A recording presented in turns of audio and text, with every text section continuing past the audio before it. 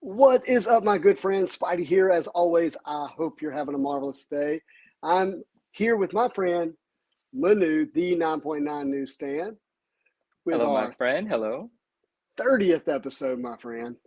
We did it. Like we're almost a year into this thing. Thank you so much for what you've created, my friend. Wow. We we are over 6 months. Do you know the date of our first episode? I don't know the date. No. The I feel date bad. of I should our know that. That's our anniversary. you should know our anniversary date was I April know. the 19th.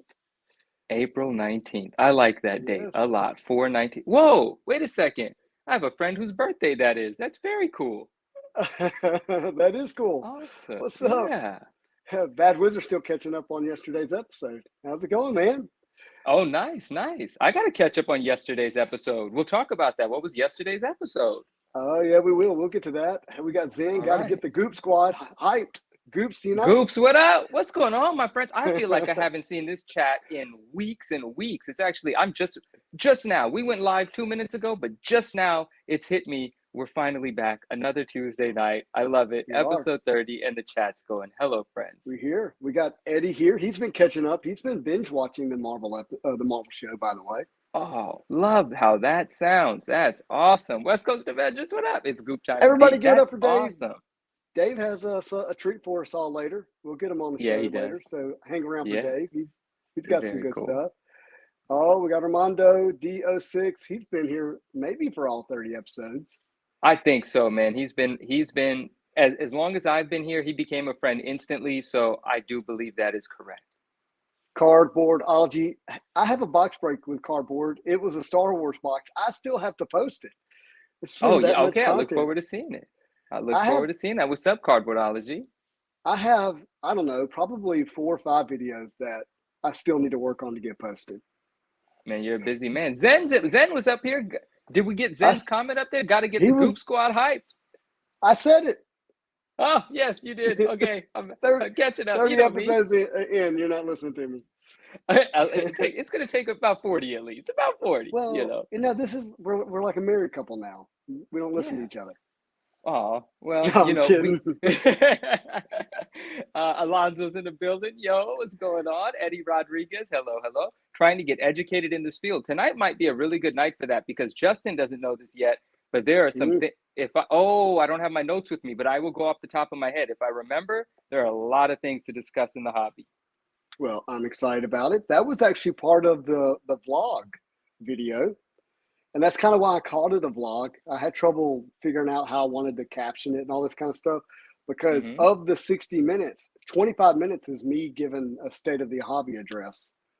Oh, Yeah. but so like I feel really bad. Like I didn't know there was a vlog video yesterday. I've been a little bit out of this universe for a couple That's of days, but that's okay, man. All good. oh, I gotta All catch good. it. So I got a question for you. When Yes. we started the first episode of the Marvel show, what was my name? Spidey Jew 09. Spidey Joe 9. It was not yet Spidey Hits, so it's It that long wasn't. ago. Yeah. And do you remember the first thing like I asked you or said to you on the episode? The first thing you asked me or said to Uh-huh. me, give me a second, give me a second. The first thing you asked me or said to me on the episode, I don't remember actually. How can you not? It was about a wizard magazine. I basically Okay, well, I said, assume. Oh, you mean said, when you asked me what? Go ahead, tell me. Yeah, yeah, I said you have an amazing Instagram account and you have a really right. special prototype. What is it? Yeah. It's the prototype And of Wizard number one. I do remember, and we went into that whole explanation. 40 seconds into the first episode, we were talking Wizard Magazine. And a minute, 20 seconds, you were giving credit to Naj. This is so perfect. That is so perfect. Oh, That's that's how we so started perfect. episode 1. Isn't that fun? Man, dude, it's gonna be a blast. I'm gonna rewatch that episode. I'm probably gonna cringe all over the place, but I am going It to is enjoy that episode. episode 1's a little cringy. Is it? It's a little cringy, but It's supposed to be. We got to start somewhere. yeah, we made it to episode 30. We got Dan in the house. We got Adam. We got the boy Pierre in the house.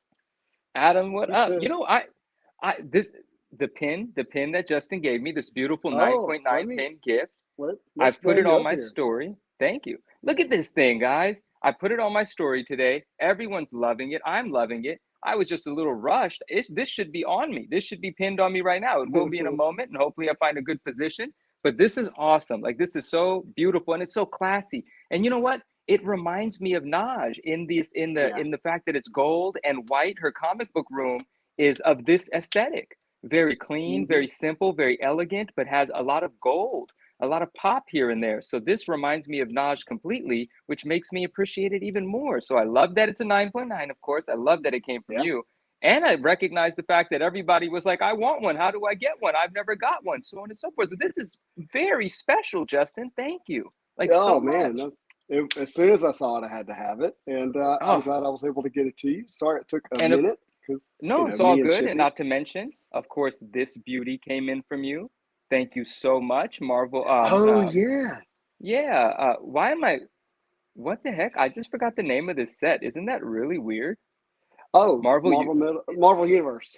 Marvel Universe. It just sounds weird. So 1990 Marvel Universe, Marvel Universe 1, the Black Suit Spidey card, but in a big metal pin. So awesome. Really, really. It's got some weight to it, doesn't it? It does. I'm going to pin it onto something. Well, I'm going to show off a few of the things we got planned tonight. So give me just Where a should second. This go, guys? Right here? Should we throw this right here? Let's throw this right here.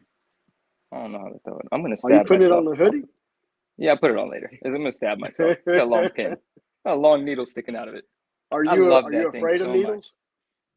Nah, I got over that a long time ago. Even though I went for like some shot, and the guy that was giving me the shot, the nurse or whomever, hit my bone. And I didn't know until after. He goes, "Did you feel that?" I said, "No." He said, "I hit your bone." I said, "What? Should I be worried?" He said, "It might be a little sore tomorrow." I was like, "Dang, you hit my bone? What the heck?" Well, let's check this out. I'm gonna hop in the studio here with the other camera, and I'm gonna show a few things that we're gonna look at tonight. I love it. Let's do it. Fat Belly Gengar. Can you guys make it a nice 3 to 4 hour episode so I could have something to distract me from work tomorrow? Fat Belly Gengar, I am on board. If Justin has some obligation and he can't make it, then I don't know. But you know what? I'm giving you a 3 to 4 hour if possible. I think that's going to work because we got a lot to get into. Dude, is that a Space Jam box? I got a box of Space Jam cards to open tonight. Sick. And this is for science because I think that Into the Spider-Verse is going to have a similar build. But there is a chance for sketch cards. So we're going to open that up. I've been kind of had that stuck in the back. I picked this up this week on the trip to Arkansas. What is that? That is a Versus box with variant exclusive cards. So I thought that'd be cool to get into. Very exclusive variants. Exclusive variant cards. And I have a ton of new Marvel Legends that I want to get into. So that'll be fun. We'll do that. Sorry, you have a ton of new Marvel, what was? Legends. Are you able to hear me? Like, am I not coming through? I am now. Yeah, it was just a little bit, just cut out a little. I got you. New Marvel Legends. All right, I'm excited. Yeah. RMS, what's going on? Good guy. How are you? I called him a good guy. He said, "Hello, good people." So I said, "Hello, good guy." That was really weird. It just came out. But you know what? It's live. It happened. I hope you're having a marvelous night as well, my friend. Cafe Chromos is in the house. Swish Rips, who always is it's good to comment on the videos. I appreciate that, Swish. It means a lot. Yeah, Swish Rips, thank you so much. He says, "Happy 30th. I appreciate that, my friend. Thank you. Ranger Second 75th is in. I have to say congratulations to my LSU Tigers who beat the Alabama Crimson Tide this week. Congrats to them. Yep. I didn't care until they won. So you mentioned someone named Cafe, but I don't see the name. Oh, I see it. Cafe Chromos. There it is. Oh, yeah. Look at that language going on. I feel fancy. We got Burner 3. Wait, Burn 3R. Goop it up. Goop it up. Man, that goop really stuck. That's some sticky goop. I like it. I'm such a big fan. Eddie says derpa doo all day. We got Doom card in here. What's up, my man? How are you? Lonzo, everybody. Lonzo has a YouTube channel now. We got to do a first video to get everybody over to his channel. So we got to figure that out. Right, for sure. Mm-hmm. What is this situational friendliness. I remember commenting on his name Oh before. yeah, I, I've seen it before. I remember that name. So what is Hello, what is hello. your most memorable episode of the Marvel show?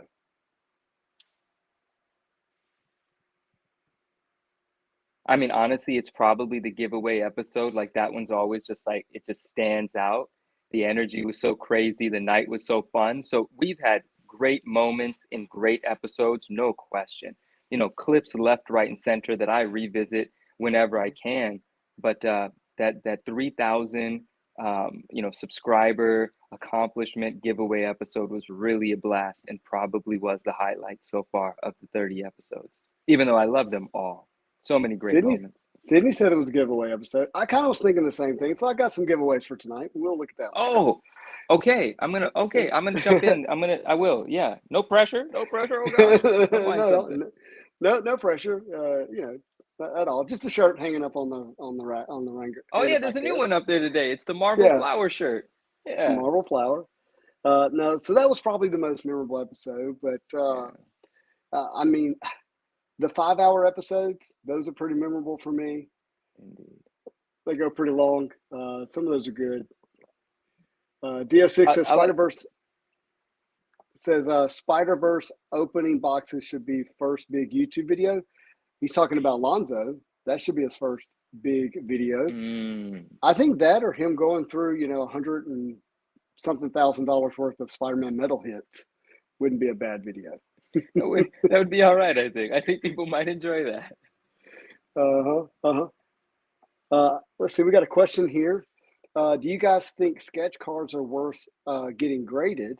Most like with Beckett because the labels look nice if it's silver or gold. So I will tell you that I've graded a few sketch cards, but they were some that I really kind of viewed them as really PC cards. Your big time sketch collectors who pay good money for sketch cards think that grading sketch cards is the dumbest thing ever. Mm, They don't view it like putting it in a frame like an original painting. They just think that giving it a grade isn't there's not a purpose to it because the artist is like handling the card and being rough with it and doing their art, and that's actually right. what gives it its intrinsic value, and that the idea of it staying a pristine grade isn't of something that gives it extra value. You know what I mean? Yeah. And so those buyers would say no. I do think there are some people who are going to value the fact that they're graded, and it'll be important to them. But right now, I think that's probably a pretty small group of people. Yeah, and I think the only thing that I might add to that, this is a conversation that I'm an outsider of for sure, is Mm-hmm. that, if you happen to land a 10, there's just the psychological coolness of having a 10. Mm-hmm. And anything below that is all justified by, like, even if you get a 3, it's gonna be like, who cares? It was handled by the artist. But if you get a 10, you're gonna find all kinds of reasons to make it more special because it's a 10. And so, Well, yeah. how do you grade surface on a sketch card? Ooh, you're gonna have to eliminate that altogether, actually. Yeah. How do you grade centering on a sketch card? Impossible. You have no idea what the artist intended. So you just have edges and corners. So it, It's tough. It's you tough. see what I'm Maybe you saying? just give surface and centering is a gimme 10. It's a gimme Mm-hmm. 10, those two. They kind of have to be, unless, you find a hair stuck in the ink or Right. something. Oh wait, like a hair from like a famous artist? That's a DNA. That's deep. That's actually really special. That's like getting a sweaty towel thrown at you by LeBron. Sorry. I saw Well, LeBron on the Space Jam box. That's what came out of my mouth. that's what came to your mind. Well, here's the thing. Like Beckett often gives 9.5s to sketch cards. Like routinely, you'll see them when they are graded. So I don't know how special that is, anyways, because of how prevalent it does show up. I did see today in the Spidey Hits Discord channel a CGC graded sketch card at a 9.5, but it actually looked like a 9.5. Like it was clean. The edges and Very corners looked really good. It did. Derpa Do says, I love watching people buy Justin Spidey MU packs on Instagram. Only to just now realize last week that people were Yeah. buying those boxes and YouTube was keeping 30% of it. Yeah, that's a lot, man. 30% is too big of a cut. I mean, I understand it's the platform we're using, but Yeah. that's a lot. So I was like, wait a minute. Ranger, what up? But that Matt was Smith in fun. the building. Good evening, my friend. Anti-hero, hello, hello. DS6 says all sketch cards should be 10s. Dave thinks it's kind of silly to grade a sketch card. Fat Belly says 9 seems to be the average. And I'm actually thinking, I know one particular person who grades sketch cards pretty regularly, and he has a lot of 9.5. So that's what I'm thinking of. Mm. I'll take a peach mocha ink hair any time. That'd be kind of cool. Yikes. Matt's here, and let's Yeah, see what Swish has to say. Since I collect graded cards, I grade them so they just fit in within the collection, and it authenticates it further as well. And just yeah. something about a graded card that feels cooler. And hey, look, the sketch cards that I enjoy the most, I grade. So, but I do know that I don't intend to sell them necessarily, and that most of the buyers for that card wouldn't give it any value for the fact that it's graded. Got it. But I do want to protect it. Like, I'll in fact I'll probably show my couple of best sketch cards that's graded and that I want to get graded here in a little bit. Okay. That'll be good. Be good. All right. Do we want to get into a box of cards? We do, but I want to answer this question. D-Boy Per. Mm-hmm. Yes. 9.9. What's your favorite card set? Very good question. I do believe my favorite card set is 1994 Fleer Ultra Spider. Is it called Fleer Ultra? No, 1994 Fleer Spider-Man. I do believe that's my favorite. Next to that is going to be 1996 Marvel Masterpieces, and after that is going to be 1992 Marvel Masterpieces. So those are probably my favorites. I know some people might be surprised to hear 94 Spider-Man. It's not like the most expensive set or anything, but to me, it's just one of the coolest looking. Bagley absolutely killed that set. Like, so much amazing artwork in that set. And in terms of appealing to my childhood and nostalgia for me, I mean, that set just does it. So many cards are electric for me. So that's probably my favorite set. The 96 is probably second. And somewhere in the top 5 is 94 Flair, Flair, because it's very significant to me in my childhood as well. It's funny you say that. Part of my video vlog that I did was me just acknowledging the fact that it's hard for me to say Fleer. I often just say Flair. I can say it, but Flair just comes out so more easily for me. Right. That right. Sometimes I'll be talking about a Fleer set and I'll say Flair, and it's just muscle memory, because as a kid, it was just Flair. I didn't know there was a difference in saying the two when I was 9. Yeah. But anyways, yeah, definitely Flair. I totally get it. All right, we are going to jump into this box. And Dave, also sent Dave the link. Dave, you can jump on anytime. Oh, news big. I was big. Whoa, no, actually, you know what? Make me big for 5 seconds, please, let's do this really quick before you get into that box, because at the top of the episode, I do want to show this. I'm so happy. Oh, I'm already big. Hello, guys. Hi, everyone. So what was once this Wizard 9.6, I think you guys remember when I was really upset that they gave me a 9.6. CGC gave me a 9.6 on my most beautiful, thank you, RMS. I really appreciate that. On my most beautiful copy, direct edition Wizard, because there's newsstands and SDCC. I wasn't accepting of that, and it got what it's supposed to get, and it's here with me today. It is a 9.8, as it should be. This is such a beautiful copy. This is not a gift grade 9.8. It was never supposed to be a 9.6. It was ridiculous for them to make this a 9.6. This is absolutely what it should have been, and that's absolutely why it is that now. And I'm so happy. And for the 30th episode, for this to be with me today, I think that's pretty special, actually. Thank you, everyone, for letting me share. Special. HH, thank you very much. I appreciate that. All right, I'm done being big now. I'm getting uncomfortable. You're getting uncomfortable? You're hiding behind your book? I'm hiding behind my book. Here, since we were talking sketch cards, I'll show these real quick and look, you're going to be familiar with these, a lot of you, and that's cool. Mr. Collector, thank you very much. Sydney, thank you so much. Cardboardology, Manu got a box of Fleer 94. Want to open a pack a day on my channel. Is that a question or a command? Either way, I'm kind of on board. But let me get some more boxes. I have more than one. Wait, yeah. Actually, we should open that. We should open that. I don't actually see a reason to open my 94 because I'm getting the 10s for such a great price on eBay. I'm just going to keep the boxes sealed, I think. Really? I think so, yeah, because I love the boxes. You have to have those boxes sealed as well. They just look so good. Do people encapsulate boxes? I want to encapsulate a box. Yeah, I'm sure they do. I'm trying to figure this light out. You sure are. It's a disco over there. How do I get it to just stay still? Even Derpa said, disco unboxing mode engaged. Exactly. Here we go. All right, we'll do that. Michael, how are you? Is that Michael Torn or does it say Tom? No, it says Tom. Michael Tom, hello, hello. There we go. Ooh, there's definitely your most special sketch card and probably one of the most special sketch cards in existence. Yeah, I'm just a huge fan of this card. Joseph, I'm a huge fan. Yeah, I'm a huge fan because it's Spidey. I love how it has like the comic book trade dress at the top, like that's identifying the sketch. Yeah. But this is a character creator. This is a Marvel creator sketch. So this is a John Romita Sr. Spider-Man sketch. It's from 2001, so it's kind of pre.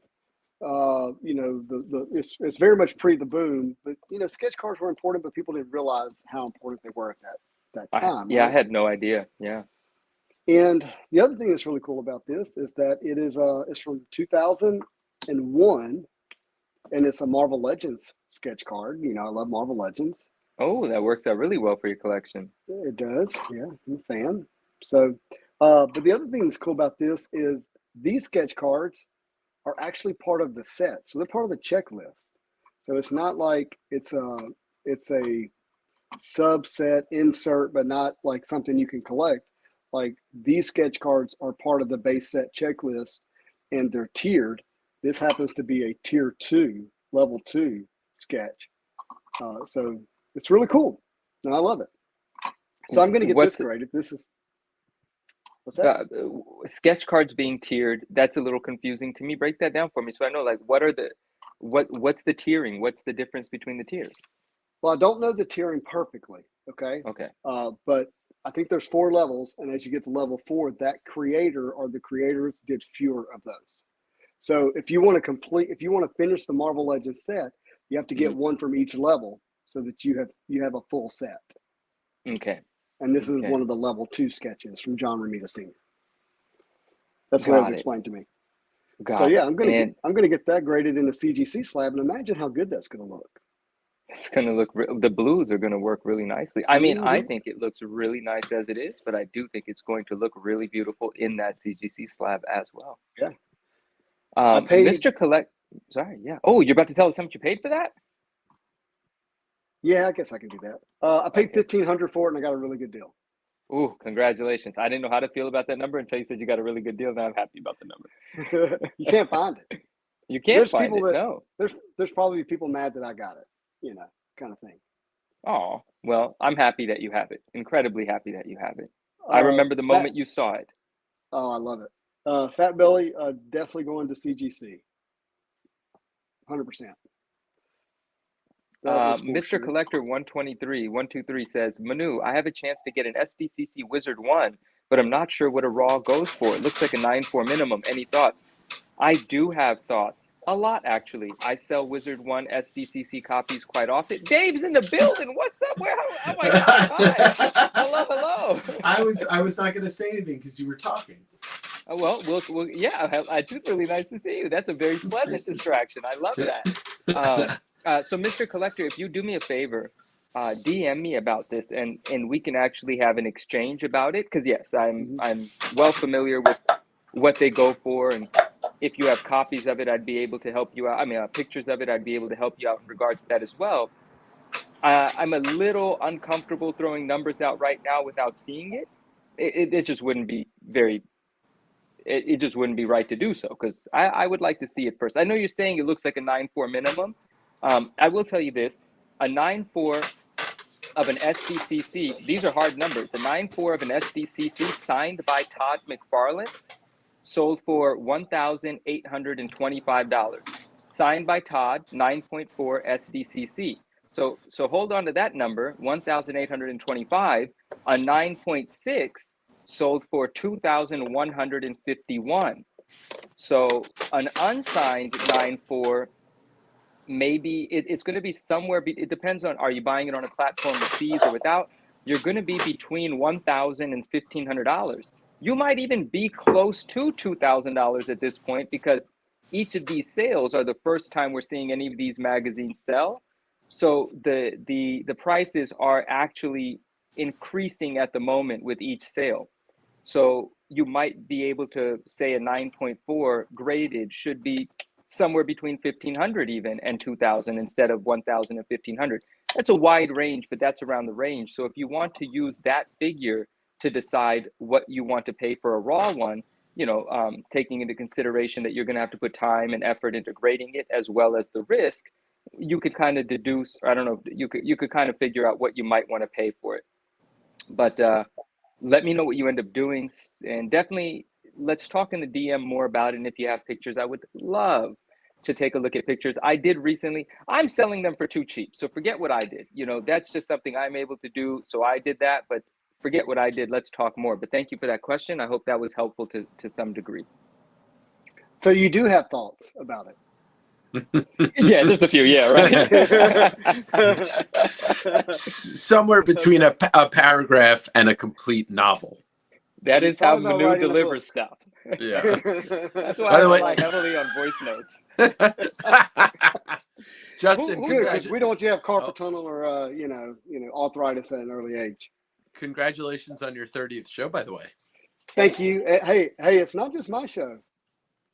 Well, it's both of you. That's show. right. I forget that he's been on it the whole time too, because my association with him is a lot of voice notes, so I get lost in the history of things. Yeah. I mean, Michael, the show was an excuse to get to know Manu and to get him in front of people, because the moment I had an experience of him, I was like, the world needs to see this guy. So I'm just going to create a show and call it the Marvel Show and give him a platform, and then just encourage him to show up every week. Well, he's an angel. I don't know. I love you guys so much. That is very special. And I'm very, very grateful that you've done this. And I mean, I just always want to give you a round of applause for what you've done. Like creating this platform for us to be here sharing and speaking, and for the community to come here and speak with us and connect with us, and all of these videos that you do on a weekly basis. Like, you did this, my friend. Like you've been putting in work since the first time I saw your videos, when the Marvel card started to bubble 2.5 years ago, whatever it was, right? And you just did it, and you kept at it, and it kept growing, and the relationships you've developed, and the energy and the friendships. Like, other people have done similar things, but no one has done this. People have started communities, people have started YouTube channels, of course. But when has this happened? I think this is the first time this might have happened this way, with this sort of energy. And there's no one else to give credit to except you and your ambition and your persistence to do so. It's quite incredible. Yeah, it is. Well, I don't feel like I deserve that. I just think that anyone that gets near Marvel cards in a significant way, they just fall in love with it. And so I just happened to hit record. That's all I've done. And that's just awoken what was already inside of a lot of people. And then they share, and then they share, and then they share. So I'm just a guy who hits record. And, and I'm happy to do it. I have a lot of fun doing it. But look at this. So this is Ash Gonzalez. I want to get this graded. This is a sketch card here from a Marvel Masterpiece stock. If PSA would grade sketch cards, I would send this to PSA for obvious reasons. I get asked about this card pretty regularly. I don't believe so. Someone let me know in the chat if you think otherwise, but I don't think PSA grades sketch cards. So you've been displaying that a bunch, and I didn't realize that was a sketch card the whole time. I'm like, oh, that's pretty cool. Somebody did a set that has Spider-Man as mantle, but this is that's amazing. That's an on-card painting. That's amazing. Yeah. Isn't that just incredible from Ash Gonzalez?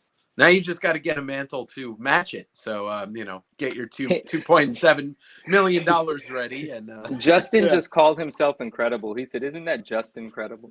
Stop. No, I didn't. Oh no. That means he called himself credible. Yeah. He's Credible. Justin. You're right. Oh, that's right. a great name, Justin. That should be. We talk about reputation all the time. Your name should be Justin Credible. I would do it. Dude, that's sick. That's so good. This is also a sketch card. Wow. And we can stop talking about me. That'd be great. And yeah, and this is also the one and only Ash Gonzalez. And I had this graded at Beckett, and I've shown this on the channel before. But look at the centering it got. Right. Wow. It got a 5.5, and that's painted on. What did they expect? Well, talked to Ash about it. He just grabbed a photo offline and started using it as a template. And he happened to grab an off-centered Michael Jordan rookie card. And so he did the Spider-Man rookie and the Michael Jordan homage as off-centered. So they graded it. Sorry, sucker. As off-centered. I'm gave it a 9 surface. I want to say two things, and I've not done talking about it yet, but it's connected to these cards. If I remember correctly, and then I want to get to some of these comments too. If I recall correctly, both that one, the Jordan rookie homage, and the mantle homage, those two are the first to homage those cards. And then there were several that were done afterwards, right?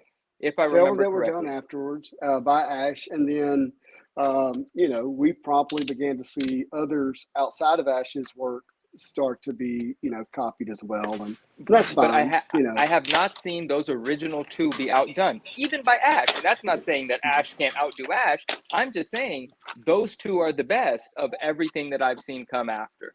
I just love those two, and that's kudos to both you and Ash, of course. Yeah, I did this. This was when I first got into the Johnny hobby. Bravo, what up? When I first got into the hobby, I saw a lot of hate towards sports card people who were starting to fall in love with Marvel cards, which I thought, I don't like that kind of judgment.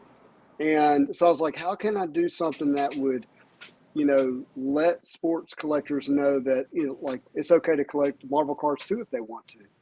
And this was kind of just my hand across the aisle, say, hey, you're welcome. Like the two can go together. And it's okay. Oh, that's a nice thought. I like that. I think this is pretty a cool segue to show you guys something. Let me switch my camera around and show you. So Deadpool, they did a Deadpool set for Upper Deck. I don't know, it's like 4 or 5 years ago. And one of the insert sets in that was called Sports Ball. And it was homage spoofs to classic, cards from the 90s and whatnot, where Deadpool's inserted into the card instead of the player. So this one is an homage to Pavel Bure, who was a Vancouver Canucks, like one of the greatest Russian hockey players of all time.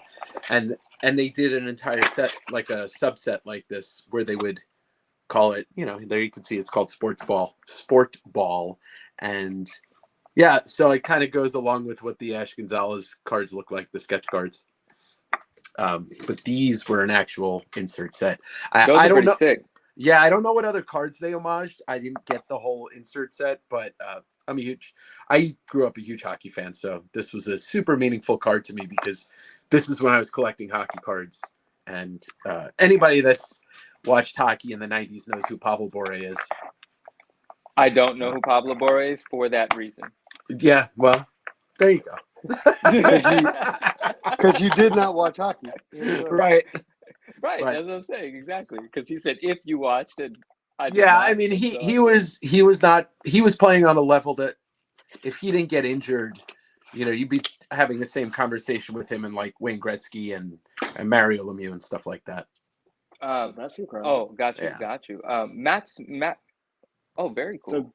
So I opened a box of Deadpool this weekend. Oh, cool. And I hit the Deadpool. This is the Shaquille O'Neal rookie. That's right. That's so dope. I love that. Wow. That was on the Saturday Morning Marvel cards. Oh, I didn't get to watch it. I did watch your vlog today, though, and it was, well, you saw my comment. It was very, very inspiring. Well, I can't wait to watch that. Jeez. Did you like that style of content, Dave? I enjoyed it. It's just that for me, the way that I hunt for books, it's far too moving real quick and going a lot of places. But I really enjoyed it. So if I have an opportunity to do something like that, I will.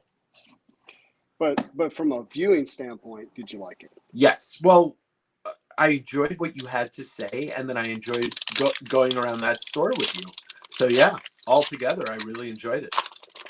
Yeah, I haven't done a lot of vlog content outside of the shows. And anyway, I'm just trying to decide if that'll be a useful content in the future. So yeah, right, so I wanted to show these because the new set of well, I've had these for a long time. I haven't had a chance to open them, but the new Into the Spider-Verse set's coming out, and I have a feeling they're going to build out the set in the same kind of framework or architecture as this set. And I'm hoping that we're going to see them in retail stores, but I don't know the answer to that. But this does have the potential to hit an Ash Gonzalez sketch card, so we really love that. I'm gonna blow through these real quick. Justin, out of curiosity, how much do Deadpool boxes go for still? Are they? That was $125. That's not bad. Yep. Marvelous Packs. Yeah, he might be out. No, he's got a reason for opening these. But how are you, my friend?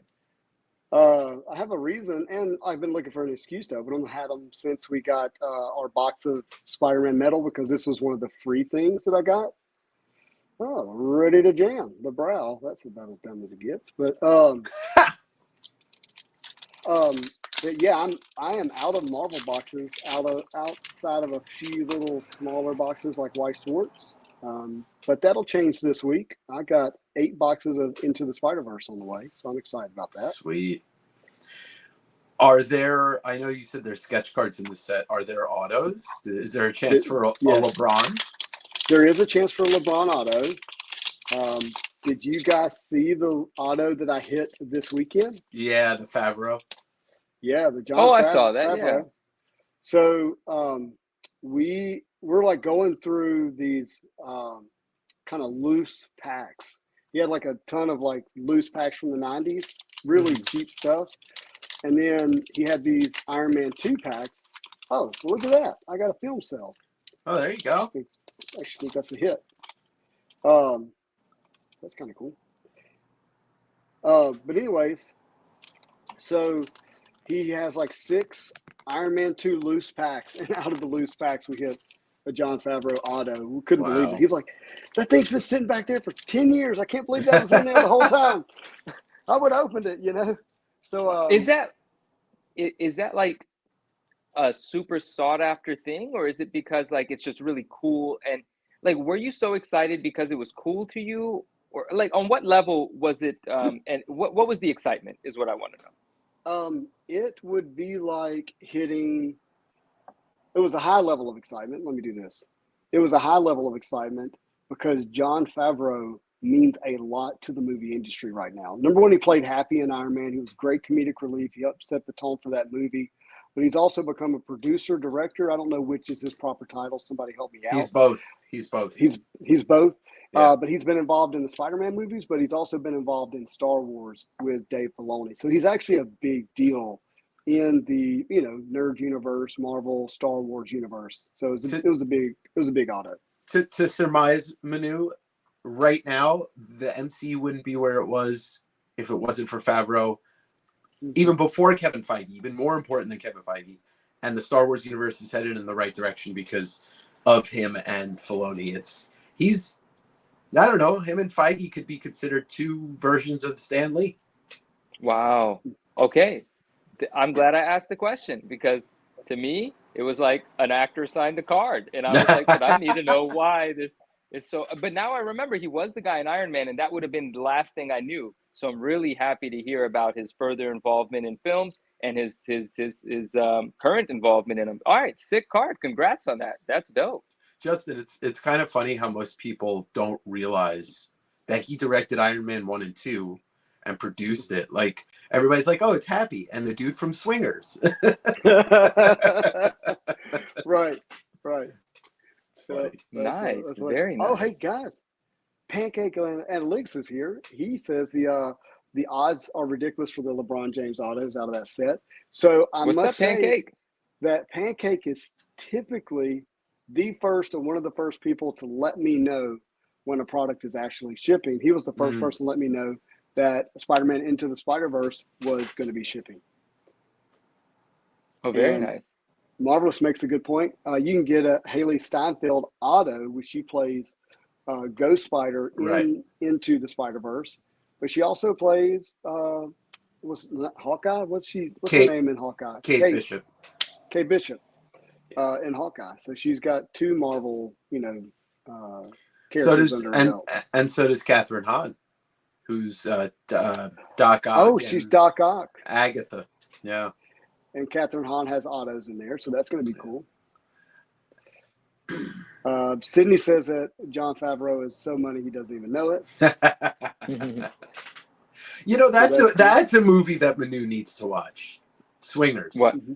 You need to see the movie Swingers. That's like your kind of vibe where you need to watch Swingers. You just said it's my kind of vibe. If I watch that movie and it's not my kind of vibe, I'm deleting your phone number. Whoa. All right. Challenge accepted. How are you going to give me my 2.5 hours back if it ain't my vibe, my friend? No, it's only like an hour and a half, that movie. He's saying it's like a 90s comedy. Yeah. I love 90s movies so much. So much. All right, I'm writing it down. Swingers. Yeah, they talk funny too in that movie. Who's co-stars? What's the question? Well, first of all, Sarasota, thank you so much. And yes, he did follow up with the question. He did. He says, is Marvel Allure, what do we think of Marvel Allure, basically, I believe was his questions, or our thoughts. I still think Marvel Allure is still a little bit underrated from a price point standpoint. I just think that there's too big of a gap from Allure to Black Diamond on the secondary market right now, when the fact that you're going to get autos, some nice autos. I don't know if they're all going to be sticker autos, so, don't hate me there, but and maybe they will be. But these appear to like they're going to have some nice cards in it. They're going to have some great. You got Paul Bettany, you've got Winston Duke, Chris Evans, Karen Gillan, Chris Hemsworth, Anthony Mackie, Elizabeth Olsen, Jeremy Rayner, Sebastian Stan, so Benedict Wong. So you got some nice autos in there. So I think it's going to be a fun set. Since I don't know much about the Allure set, I'm assuming that the allure of the Allure set is that it's all MCU stuff. It's all MCU, but it's going to have a chrome finish, which is it's built on the architecture of a sports set. Mm-hmm. So it's going to have a chrome feel to it. If my understanding is correct. Cool. Yeah. Cool. It'll be fun. Oh, Vince Vaughn's in there as well. That's right. Thank you. By the way, how's my audio? Is it good? You sound good. I think your chair is a little creaky. Oh, yeah, it is. I need a new one. Yep, and your door. Hey, you know what's really funny? I was watching that episode back when your door made like the witch laughing sound. Yeah. This is really strange to me. At the same time that was happening, we don't talk about doors on the show. We're not on the show just talking about doors. But at the same time, your door was making that noise, and I commented about it on Justin's screen. Someone in the chat said, hey, how tall is that door? Can you believe it? At the same time, Justin is letting someone know that door is 8 feet tall, and I'm over here listening to your door laugh at me. Why was there so much door stuff happening at that moment? Maybe Jim Morrison was in the chat and we didn't know it. And then Jim Morrison? Oh my God. The doors. The doors, man. Oh, this is good. How old are you? Well, hey guys, I turned 43 this weekend, so hey. What, dude? I told you happy birthday, and you told me it was a different Saturday. This weekend coming up. So why'd you say you turned? Oh, you say you turned. You're turning. I got you. I got you. Okay, good. All right. Happy early birthday. Thanks. So, again. I did open a box of DC, and it was a sketch per 24 packs, and hit 2 sketches in 24 packs. Wow. Oh, nice. Let's see. Who did those sketches? Let me see if I can get in. Yeah. I don't know. Marcelo. Wait, Rafi is driving while writing in the chat. He said, don't mind the typos. I'm driving. Rafi, first of all, be careful. He might be in a Tesla. Swingers are to Favreau and Vince Vaughn like Goodwill Hunting is to Ben. Oh, and Damon, classic. Great. Yep. Oh, great, fantastic, cool, very cool. But Manu, I wanted to ask you, do you remember this version of Superman from the 90s? I do actually remember it. I don't know anything about it, but I totally remember this white and blue sort of thing. Yep. Yeah, it was like Sydney's telling on me. I told him myself. So, but yeah, so here's what this was to me in the 90s. And I talked about this on Saturday Morning Marvel Cards, which was my father, who wasn't into comics, saw that Superman died because it made news, and then was on QVC, and they brought Superman back to life in this, energy form. And they were like, it's the next best thing ever. And so he bought us copies of it from QVC. And I said in the show, and Manu, we've talked about it, like that was the original Whatnot. So yeah, my dad exactly. was like, he was a Whatnutter back in the day, and bought something that. But you know what the difference was? Dude, they didn't really, Jojo Yojimbo. Sorry. Okay, carry on. I'm gonna catch it. Yeah. All I was gonna say is that they didn't yell at you on QVC.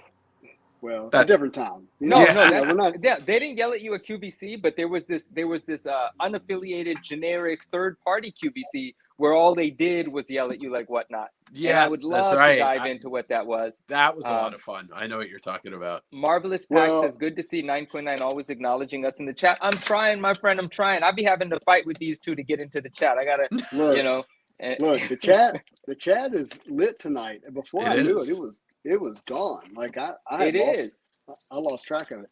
Well, what I would say, imagine if QVC was a bunch of Gen Xers. Like, oh god, it would be a lot of yelling. Someone got to tell me what a Gen Xer is first. The generation after millennials. Yeah. Okay. No, but you mean before? Gen X is before. Yeah. No, who's after? What am I trying to say after? Oh, the Gen Z? No, Gen Z maybe. It. I don't know. I'm too old to know this. You're too. Yeah, you're a boomer. No. No. Oh my god. Anyway, Jimbo's on fire tonight, man. He's on fire tonight. He's got so many hilarious comments up here. Some are kind of controversial as well. Yeah. So what is this? So this is Versus? This is Versus. So this is a TCG. This is Upper Deck here at the top. Upper Deck Entertainment. And it has it's a Wolverine 10. And I thought it would be cool to it was $20. I was like, hey, I want to see some different art that I haven't seen. So I picked it up. So here it is. This is the box right off the top, and that is the Wolverine that's on the 10. I guess I don't have to open it because it's a single card, but can y'all see that okay? Yeah, pretty. So it's got some foiling to it. There you go. Got some foiling to it. All right, then we got Doom on this one. And like I said, the box says that these are, let's see. This pack contains a random assortment of Marvel trading card game booster cards. Each pack contains 14 cards. Contents are 143 commons, 13 to 1, and 77 rare cards, 1 to 1. Set contents are subject to change. Stated odds reflect the average of the production run. So there are some variant cards in here. Let's see what those are.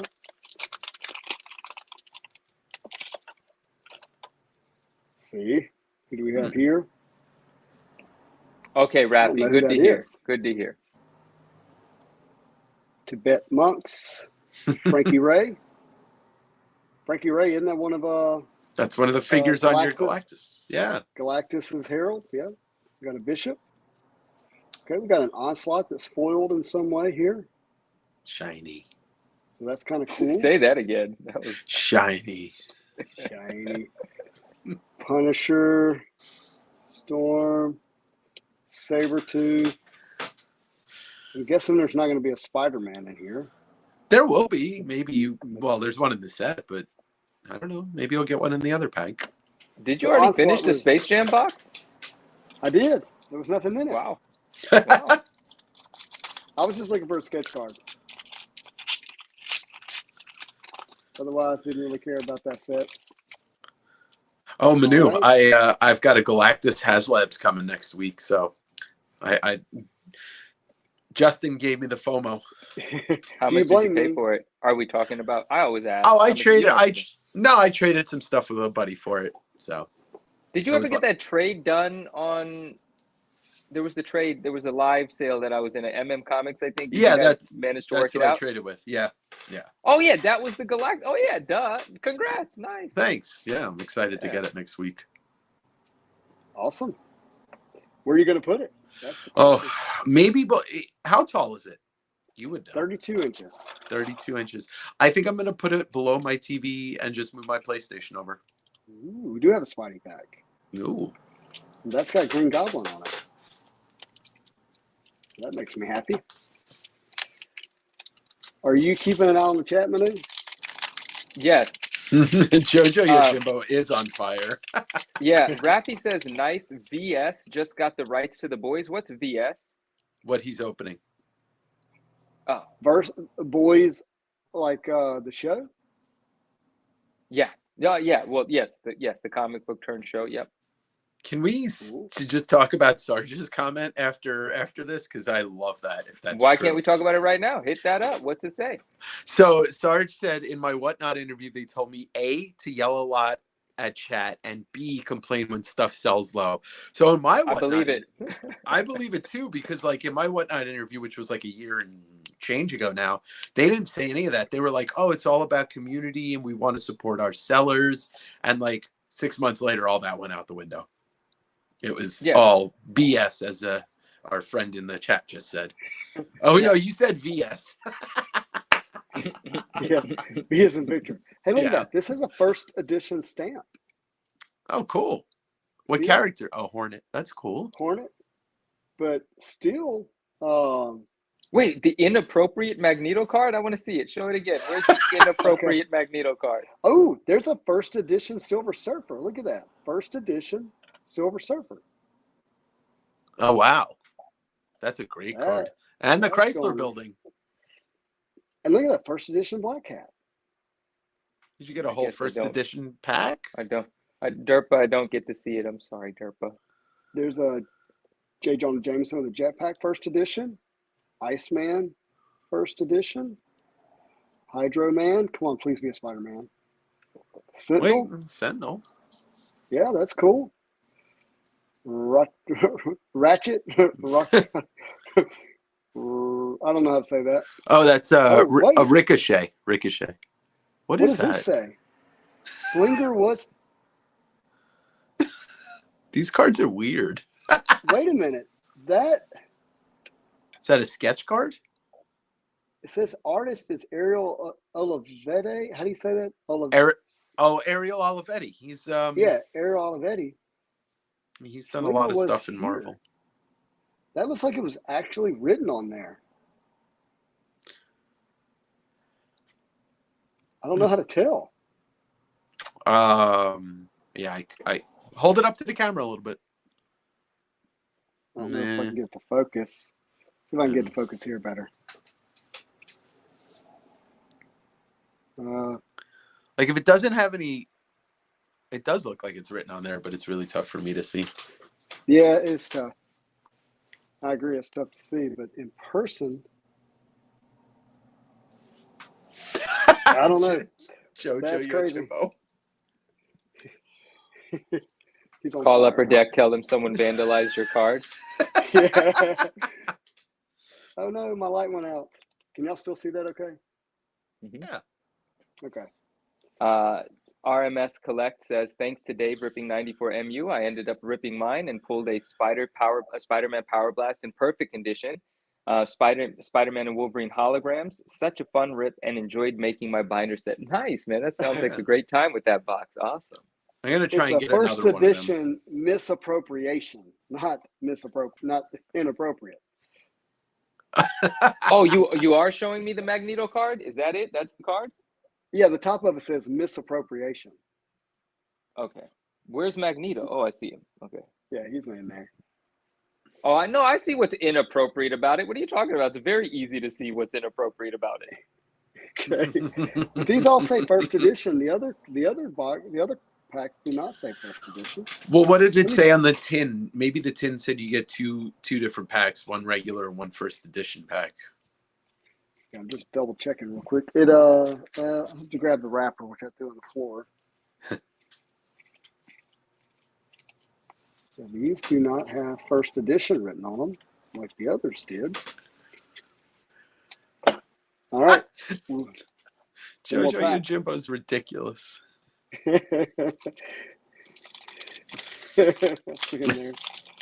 Eat your Marvel. That's kind of what I was thinking, but I'm a child. Okay. All right, we got a wild pack here, first edition. I'm not gonna say that every time, but I think you are. Hey, Natas Rapus, he did say he's a good guy, and he used to go to my shows all the time, and I agree with him, but he knows my feelings on the system of whatnot, and it's two different things, the community versus the system. There's a Nightcrawler. Yeah, Natasha, you're right. I just wonder why people don't have great instincts, and somebody needs to help that group, like that's the problem. I've just realized the majority might not have great instincts because I don't understand why these things keep happening. The things they should. Anyway. Hey, there's Scarlet a Spidey. Spider. Yeah, Scarlet Spider. First edition. Oh, I want a Peter Parker Spider. But Natasha, I'm big on accountability, like personal accountability. No one's spending your money for you, so I'm with you. Well, that was actually fun. That's a cool box. That was more fun than I anticipated. They had a few more tins up there. I might have to check those out too for $20. He says he's a bartender, so it's easy to see the shady vendors. That means you know a thing or two about people and psychology, and yeah, you have a skill set that a lot of people don't. He's like it's got a skill set like Liam Neeson. Do you get it, Manu? I get it because he was in that movie where his daughter got thing, and everyone has just dragged these memes through the dirt in this one movie. It's like, my goodness, but I get it. Very particular set of skills, yeah. Yeah, I've heard it a lot. I've heard it quite a lot. Why is it that bartenders always seem to become good like salesmen? No, I think good salesmen tend to become bartenders. Oh, it's the other way around. That's the way that is. Yeah, becoming a bartender doesn't make you good with people. Being good with people makes you a good bartender. I got you. And then when you graduate, and then like if you move on from bartending, then you just go into another form of sales. I see what you're saying. Sure. Or you open your own bar because you love it and you love people. There you go. I just hear it a lot. That's why I was asking. It's the Wolverine corner. All right. So have you seen these? Yeah, the Wolverine corner. These calling cards. Jojo Yojimbo said Manu's obliviously not married, but I think that means obviously. I'm not, but what made it obvious? I don't remember, but you're right. I am not. Have you seen these? First series of wallet cards? What? Huh. There's a Wolverine one. How old are these? That looks good. Or are these from the tin? No, these are like from the let's see. These are from 1995. Huh, I've never seen them before. HH. And this is another Wolverine card. Gives powers. Hey, Jojo, your typo might be correct too. Obliviously not married. It might work in some weird way as well. I like that one. They do look like. I love that actually, and Jojo Yojimbo's right. It looks like 90s collectible calling cards, and this one I was just gonna say, really are they beautiful? Are they phone card size? And that's what they exactly look like. They are phone card size. Super sick. I like it. His powers are superhuman strength, able to lift 10 tons, super speed, ability and reflexes and spidey sense that warn him of immediate danger, ability to stick to almost any surface. It's interesting if you look at like strength of Marvel characters, that are not galactic beings. Spider-Man sits in between characters like Wolverine and Sabretooth, and then like the Hulk. Like he's in between there. He's very, very, very, very strong when it comes to strength. Yeah, he's stronger than almost everybody that's not maybe Captain Marvel. Yeah, like you said, cosmic beings. He could he can knock somebody's head clean off with a flick. Yeah, super strong. Yeah. But these are cool, and so, anyways, I wanted to do a giveaway with these. If anybody's interested, in these, I'm going to keep Spider-Man, and we'll do 3 little. Well, I don't have to ship everything. How should we do this? Which one's the best here? Which one do y'all like the best? I kind of think that middle Wolverine is the best one, and then Magneto's second. Yeah, I agree with that. I can't stop with JoJo Yojimbo's so good. He's on it tonight. He said Spider-Man's so strong. He's strong enough to prop up an entire failing movie studio. Thanks, Sony. He is Zed. tonight. I love it. Okay.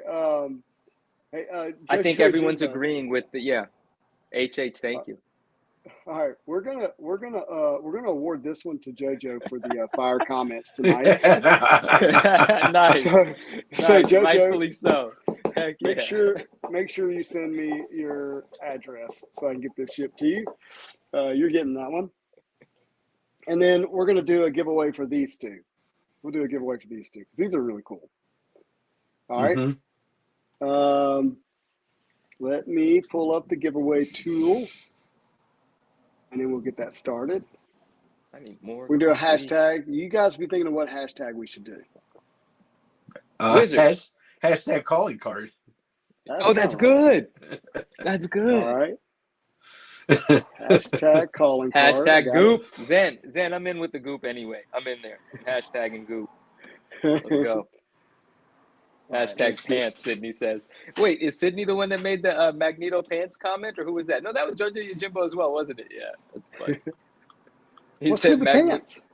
JoJo Yojimbo said, Magneto's like, behold my belt. It holds up my pants. That's hilarious. I need to save this giveaway tool to my favorites because it is not easy to find every time I need it. Oh, Justin, the videos are not populating on the channel the way that I want them to. I cannot find our videos. When I go to videos and I just let them aggregate in most recent to oldest, none of our lives are showing up in that thing. Same.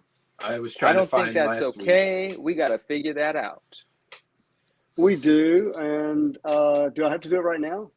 No, well, no, of course not. I just wanted to say it before I forgot it. Okay, thanks. All right, I'm bookmarking that.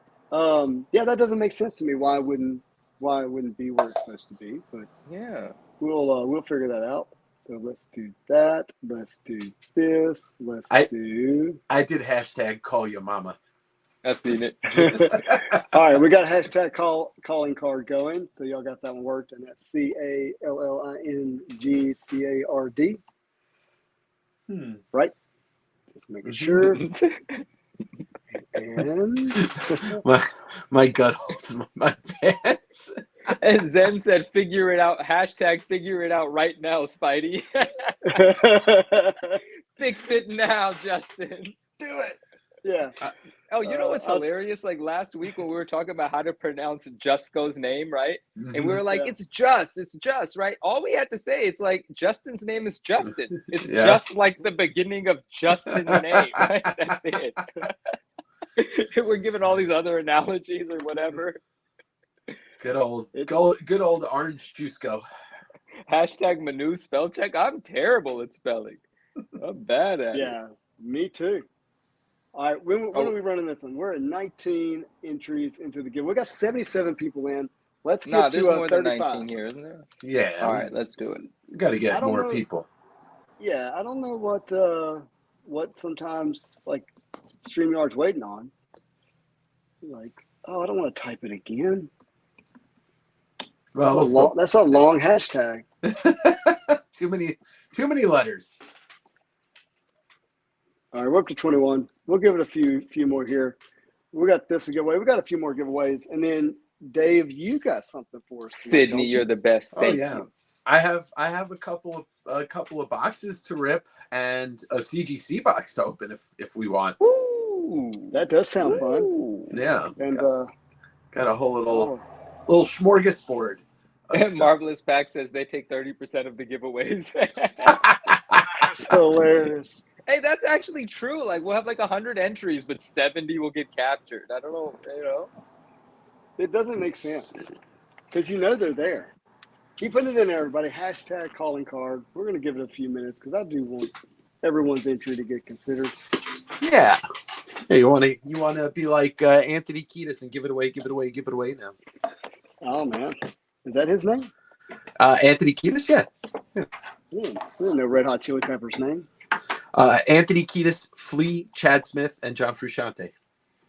Is his name really Flea, though? No, it's Michael Balzari. You did know. Good Dan Balzarian? No, but Michael Balzari? Yeah, it's Balzari. Now we're down to 22 minutes of calling value. Thanks, you two. Okay. Derpa-derpa-doo. We'll load this up one more time. Such a good name. Oh, Justin, I actually, my door's closed, but I put your name on my calendar for a possible Sunday for you to come on and join me on my show. Oh, yeah. What time do you do it on Sundays? 6 p.m. my time, so I guess you're 8 p.m. your time on Sundays? That actually should work. Yeah. For most Sundays, yeah. Cool. Sounds fun. Yeah, and then, Manu was always welcome back on. He was the first guest. Hey, I had a great time. I love that episode. Yeah, Are you everybody's first? Hey.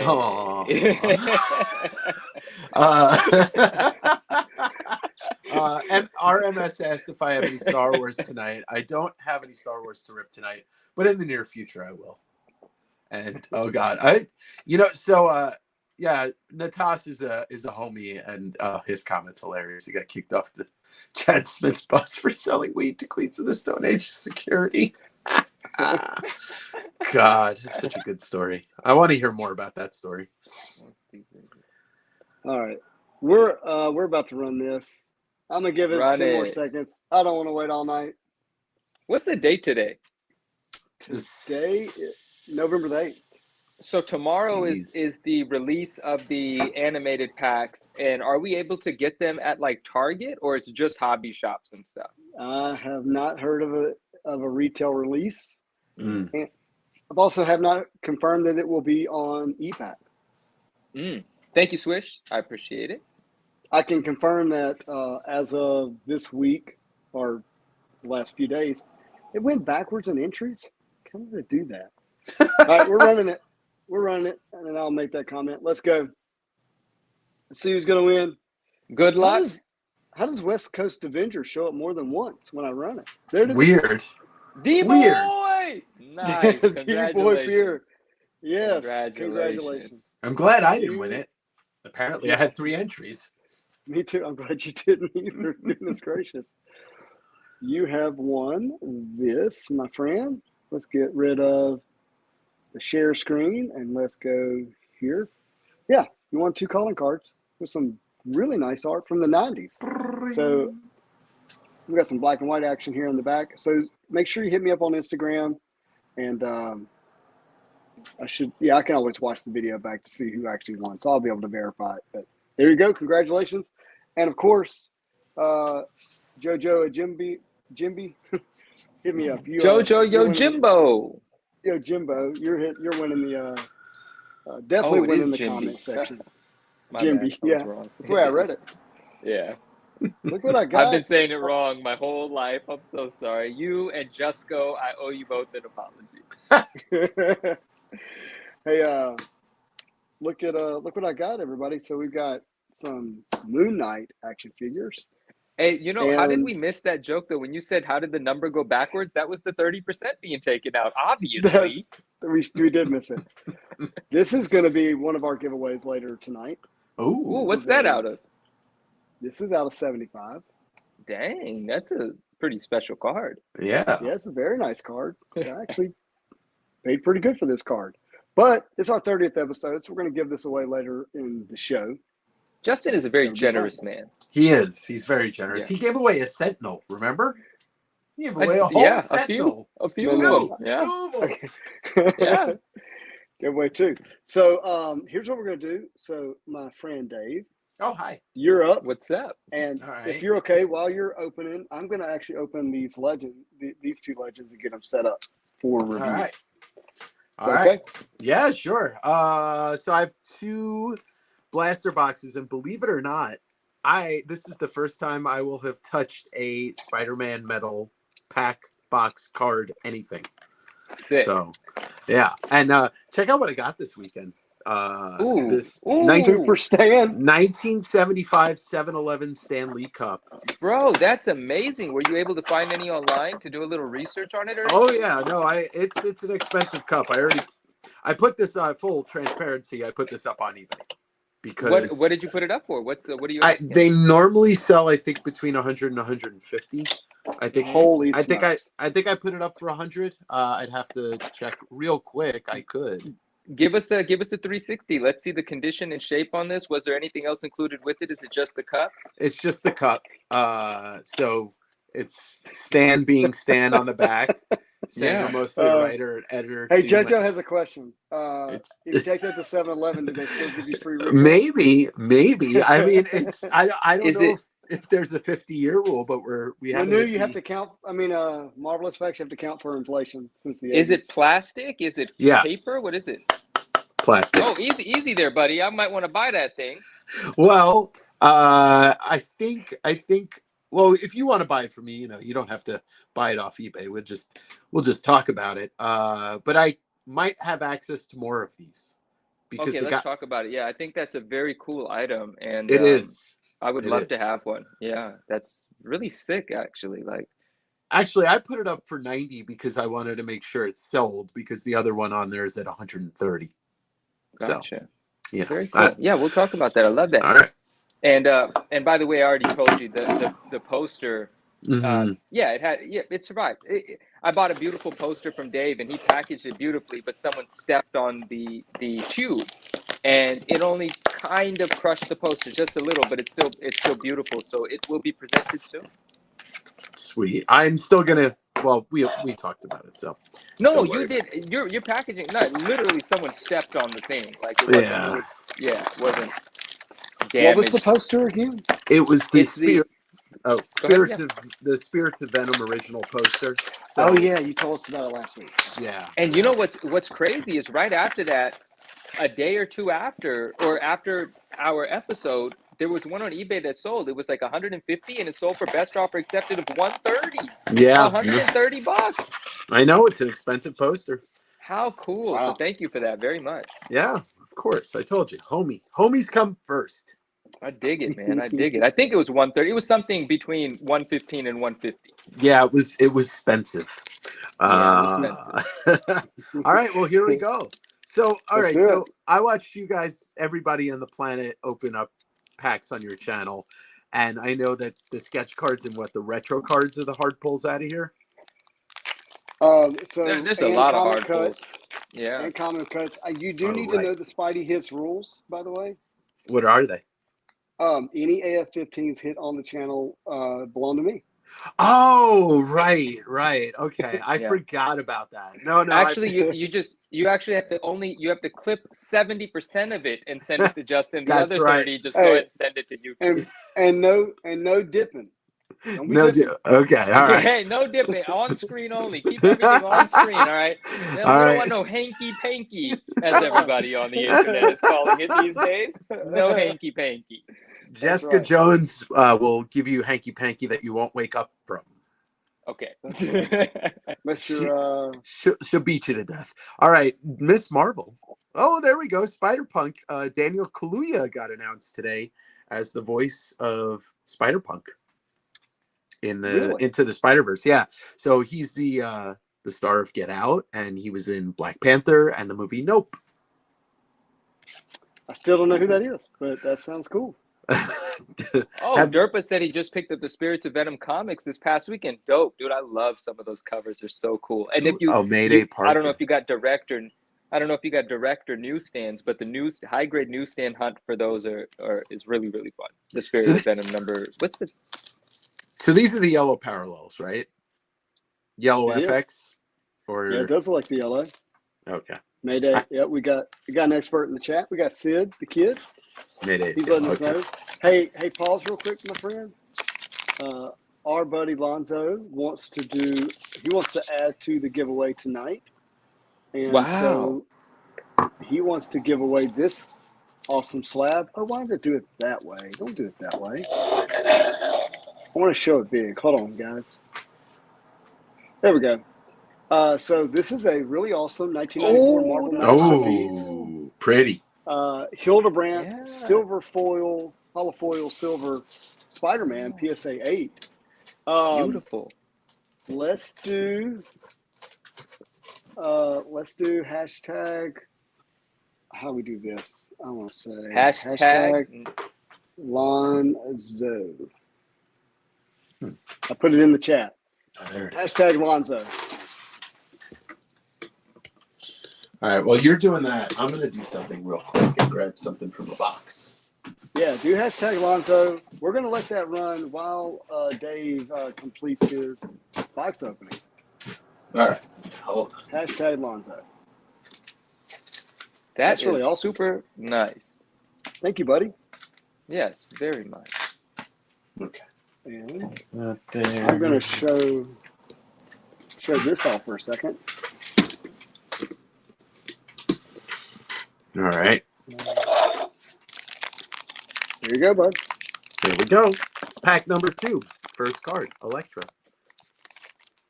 I love Electro. He's so electric. Oh, nice. A little Peter Porker action. Very nice. I like Peter Porker. Yeah, me too. Totally. Oh, Falcon.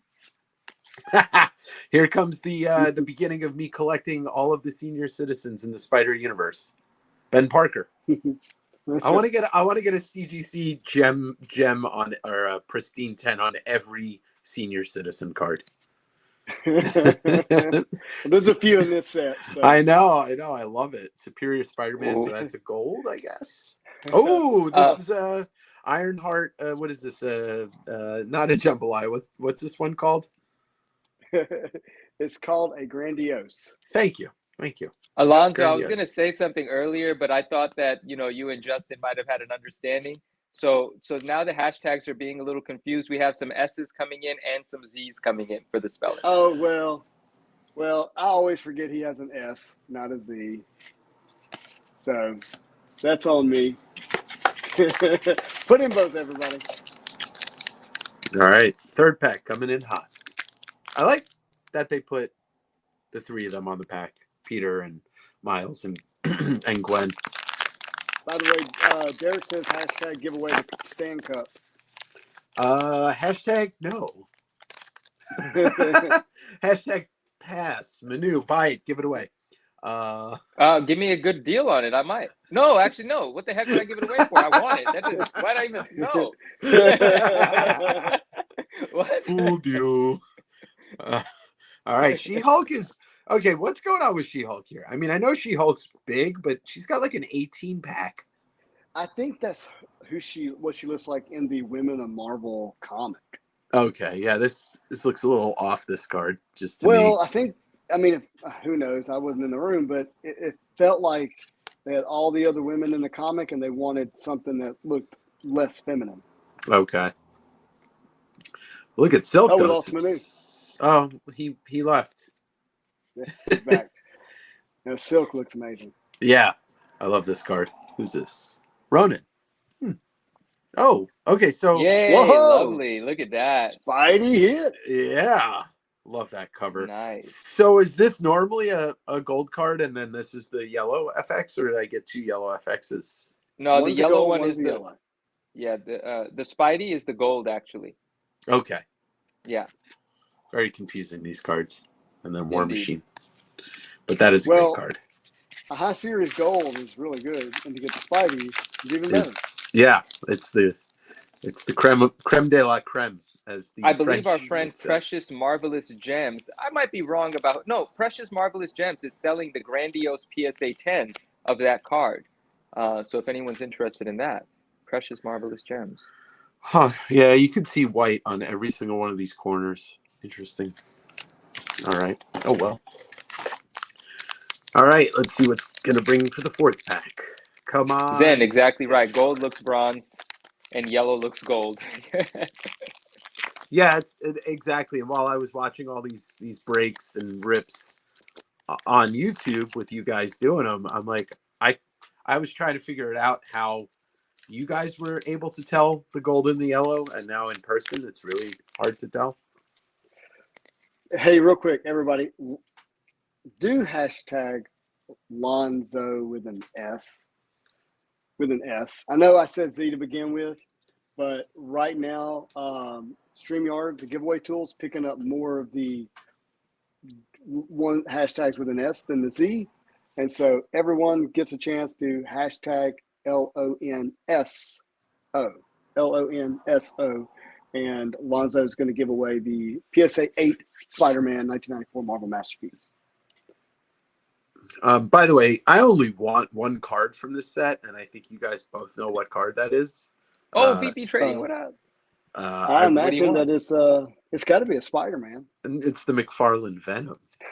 Yeah, of course. Yeah, that's it. That's all I want. Oh, Marvelous Packs. That's one of my favorite moments ever. That was so cool. That was so cool. He's talking about when I pulled the comic cut out of the retail blaster. Dude, Yeah. that was magical. Yeah, guys, absolutely. I didn't know it. I did not know it was coming. What? Oh, nice. Booyah! Dude. Booyah! Awesome. Now I need this. Way to go, man. I need this in a PMG without paying the PMG prices for it.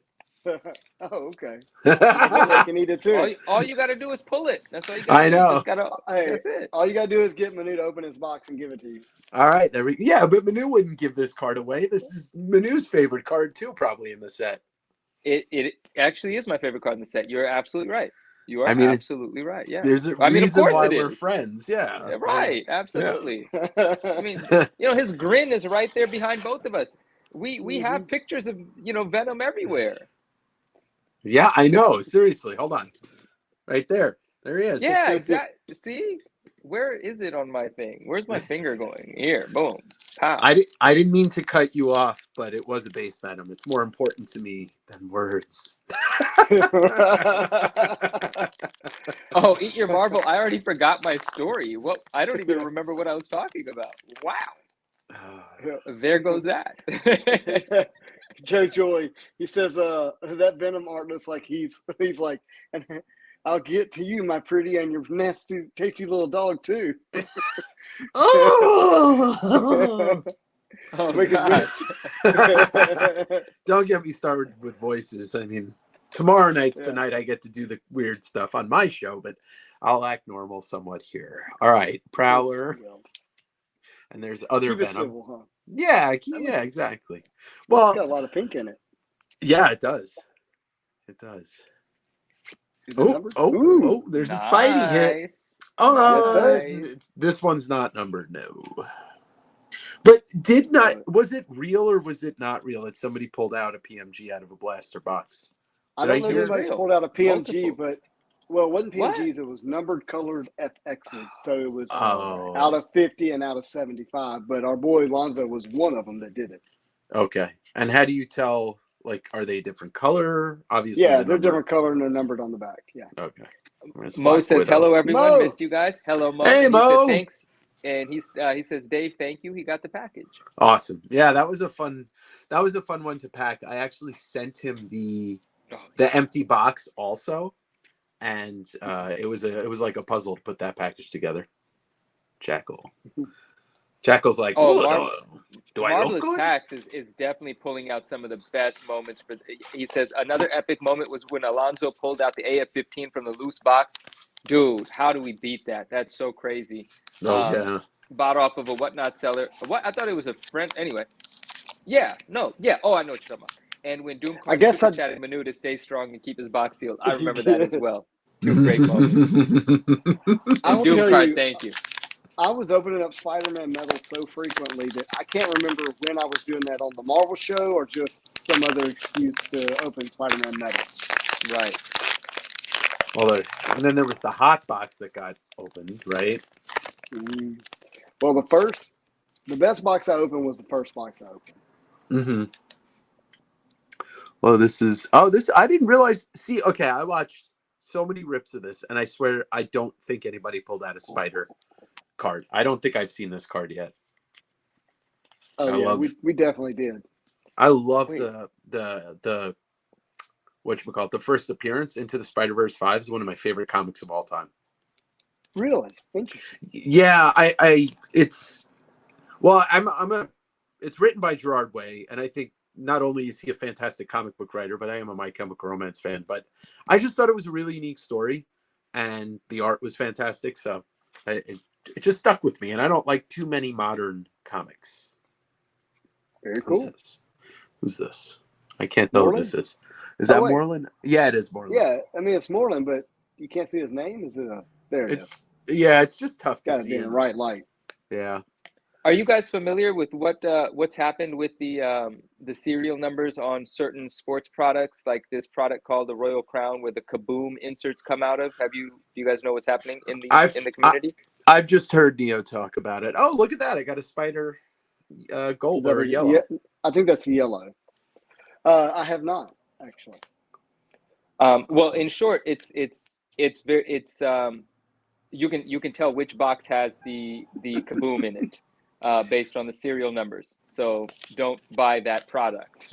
Essentially, that's what I've heard. Yeah, and it's been proven. Horrible. It's been proven time and time again. Now it's bad. It's a Panini product.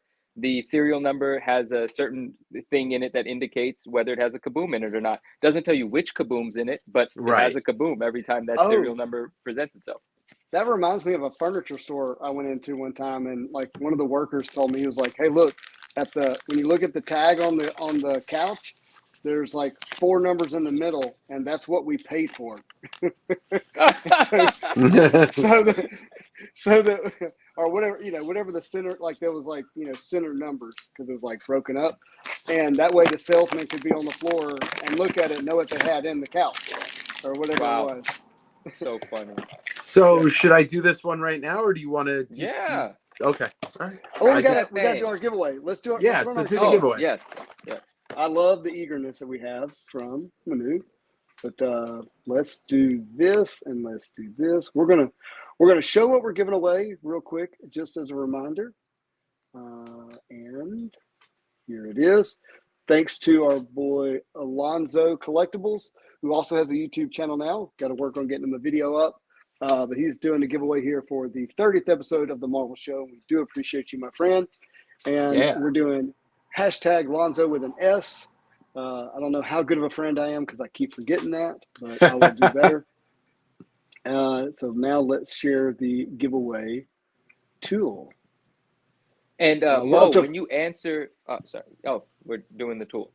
Well, we're up to 40 entries. Yeah, we'll come back to Mo, get to his comment. We're up to 41 now, so let's run this baby. Who is it going to be? Oh gosh, my name's in there. That's not good.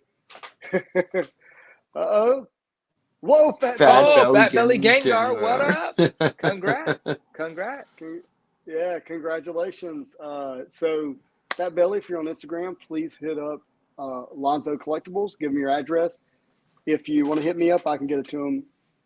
I can get them to him as well. If your Instagram name is different from your YouTube name, we're going to have to figure out a way to verify that. So just a heads up.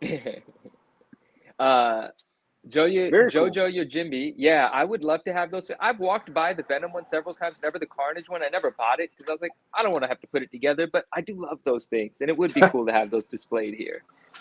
By the way, Justin, I'm gonna give away a thing too. I pulled out a Newsstand Web of Spider-Man. Nice. Number 90, and it's still sealed, so I'll give that away. We can do that in a little while. Polybag. That one's polybag. Sweet. Yeah. Is that actually really cool? Is there a preview or something to like Scarlet? What's this? There's something in that book that people don't commonly talk about. Do you know what it is? I forget. Maybe it's the gatefold, the poster of Spidey and Spider-Man 2099, the Rick Leonardi poster. Is that what it is? Yeah. Okay. Yeah. Because 365, obviously, with the hologram, is the preview appearance of 2099. Right. Correct. Yeah. Correct indeed. Well, You want to do hashtag Spidey for that one? Hashtag hologram. The whole word? Can we just do hollow? Sure, let's do hollow. Okay. All right, let's do. Thanks. And it is Let's do a hashtag. newsstand. Don't forget, people, it's a newsstand. And it's It's a actually a newsstand. very significant newsstand. Those are, I mean, I don't know what. Anyway, it's not all about high grades. I'm sorry, I'm a snob. I just wanted to say that's a very difficult 9.8. I've had a few. I've sold them each time I've had them, and I miss them immediately after shipping them out. Oh, really? Well, I probably have like 6 of each of the books. I could always look and see if I have any 9.8s lying around. Turn them into 9.8s. They're sellers. They move. I mean, unless you're asking $1,500 like one person on eBay is right now, but No, they sell. that's not me. Marvelous facts. Hashtag Spidey spelling bee. I like to keep it really simple. That's the fourth. That's the rule of the channel, right? Keep it marvelous, keep it simple, keep it separated, and keep it to yourself. I love it. Keep it to yourself. And, I appreciate you, Dave. well, I appreciate you too as well, Justin. All right, let's see what this is like. Okay, so this feels like a thinner pack, or a lighter pack, but thinner. I don't know if that means anything. Maybe it's just my brain is getting thin because I'm tired. All right. Yeah. So this is alpaca. I'm not even gonna try it. I'm not even gonna try it. AI pack is what I like to say, but apparently that's not it. Alistair Smith and Jackal, aka that is 1990s Green Goblin, except nobody told him. And Spider Woman from Marvel Spotlight number, was that 22, 27, 28? That's the first appearance. Ooh, yeah. A lot of hanky panky, Mo. A lot of hanky panky.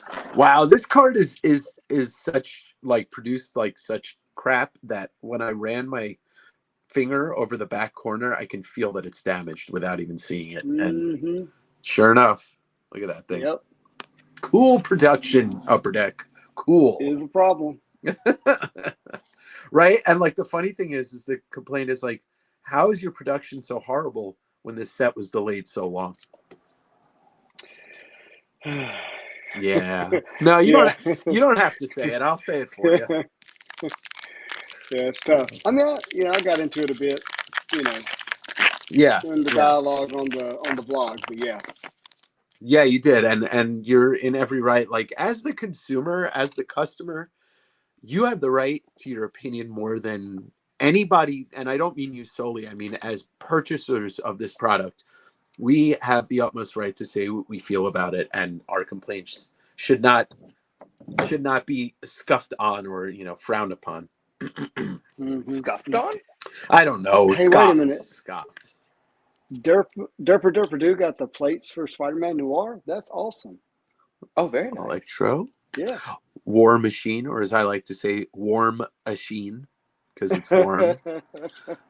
Black Tarantula. I don't know this character at all, but he looks pretty cool.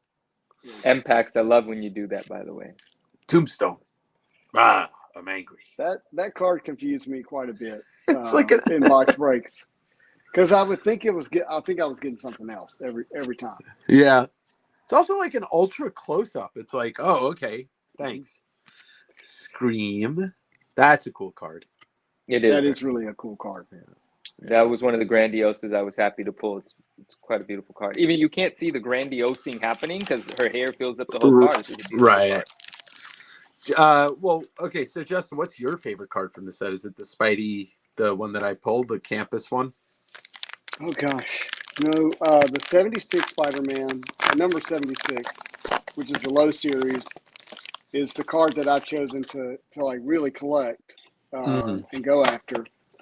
I think I didn't gravitate towards the high series, even though I like the art from that, because I was so disappointed that it wasn't the Amazing Fantasy 15. Right. Oh, I got a grandiose.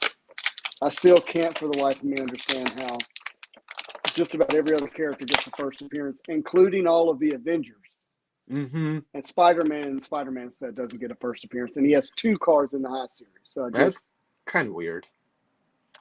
So let's see how good you are. I know what card this is just because I know yes, the color. Iron Spider. Yep. Yeah. Yeah. Sorry. Oh, I thought it was a grandiose, but it's not. Black Bolt. Yeah.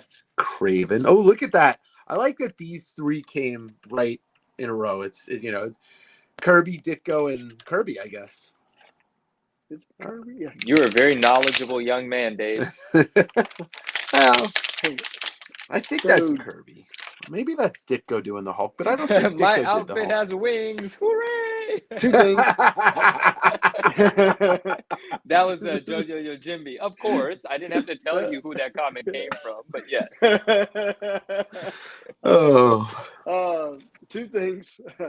Make sure you're doing hashtag hollow. We're gonna do the giveaway after we finish opening this box. And Check Jared out says, Uno check out. cards. Yeah, so I saw some of those in Dallas, but I haven't picked any up. So yeah, people were buying up Uno quite a bit to get the Marvel cards out of them. Interesting. I'm so confused. We're like Uno, the card game that I said I really enjoy, Yeah, you said Yeah. it last week. and there's Marvel cards in an Uno. Okay, I love it. I had no what? Yeah. Awesome. I'll see if I can pull it up for everybody. Bring. Yeah. What you got? This is the chameleon. Is Spider-Man there? What is this card? What is this card? Yeah. Just like let's hold on. I would just like to paint the scenario. Okay, guys. So we've got to fill up this checklist, and I think we should do Chameleon. He was Spider-Man's first villain. Okay, Steve, what do you think we should pick the image on the card for? Well, there's this image of him on his cell phone. That's just the way he loves to menace Spider-Man. Thank you, Upper Deck, for nothing. All right, Venom. Oh, yeah, Flash Thompson. He could have put him in the Venom outfit, but instead they didn't. Maria Hill. Ooh, Doc Ock. And I love that. Gotta love some Herb Trimpe, Hulk 181 Wolverine. That Wolverine card actually grew on me quite a bit. You know, when I first saw it, I was just so disappointed that it wasn't full body. But after actually holding it in hand, I actually really like it a lot, to be honest with you. Yeah, I dig it. I know nobody liked the other Wolverine card, and I get it. And I hope to pull it out to see it in person, but it was kind of weird. Yeah, for sure. Are there palladiums in this in blasters? No, there's platinum portraits. Well, I can't remember, to be honest with you. I haven't opened but about 9 of these boxes. Yeah. I've never found them in person. And I don't recall palladiums, but they're not number cards, so they probably are there. I just don't remember. Ooh, look, Moon Knight. I love me some Moon Knight. Oh, boom! All right, Nice. well, Yellow. this box was worth pick. Yeah, I'm happy. I'm good. It's too bad. It's too bad I don't want to send these into the Todd signing because I would have to do that Sakio, good morning. Thank tomorrow. you. Yes, very much. Thank you. So Manu and Justin, did you send stuff in for Todd? I know Manu was very much no. But I did. But you did, okay. I can expand on that in a moment. I don't, Yeah, okay. I can expand on that in a moment. And then I got Justin, did you? ideas. Not yet. Well, not yet. You got to do it like tomorrow. Nah, I it's a hear wrap. it. Don't even bother now. No, it's actually you got time. Yeah. I have until 2 the days. 11th. Yeah. I have until the 11th, and I worked on recording stuff last night until, I don't know, 10 o'clock at night. Yeah, last night was Monday night. And then, you got it, Dave? Yeah. Did you put a lapel mic on the pack? Why are the packs Yeah. louder than Dave? What the heck's Oh, going on here? because my mic is right here. Okay, I got you. yeah. So Well, we got all the sound effects. I can get Yeah. real sexy. All right. But so Sunday night I actually went to sleep at like 5:30 in the evening. The whole daylight saving time thing really threw me off. Me too. And then I woke up at 1 a.m., started editing the video for the vlog, And then last night I worked on something with, well, I'm not going to say what yet because you guys will see it sooner rather than later. But it's like a little partnership thing that I'm doing now that I think it's going to be good for the community. So I worked on that until late last night. And then I finished editing the video. I got up at like 5 a.m. this morning, finished editing the vlog and got it up before 6 a.m. And then I had a meeting at 6 a.m. Then I had the local wisdom at 8 o'clock. And then I had another 4 meetings throughout the day. So I just haven't had time to chill. And then now I'm doing the Marvel show tonight. So we'll see. I hear you. I also hear you why this set is so confusing. Look at these 3 cards under this light. What's gold? What's yellow? What's bronze? Well, you can only look at the nameplates. Yeah. That is how you tell definitively. And let me tell you, as difficult as this may be, X-Men Metal was way worse. Was it? Sure. Wow. Mm-hmm. So this is. But yeah, so you have a gold in the middle, you have a light yellow at the bottom, and you have a base at the top. Right. Yep. All right. Well, this was a fun rip. I really did enjoy this. Like, especially after seeing all of you gents open these, except, well, Manu, you opened a blaster, so He opened quite a few blasters. Actually. Yeah. So it was a pleasure to really finally get a chance to do this. Like, this is the first time I've ever had FOMO. It's mostly because I enjoyed watching you guys do it, and you know, Where did you pick those boxes up from? There was somebody locally offer up. I paid $40 a box, so it was perfect. So basically, I spent an extra $6 just to not have to drive anywhere and search for them. So basically, you didn't spend an extra anything because that would have been the cost of going somewhere. Yeah, it's true. It really is. Let's give this 90s goodness away. Yeah, let's do it. I am pulling up the giveaway now. Give me just a moment. All right. Cool. Hashtag hollow. And in terms of sending stuff into the McFarlane signing, I was a hard no. You know, I wasn't going to, but there were a few books that, man, I just had to. I just said okay, whatever, and they're there, and yeah, I just had to. It was a last minute thing.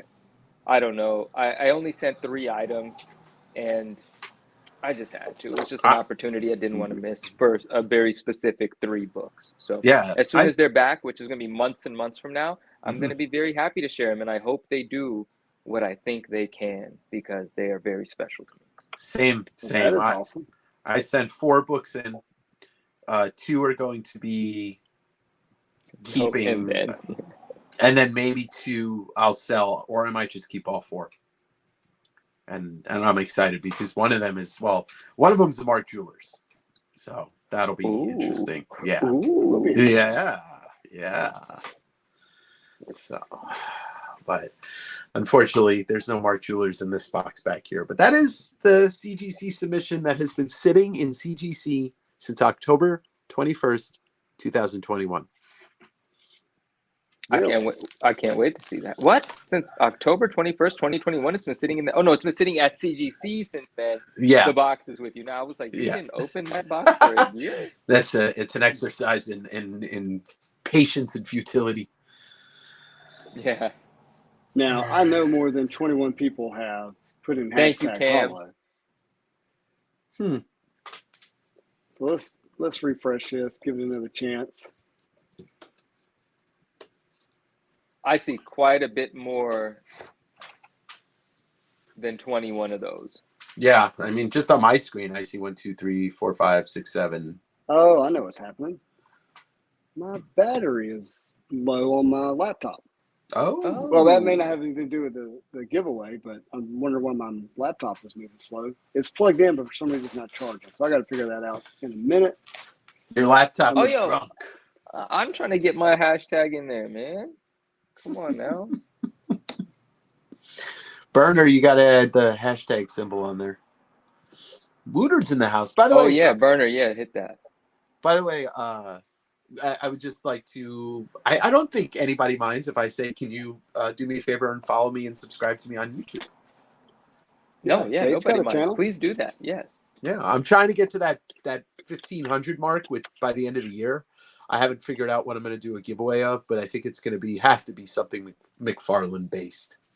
Ooh, that'd be good. Jojo Jimby, if a 9.9 comes back from any of the books I sent, I don't even know what I don't know what I would do. I don't know what I would do. I have two of the books that I submitted to the McFarlane signing are high likeliness of a 9.9. Wow. Yeah, so we'll That's see. fun. See if that actually happens. All right, Dave. First of all, again, thank you for doing a giveaway for the 30th episode of the Marvel Show. You have a newsstand of a Spider-Man book. Give us the issue again. Web of Spider-Man number 90, hologram goodness from 1990. Oh, is this 92? I believe 93. Either way, Yeah. it's sealed. Square in the memory of my childhood. I can tell you that. So Yeah. all right, we are going to run this now. Let's go, Dave. All right, let's do it. Who's going to be marvelous and who's going to win?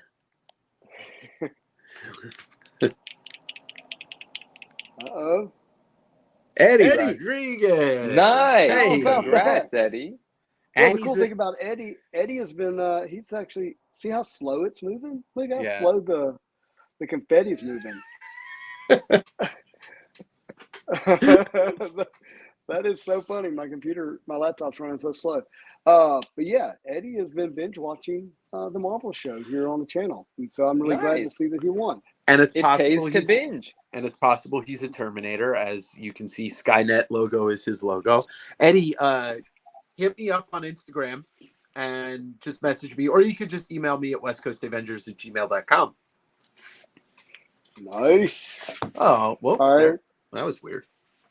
Well, give me a second here. I'm going to work on plugging this thing into a better charger. So, Derpa, the Spider-Man 26 holo cover, that's the green one, right? The blue one is spectacular. Yeah, okay. It's the green one. Yeah, and, cool. And very black cool. is ASM. Is ASM 365?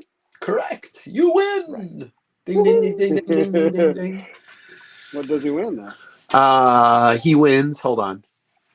The first card I pull out, he wins the Black Tarantula card. Oh, okay. Then. What the one card you said was cool? Actually, he doesn't win that. That's funny. Anybody pick up anything interesting lately? Like, yes. Sorry. Oh yeah. Let's hear what you got.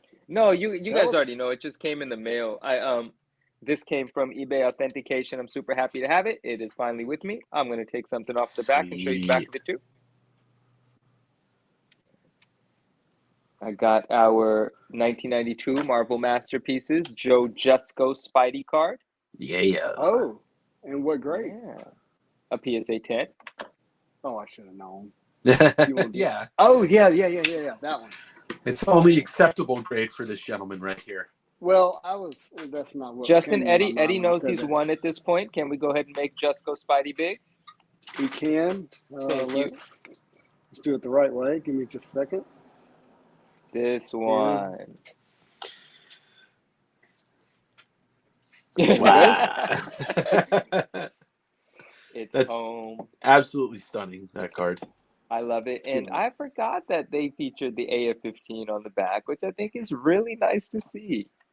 Oh, yeah, because they showed all the first appearances right on the cards. Yeah. So Justin, very happy to have this card. Justin, what's going to happen if like you get that painting or I get that painting? Like, how bananas would that be if one of us pulls the Spidey painting from the Kickstarter? Well, I'll have to admit, I'll have a different experience if you pull it. And I don't. Fair enough. But I'll be happy for you. Thank you, Bay Area Marvel Cards. Thank you. I'll make this. I tell you, T-Bear, thank you. Go ahead, bud. I'll make this. I'm just thanking people. Sorry. I'll make this pledge to you. If I get that painting, and you get, I don't know, Thanos or Mephisto, we'll work something out. Darkhawk? No, not that. You said you want Darkhawk. I do, but Thanos I don't. And Mephisto. Yeah, we'll work something out. I as much as I love Spider-Man, it's your name and channel, and I feel like that's the type of thing that would make you never want to. Yeah. And it's on the wall right there. Yeah, you would you'd be retired, but not. Yeah. No, I would be honored to have it. I can't imagine having it, to be honest with you. And I think me and Alonzo went through the list of paintings, I think we came to the conclusion that there's only about 15 to 20 that you might be kind of your feelings hurt a little bit. But after that, you know, it'd be hard just to be upset, to be honest with you. And then, of course, you're going to have 10 or 12 that you're going to be over the moon if you get. So it's going to be pretty interesting. Seriously. I'm excited. Bishopism, what's up? What's up? Hey, what's up, Bishop? Mo, thank you. I love that card as well. Very much. Very much. I get it. I'll cut it into 16 panels and turn them into cards and sell each card for the price of an OG painting. Brilliant. Hey. Yeah, that's a good way to do it. Yeah, it's a repaint. Jojo Yojimbi definitely is a repaint of the original. Soul Collectibles, thank you, my friend. How are you? How are you tonight? Yeah, it's not the original, that's for sure. But it's the original's not going to be available to me, I would imagine, at any point in my life. I didn't win the $2 billion last night, so that's my calls. Did someone win it? One guy. In California. I was thinking it might be you. Wait, somebody actually won? One person won it? One ticket. winning number. One ticket. Yeah. I'm a little suspicious because, you know, they delayed the drawing last night because of something. Well, it definitely wasn't Manu. It was some old white guy. Oh, they already know? I thought I saw a $2 picture. billion? Maybe it was a picture of something else. Maybe it was a guy who sold the ticket. I'm not sure. I think it ended up being 2.06 billion. You could live 10 lifetimes and you'd never be able to spend that kind of money. In California, are you allowed to keep it anonymous? Because you do not want people knowing that you just won that. No. I know in Louisiana you can't. You cannot? Mm-mm. Wow. The IRS. Yeah, Soul Collectibles is right. Let's be real. The IRS hit the lotto. the IRS. Yeah. We know who gets rich every time the numbers get pulled. Yeah. Exactly. Seriously. Exactly. That's pretty incredible, though. They can't even let somebody sell a bicycle on eBay without getting their cut. Oh God. Oh God. Yeah, that's why. Let's not get into the government talk tonight. It is election night. It is. But I could get into the selling talk, and that's why I didn't. That's why I pulled away from eBay for a little bit, jumped into Whatnot, pulled away from Whatnot, jumped back into eBay, but I still rely on my weekly sale. You know, no taxes, no fees. Everybody gets a good deal, you know. All right, everybody, let's do #Moon, MOON. This is my little way to say thank you for hanging out with us on the 30th episode of the Marvel Show. Really do appreciate each one of you. #Moon. Yes. We're going to give this away. And I'm part of the show, so it should be #Moonu. Moon. Yeah, that is true. Looking at the Winter Soldier card, that it's hard to see, but that is totally Thomas Jane. I don't remember when Thomas Jane played the Winter Soldier, but that's totally Thomas Jane. JoJo threw it in there. You can count on JoJo. Moon. All right, so Indeed. You guys recognize this? Ooh, God Emperor Doom. Yeah, God Emperor Doom. Let me back these Moon Knights up. By the way, I'm a huge fan of Blue Marvel, but they always give you the suit you don't want first before they'll actually release the suit you do want. It's a boring looking figure. Yeah, it really is. Is everyone such a having a cool good night character. tonight? How is everyone? Is the energy right in everyone's corners of this world? Well, I hope so. Manu, it's a weird night to ask that question because tomorrow everything kind of changes a little bit, but I don't want to get into that. Yeah, and there was an eclipse this morning, right? I didn't know that. Yeah, it was this morning. It was either this morning or yesterday. No, it was like 2 a.m. this morning. I think was a lunar eclipse. And we had that time change thing. Yeah, it's science is pretty dead on, but you can just imagine what all these things do to the chemical makeup. We're all made up of water, and the moon controls the tides, and so there's a lot of science to back up that when these weird things happen, in the environment, our vibes get weird. I mean, it's science, it's pretty cool. It's just it's magic. Right? If I hold this knife up and I drop it, gravity does its job. It's science. Do me a favor and give me an example of the weird things in science that you're referring to. Well, no. Okay, so it's weird because there is some lore involved, but because when the moon is doing weird things like an eclipse or the tides change, we get affected by that because what's our body made up of? Mostly water. We're water-based.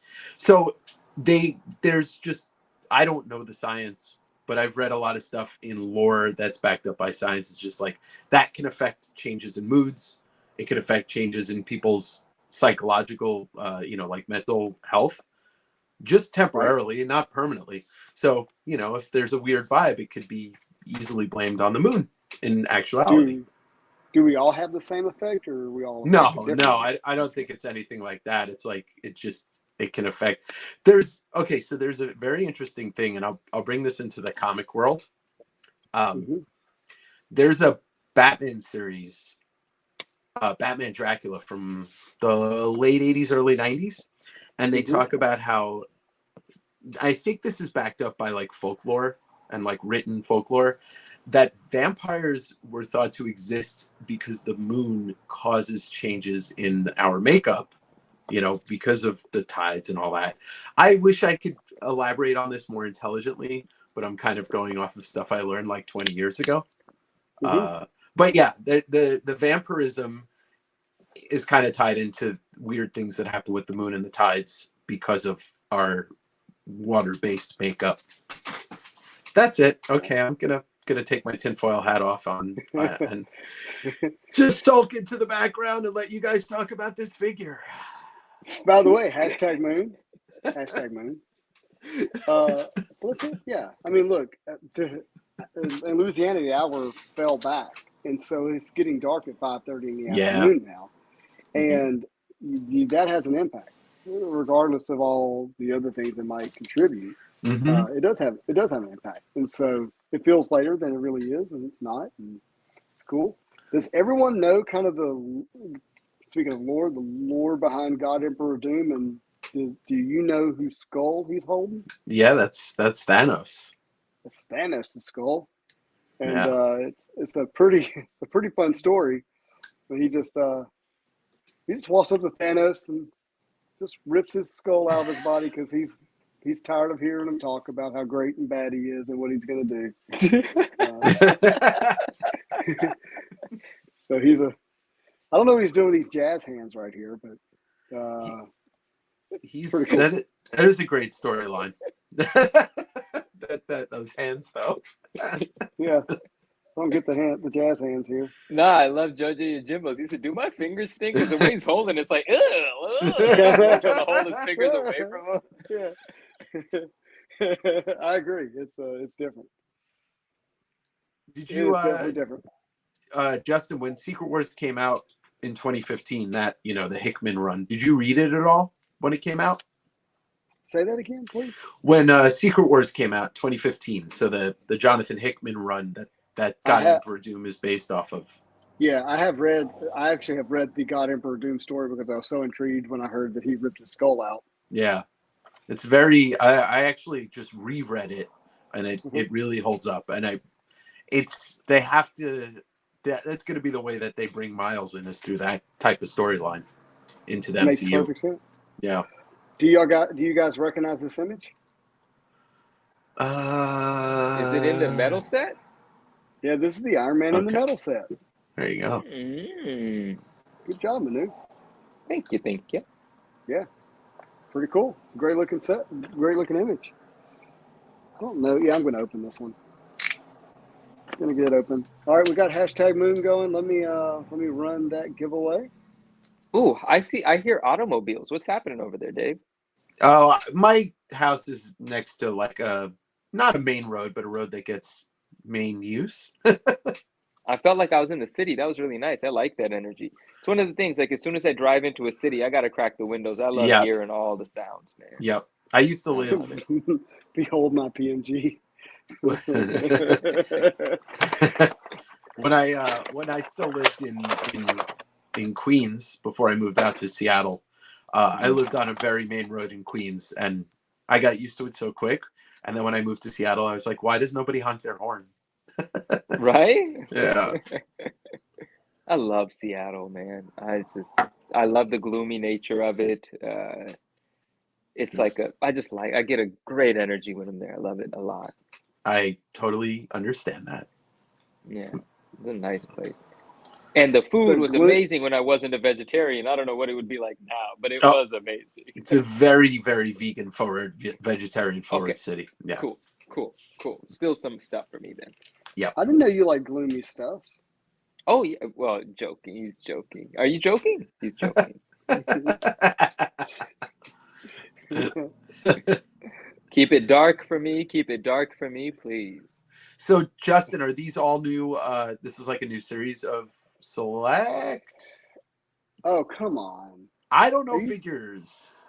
That hurt my feelings. I'm sorry. I'm trying to learn. These are Marvel Legends, made by okay. Hasbro. Select is not made by Hasbro. And these are the 6-inch scale, where Select is a 7 or 9-inch scale. I can't remember what it is. So they're larger. Okay.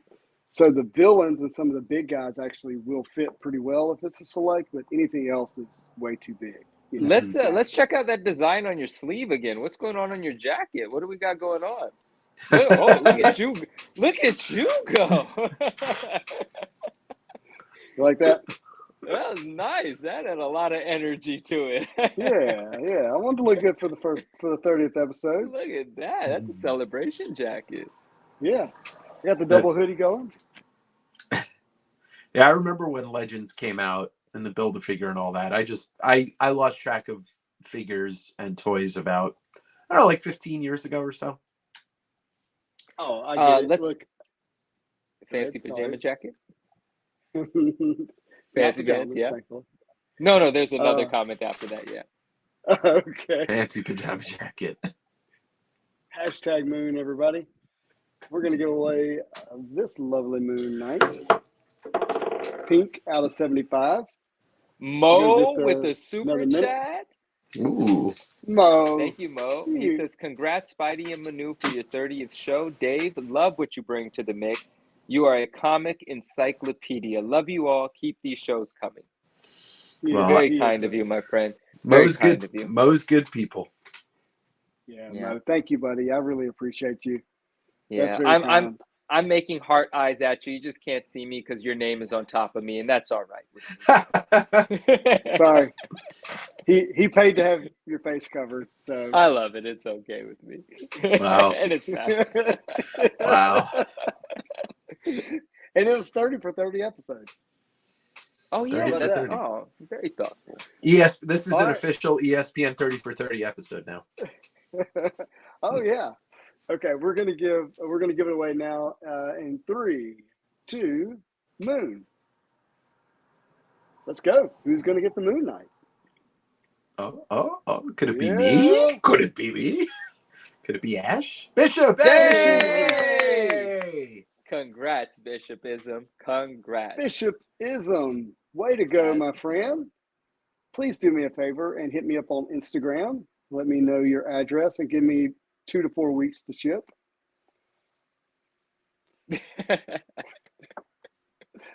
You got my joke? Okay, good. I did. That's awesome. Thanks. Oh, hey, look, he's got it's a McFarlane. Yeah. It's Wolverine versus Cable. That's Derek, man. He's exactly. New Mutants like 96, 95, something like that. Oh, I love that cover. Yeah. Well, that's awesome. That's a great run. I mean, it's not great story-wise, but some of those Liefeld covers are just perfect. I love some of those covers. Oh, there's the Mojo figure. Can't wait Look to at see that this. packaging. Wow. Yeah. It's like a TV. Yeah, that's cool. So it's got all Isn't three in there? Yeah. Isn't that art really good? It is. Yeah, it is. It's very X-Men animated series, but a little bit newer looking. Wow. Got this on the back. Man, they really... Oh, I love the woodwork on the top of the box. It's so unfair, the toys that exist today for X-Men. versus what existed in 1991. But that's just I'm how really time works. I'm really torn on whether I should open this one. Do it, do it, do it. It doesn't take much encouragement, I promise. I mean, I don't intend to keep anything sealed, really. So, Well, there's might the as well go answer ahead and to get it that. open. Yeah, I have two sealed figures. That's it. That's all I have. And they're actually wait, 3 if you include the. Look at what I got at a swap meet for $5 or at a flea market for $5 this weekend. To the surprise of nobody that knows my channel, that is a 12-inch Jar Jar Binks figure. Oh, here we go. $5, originally priced at $20 from Toys R Us. Most people hate him, not me. Did you I love like him from the because of get-go, you. though? I loved him from the get-go for the most part because he was ridiculous and I think at that time I just thought it was hilarious. Oh, Mike, sorry about that. Next What time. happened to Mike? My He name was said his Les name was Sanders. the second to last. He thought he won for a second because it slowed down on his name before Oh, going don't to worry, Bishopism. Mike. We got We one more giveaway tonight. Maybe we'll have Me. 2 more giveaways. Who knows? I'll find something else to give away. I don't care. What else? Well, you are very generous, but you don't have to do that. I could. Speaking of New Mutants, I could give away a New Mutants 100 Hey, newsstand. talk about that cover. That one's different than So this is the the normal last. cover, right? This is the last issue of New Mutants. They did 3 covers for 3 printings. The other ones were white, white with silver, white with gold, and that's it. But this is. I remember when this book came out, and it was such a big deal because Rob Liefeld had gotten so hot so quick. Just like his rise was actually felt like it was quicker than McFarlane. And then they were ending this book and they announced X-Force. And so X-Force 1 comes out right after this, goes on to sell 5 million copies, I think. And then like 6 weeks later, maybe like 4 months later, I don't know, Liefeld left and Image Comics starts. Very cool. This is the inside of the box. Where'd Manu go? Oh, I'm coming. He's there. You need to see the inside of this box. Where's the inside of this thing? That's so cool. Oh, dope. That comes with a remote. That is a remote. Look at that. That's a giant remote too. That is not how the remotes looked during that time, though. That's weird. Like, that's how like electric fan remotes look. Like, Yeah, that's when you get a fan or something like that, you know? Like, that's not a TV controller. What are they doing? it's a garage door opener. Yeah. That's like the remote Adam Sandler had in that show where he could like pause and fast forward Click. real life. Click. He knows the movie. I love that movie. I Hey, never was watched Kate it 'cause Beckinsale it in that looked movie? so Who was the I think it might have been Kate Beckinsale. No wonder I remember that movie. So wait, Manu, you're a conundrum.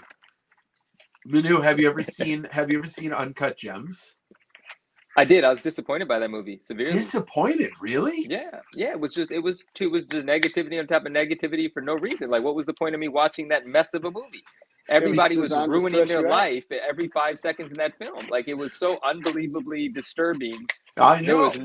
And then at the end, he dies. Like, he wins his thing and dies. I'm like, screw this movie. This movie sucks. I'm so unmotivated after this movie.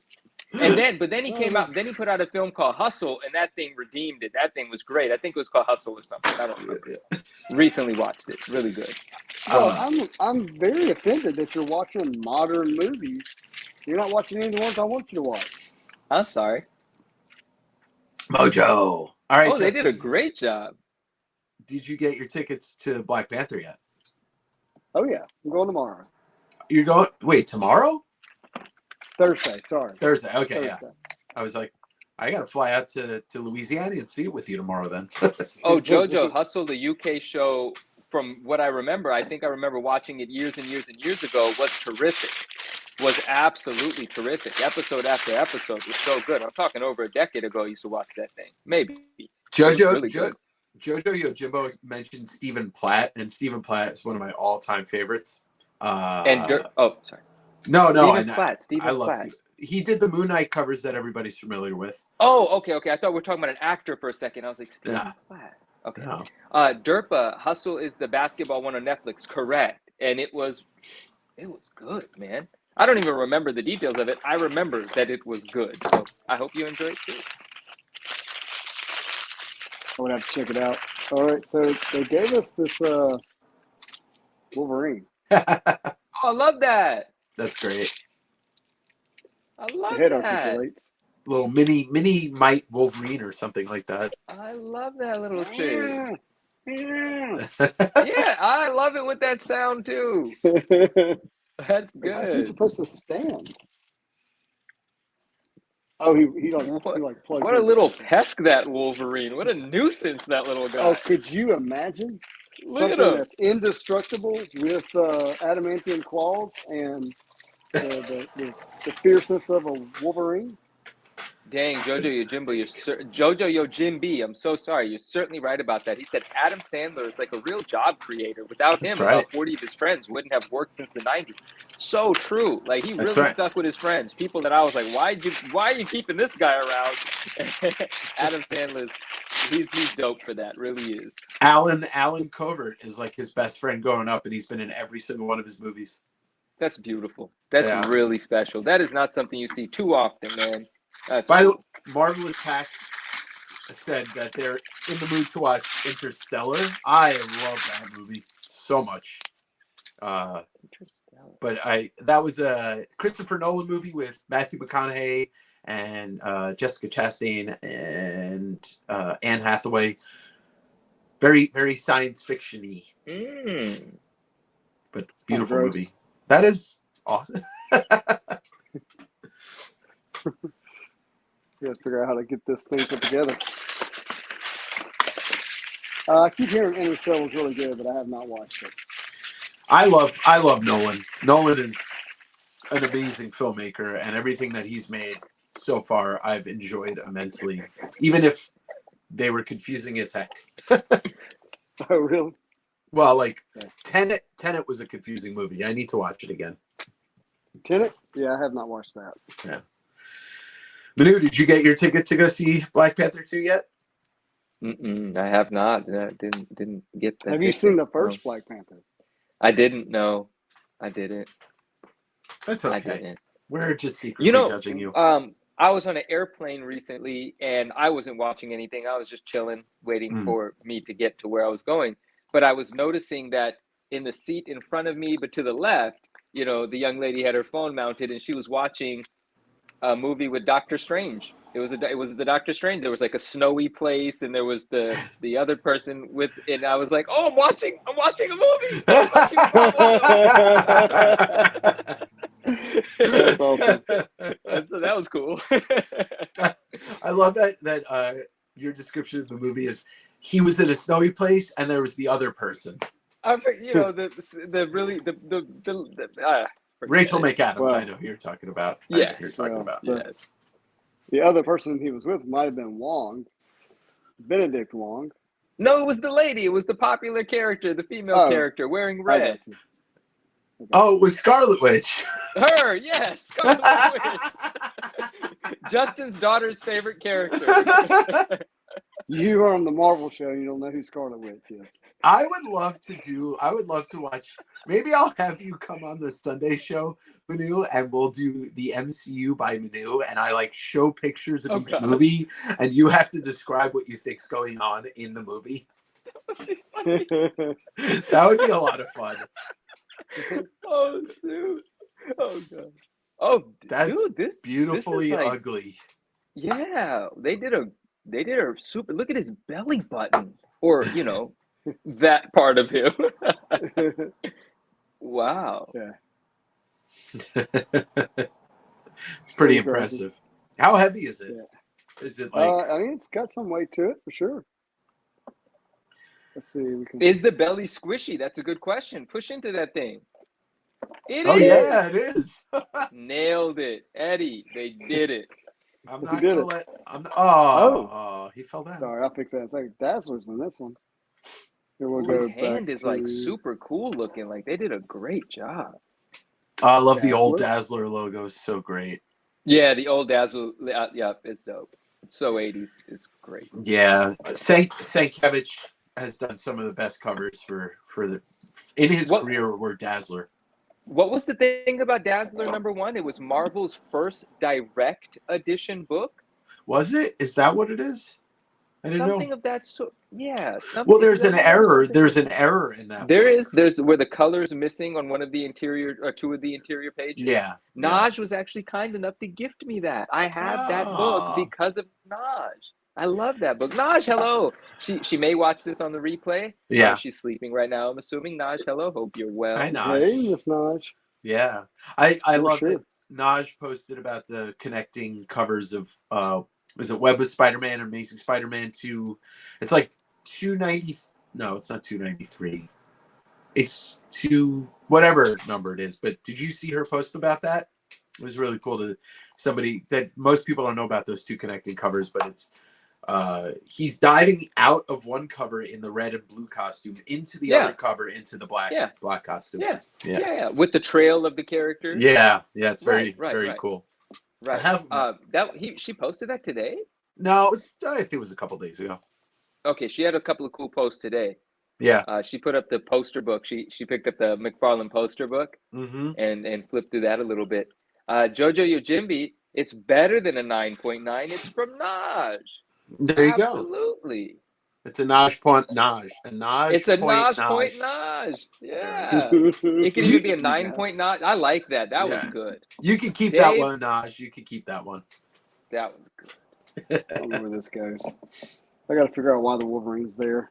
Yeah, that McFarlane poster book's the greatest thing of all time. Like, seriously, it's one of my favorite things ever. Really? So, The what? Are we the still poster running book? the giveaway? Yeah, on the McFarlane poster book. What giveaway is going right now? I don't remember. Oh, I don't have a giveaway going right now, but we'll do it in just a second.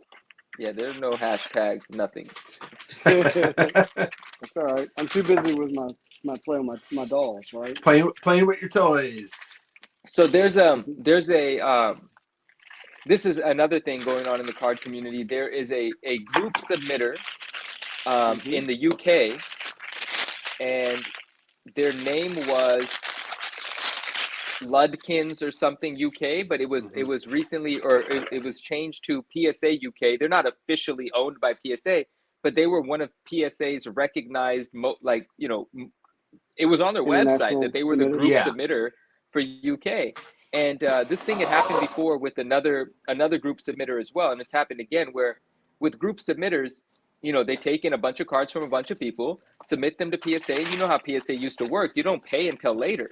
But they would collect all the money from the people that were group submitting and submitted all the books. But in the meantime, they had spent all of the money and the bill showed up from PSA and they can't pay it. So now these cards are really stuck at PSA because the Ludkins or the UK submitter won't release the names of the individuals that own the cards to PSA. So PSA can't do anything, can't make right on this. PSA needs to get paid for these cards. The group submitter doesn't have the money. And the owners of the cards don't have any real way to directly communicate which cards are theirs. That's a really bad situation. It's the second time that it's publicly been made known. So obviously that company in the UK, they're done. Yeah. And this is a really bad look for PSA because it really shines a light on how the process was just so silly to begin with. Like, why would you take on the liability or like who was account? You can't do. It was a bad. Obviously, it's led to a lot of changes even the first time it happened, and so I hope everyone gets their cards back because that's just terrible. That's bad business. That is horrible business. It's really. You said it led to a bad. lot of changes, but then it happens again. So the changes had taken effect after these cards were already. These group submissions from Ludkins were already in play, right? These cards have been there for over a year, a lot of them. So yeah. Got you. Yeah, using a group submitter, that's tough. Oh, Mo says PSA is going to give the people back the cards. So great. So that means they had a way to actually connect who the cards belong to. So that's awesome. Mojo's just wreaking havoc on everybody. He's so big. I heard someone, Neo, has been talking about that in his videos. Okay, dope. Yes, I imagine so. He covers a lot of the card content. Absolutely. Yeah. I've just been watching a couple of videos here and there from a few other people that I'm really enjoying the content from. And this has been on everyone's page, though. Like, it's definitely top of discussion for a lot of people. I'm going to watch Neo's coverage of it as well. I forgot to put that piece on the top part. They were PSA UK. They did change their name to that, but not like actually PSA UK. They were not owned by PSA. They weren't actually affiliated in that way, from what I understand. Thank you, MPEX. Appreciate that. All right, there's one more figure in here. I like the depth of focus on your camera with the mojo looking like it's like you're what we're looking at in the screen seems like something that Marvel would post in showing their product. I love it. Yeah, the way his hands in front of his face. Yeah, Dan, Yeah. I bet it's a long process. Yeah, it looks great. Oh, I forgot. I have this I have this CGC box in front of me. We'll do that a little later. Oh yeah. How many books Zen in said I didn't give them permission for them to release a figure in his likeness. it? That's hilarious. It's a 5-book submission, but it is the oldest submission that I had sitting there. This is Oh, cool. yeah. So Jared said, there's some cool books in there. Go ahead. Oh, all right. "Oh, we're opening the CGC box. Sure.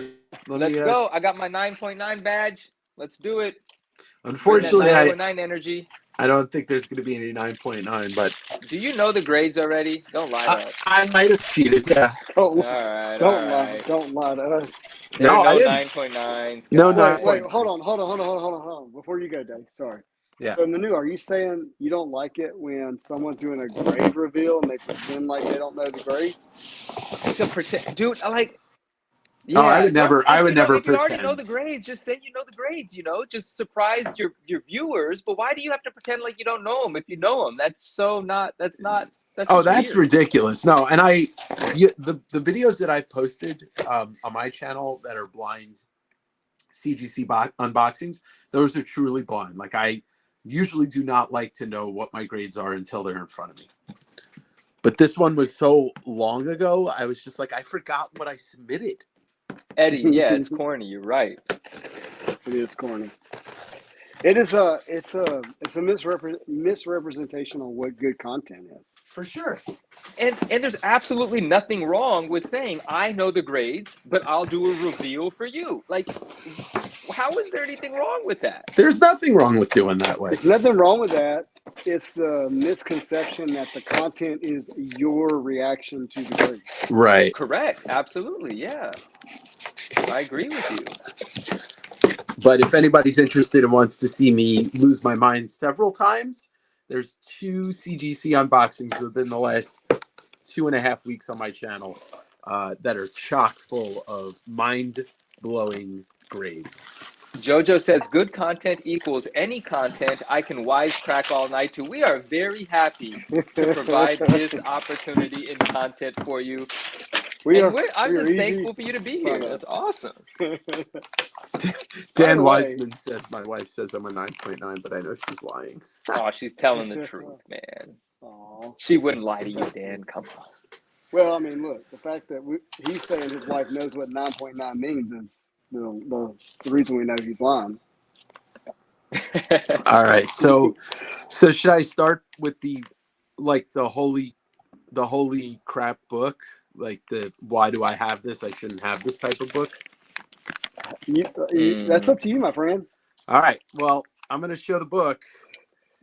This is a Tales to Astonish #1. Wow. 1959. What? Yep. It is beat, but it got a 1.8.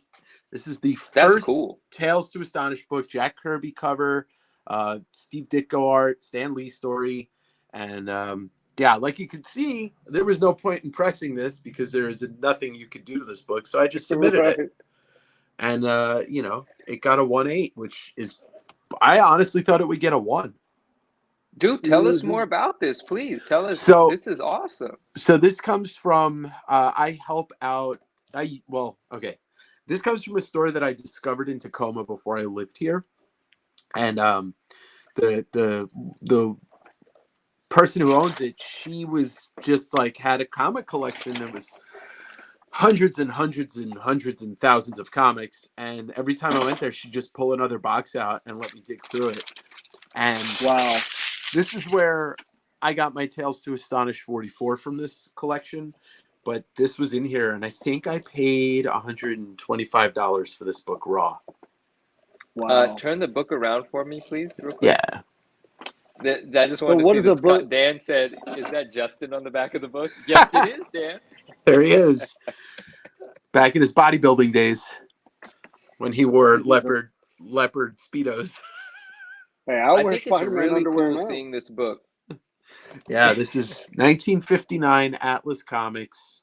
So it's What do we think the value on a 1/8 is? I have no clue. It's hard to figure out a price for something like this because you don't see them that often. I would imagine this has got to be at least a $500 book, at least. Cool. But I don't know. Very It could be cool. more. So Well, that was the first one. So funny thing about this submission is exactly a 1/8 and it survived 60 plus years. The funny thing about this submission, Incredible. I did not I did not press and clean anything. I was very new to the methods of grading. I'm just used to looking at stuff and be like, oh, this is in XXX condition, whatever it is. So I spot graded all these books, and this is a Black Widow #1, first full appearance of Yelena Belova, currently being that's played a beautiful book. Yes, and she's currently being played by the uber talented, uber gorgeous Florence Pugh, and this got a 9/8. Talented? Isn't she just gorgeous? Are you sure she's also talented? She's very talented. If you've never seen the movie Midsummer, well, I have not. If you want to have your world rocked, watch that movie. All right, Midsummer, got it. But I forewarn you, do not watch that in the presence of any children. Okay. Me and the missus, I got it. Yeah. All right, so that's Black Widow #1, first appearance of Yelena Belova, and such a great book. And what grade did it get? I'm sorry, I missed that part. 9.8 white pages. Yeah. Holy smokes. Good job, dude. Thank you. It's funny, the Tales to Astonish just got off-white pages, which is pretty wild when you think about how bad this book looks. How it's well, show us. We can see the page on the back. Let's take a look at what they deem off-white. That's off-white. That looks pretty brown. Yeah. All right, I'll take it. All right, so what do we have here? This is Turtles. Okay, so I had bought a full long box of IDW Teenage Mutant Ninja Turtles, and this is the first appearance of Jennika, the new turtle, Teenage Mutant Ninja Turtles #51. I looked at this book and I said, yeah, this is a 9/8. And sure enough, this is a 9/8. Yeah, 9/8 white pages. It's just it's a bummer that they kept this book for so long because this book is nowhere near as hot as it was a year ago. So, but it could be back.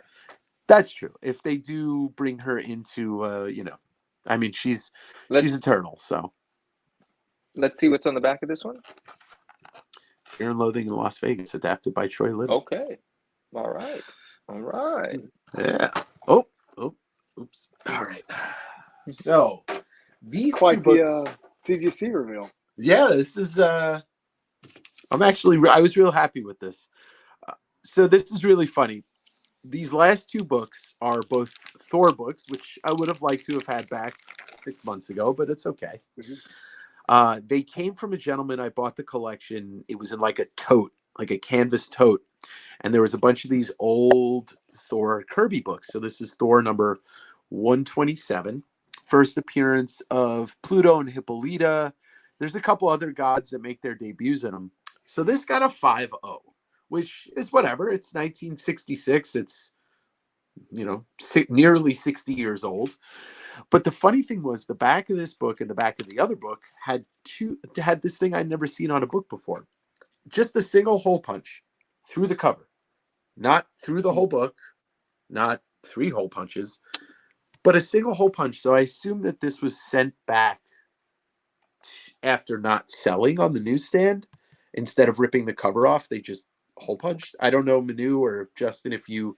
That's also a really weird place to do a hole punch. How do you get a hole punch in there? Right? Because they they didn't turn it into like just an actual reader copy by doing that.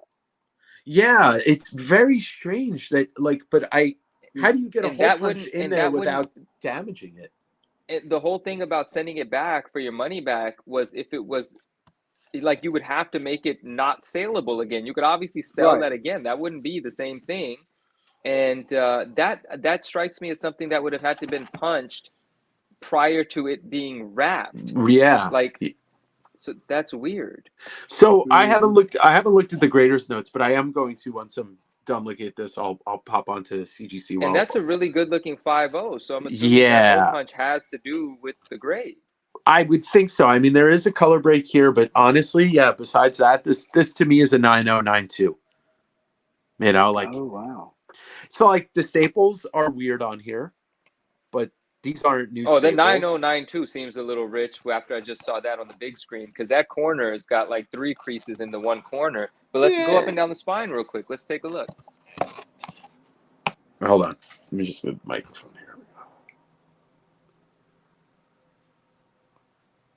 I mean, there's some breaks and stuff in here, but I don't know. I've looked at a lot of old books that have grades in the 8s and the 7s, and they don't look as good as this. I mean, I have a bunch of books that are high grade Silver Age books, and they look worse than this. Yeah, you have a lot of books from this era. You're well familiar with this stuff. Yeah. So I'm gonna look at the graders notes. This might be worth a crack and a resubmit because there really isn't too much on this. But Hey Dave, so that, I want to tell Manu something. So sure. in the vlog video, Marty, the owner of Gabe's Cave, he shows off a 9.8 Oh yeah. Newsstand Star Wars #1.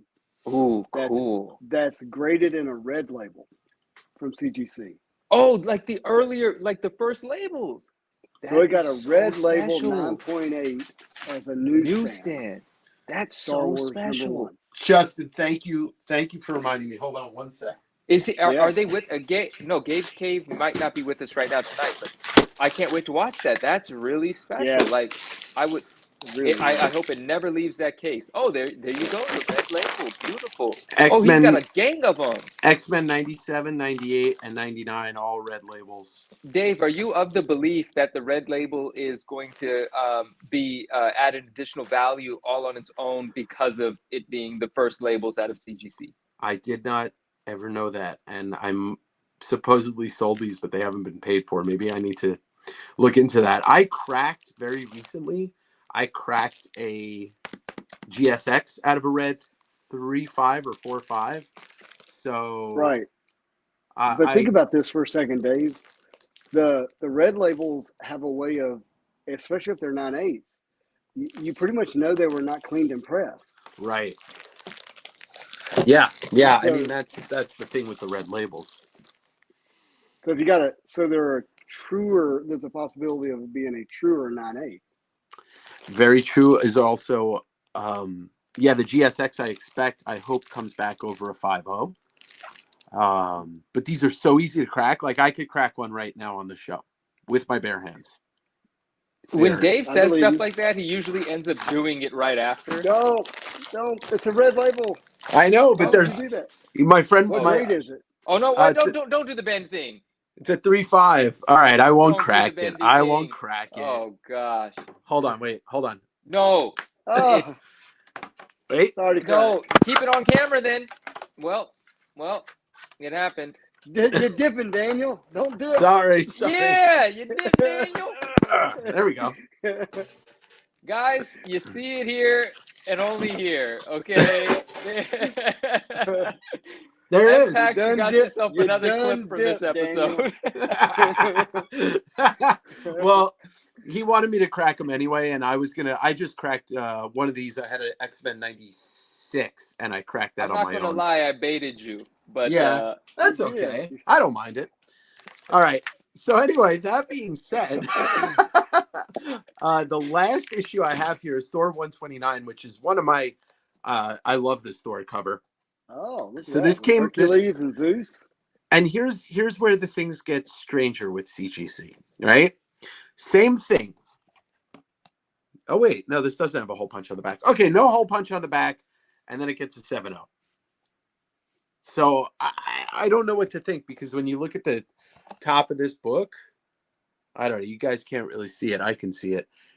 It looks even more worn down than the other book. I don't know, but this is first appearance of Ares, Hercules, and Pluto and Zeus also make appearances, but this is the first Ares. And another Jack Kirby cover, and just, you know. Oh, I mean, Bishopism. Yeah, the census is all screwed up. I mean, an example right here is, this 9.6 Wizard 1 is now a 9.8. So there's an extra 9.6 represented. Now you're supposed to send these back to CGC yeah. and yada yada. But you know what? I don't. So yeah, the census is all screwed up. I've got, a couple of cracked things, and I know a lot of pressers that are always cracking books, so they're all screwed up. I mean, people, that me cracking that slab was inevitable anyway, even if I didn't sell it, because that book, like you said, Justin, no matter what this says here, whatever the grade is, this is a 3.5. Like, this has never been fixed. It's never been clean pressed. It's never had any type of work done on it. I have, and I'm not going to crack it right now, but I have a very, very, very expensive slab that is an 8.5. Maybe when we switch cameras, I'll snatch it and show you guys. But I have something that needs to be cracked and pressed, because it is an old label. I think I did the census on it and looked, the registry, and it was a 16-year-old slab or something. Like, it needs to be cleaned and pressed. But hey, real quick, what is the going price for the first appearance of Miles Morales in the 9.8? I haven't looked at the first print 9.8 recently. It was approaching 2,000 quite quickly. Dave, has it gotten to $2,000 yet, or did it actually find its floor and kind of stay around 2,500? I think I saw one on for sale. It's 2,300 very recently. So I'm not. I don't. You saw it sell at 2,300? Well, I don't know if it sold, but I saw it on. It was either Grails or Elite or one of those. So if they're offering it at 2,300, then there presumably have been sales between 2,000 and 2,100. So let's just say that book is valued at between 2,000 and 2,300 right now. Yeah, I think that's a safe statement to make. Yeah. And if there have been so, sales under 2,000, if you can grab that book at 17.5 or 18, I mean, it depends. I personally would see a 17.5, 1,750 for that book as a beautiful opportunity. Personally, is how I would perceive that. Right. All right. I'm just gonna take my headphones off for a second and grab something. Yeah. So Manu, I'm opening up this this transformer here, because even though it's not 6-inch scale, it's gonna be like in the back of my display of. Sorry, hey Dave, can you mute? Hold on, I got it. I got this. There we go. But I couldn't. Dave, we love you. We do love. But the Blackbird here is obviously not 6-inch scale. But what I'm going to do is I'm going to hang it in the background, so it kind of looks like it's far off. I like that. I like that you're actually going to hang it. I love that kind of thing. It's going to add so much dimensionality to the space too. Yeah. So, but it is it's actually a transformer. I don't know if I'm going to transform it, but anyways, it's pretty cool. Oh, Jojo Yojimbi, have a good night. Get some good rest. Thank you for everything. I was about to say tonight. He said he's going to DMV in the morning. Good luck there. Hopefully the line's not too long. Hopefully everything goes real smooth. Well, the DMV will be a funner, better place with him there, I'm sure. Plenty of jokes to crack. Yeah, that's pretty cool, I think. Oh, and he actually said there 1.5 to 2K for a 9.6 plus. It chimed in on the conversation. Got the answer. So I've been waiting to open this. Spider-Man Metals had me distracted for a couple of months, and all these things have just kind of built up that I haven't. Oh, Dave is. While I'm backstage, I'm gonna get hammered and destroy the green room. Oh, he's ready for us. You back, bud? Oh yeah, I literally just walked 2 feet away. Oh, we heard all of it. Oh, okay. But I wanted to. It got weirdly loud. So I Oh, apologize. weird. Oh, okay. Yeah. Well, There this we go. is Now you're back. so. Here's the old slab that I'm not going to crack by hand right now. I'm going to wait until it's ready to get pressed. But this is, I believe, was graded in 2009. This is Strange Tales number 126, the first appearance of Clea and Dormammu. Mhm. So a huge Oh. Doctor Strange key. This thing, like, I have a buddy that can do the LED whitening on it, and Yeah. and there's a couple color breaks, but other than that, like, the way this looks in the slab, even with just a quick press and a clean, like, this is a 9.0 to a 9.2. But if I can get this book up to a 9.4, this is thousands of dollars, thousands.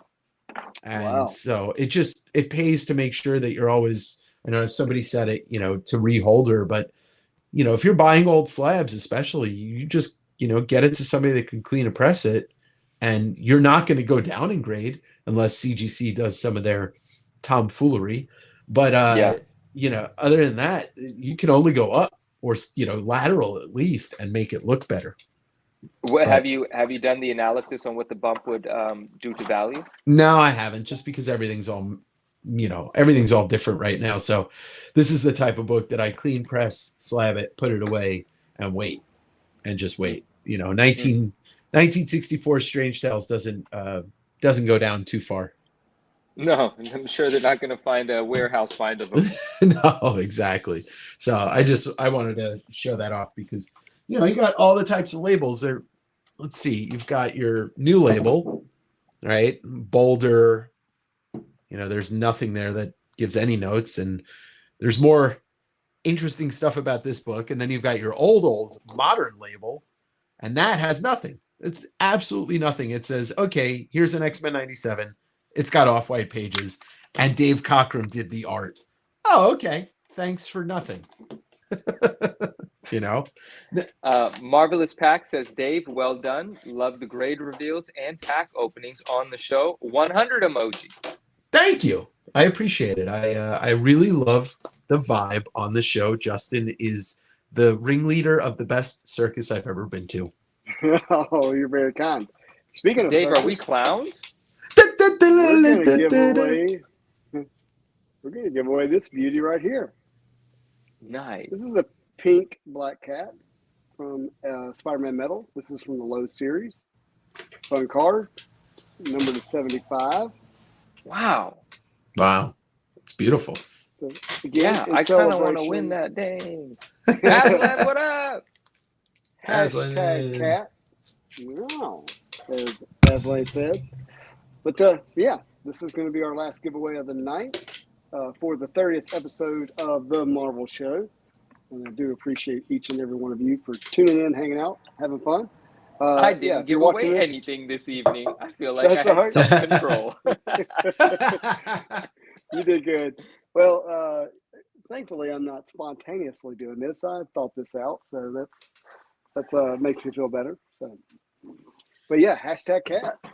And Manu, I got a giveaway. To answer your question, Manu, we are clowns of the highest I'm order. Not a clown. You're not a clown either. We're not clowns. You say that now.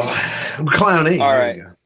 This after this is done, I'm gonna show what I'm giving away. I really love this card, and it's obviously inspired by what Justin's doing right now, but I'm gonna give it away. I really love this card. Oh, wow. I realized that's a great hashtag. I gave away a comic. I really love this card. I should have given away a card. I'm completely copycatting. Him being a copycat.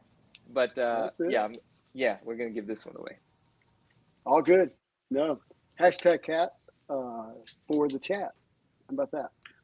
Le Chat Noir. I kept rhyming. I didn't even mean to. Okay, so I looked at the back of this Venom. I guess this is the high series, whatever. It's Clayton Crane card. Low series. You guys can you see this? That it's actually scratched to the point that there's a gouge in the card right here. I see that. Not seen it before, unfortunately. Interesting. Very interesting. You know, it's funny because, and I think you guys have touched upon this, or maybe it was Neo on his program, but Upper Deck used to make the best quality products, period. Mm-hmm. When they came out, that Ken Griffey Jr. rookie, I don't know if you guys collected baseball cards when you were a kid. Whoa, I just had a conversation about that rookie today. Yeah, 89 Upper Deck, Ken Griffey Jr. rookie cup. Like, those cards were beautiful. They were, you know, the card stock was better than Topps, was better than Fleer. The gloss was gloss, but it was also a matte gloss, so you could get them autographed. And then when they started making hockey products, I was collecting those too, and even the basketball. The packs themselves were great to open because they were like foil paper, so they would just rip right open perfectly.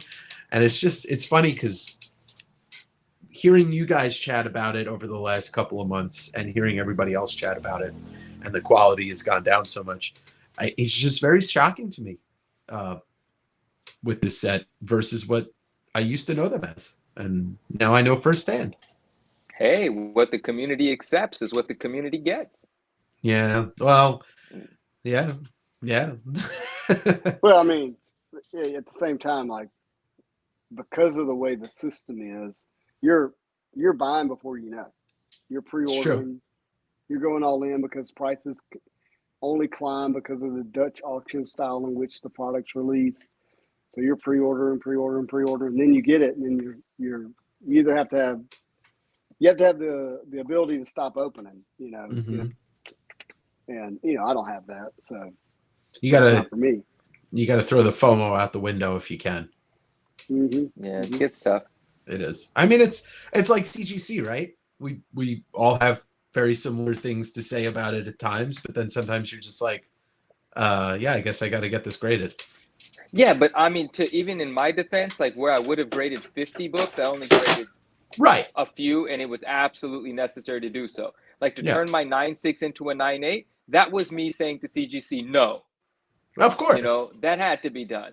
But normally there would have been dozens of books a month, right? And it's been how many months now? It's been 30 episodes I've been complaining. So it's been at least 30 weeks that I haven't done dozens of books a month, right? So, you know, it is definitely possible to do. You can stand on what you believe in, and you can still have incredible amounts of fun in the hobby. Incredible amounts of fun. Because I haven't stopped having fun in the hobby. You can definitely sorry, what were you saying? Darth Revan has joined the chat. I got to get out of here. He's going to try and kill me. I'm a Jedi. Hello, Darth. I agree with you. I haven't not had fun with this hobby since I started, no matter what's been going on. I mean, comics are everything for me. So, yeah. And then, hey, so this is a great question. Derper Do says, anyone have the odds if UD is going to keep the Marvel license? Wonder if Fanatics is going to throw in a ton of money at Marvel and buy the license. So that would be interesting. So everybody keep the hashtag cat for the giveaway for this, and I'm going to respond to that statement. Awesome. The pink cat. So I actually can tell you from a conversation that how do I want to say this? So don't vanish me. I will be right back. All right. Are you listening now? Yes, I am here. Okay. So, and I think I've talked about this a little bit on the channel, but if you think about when Upper Deck really started managing the Marvel card license was around 2013 with Fleer Retro, Marvel Fleer Retro set. And so if they got a 10-year license, that means it will be up next year. Okay. And that's not me confirming. I know they got the license, and that started, you know, in 2013. Oh no, my headphones died. Hold on a second.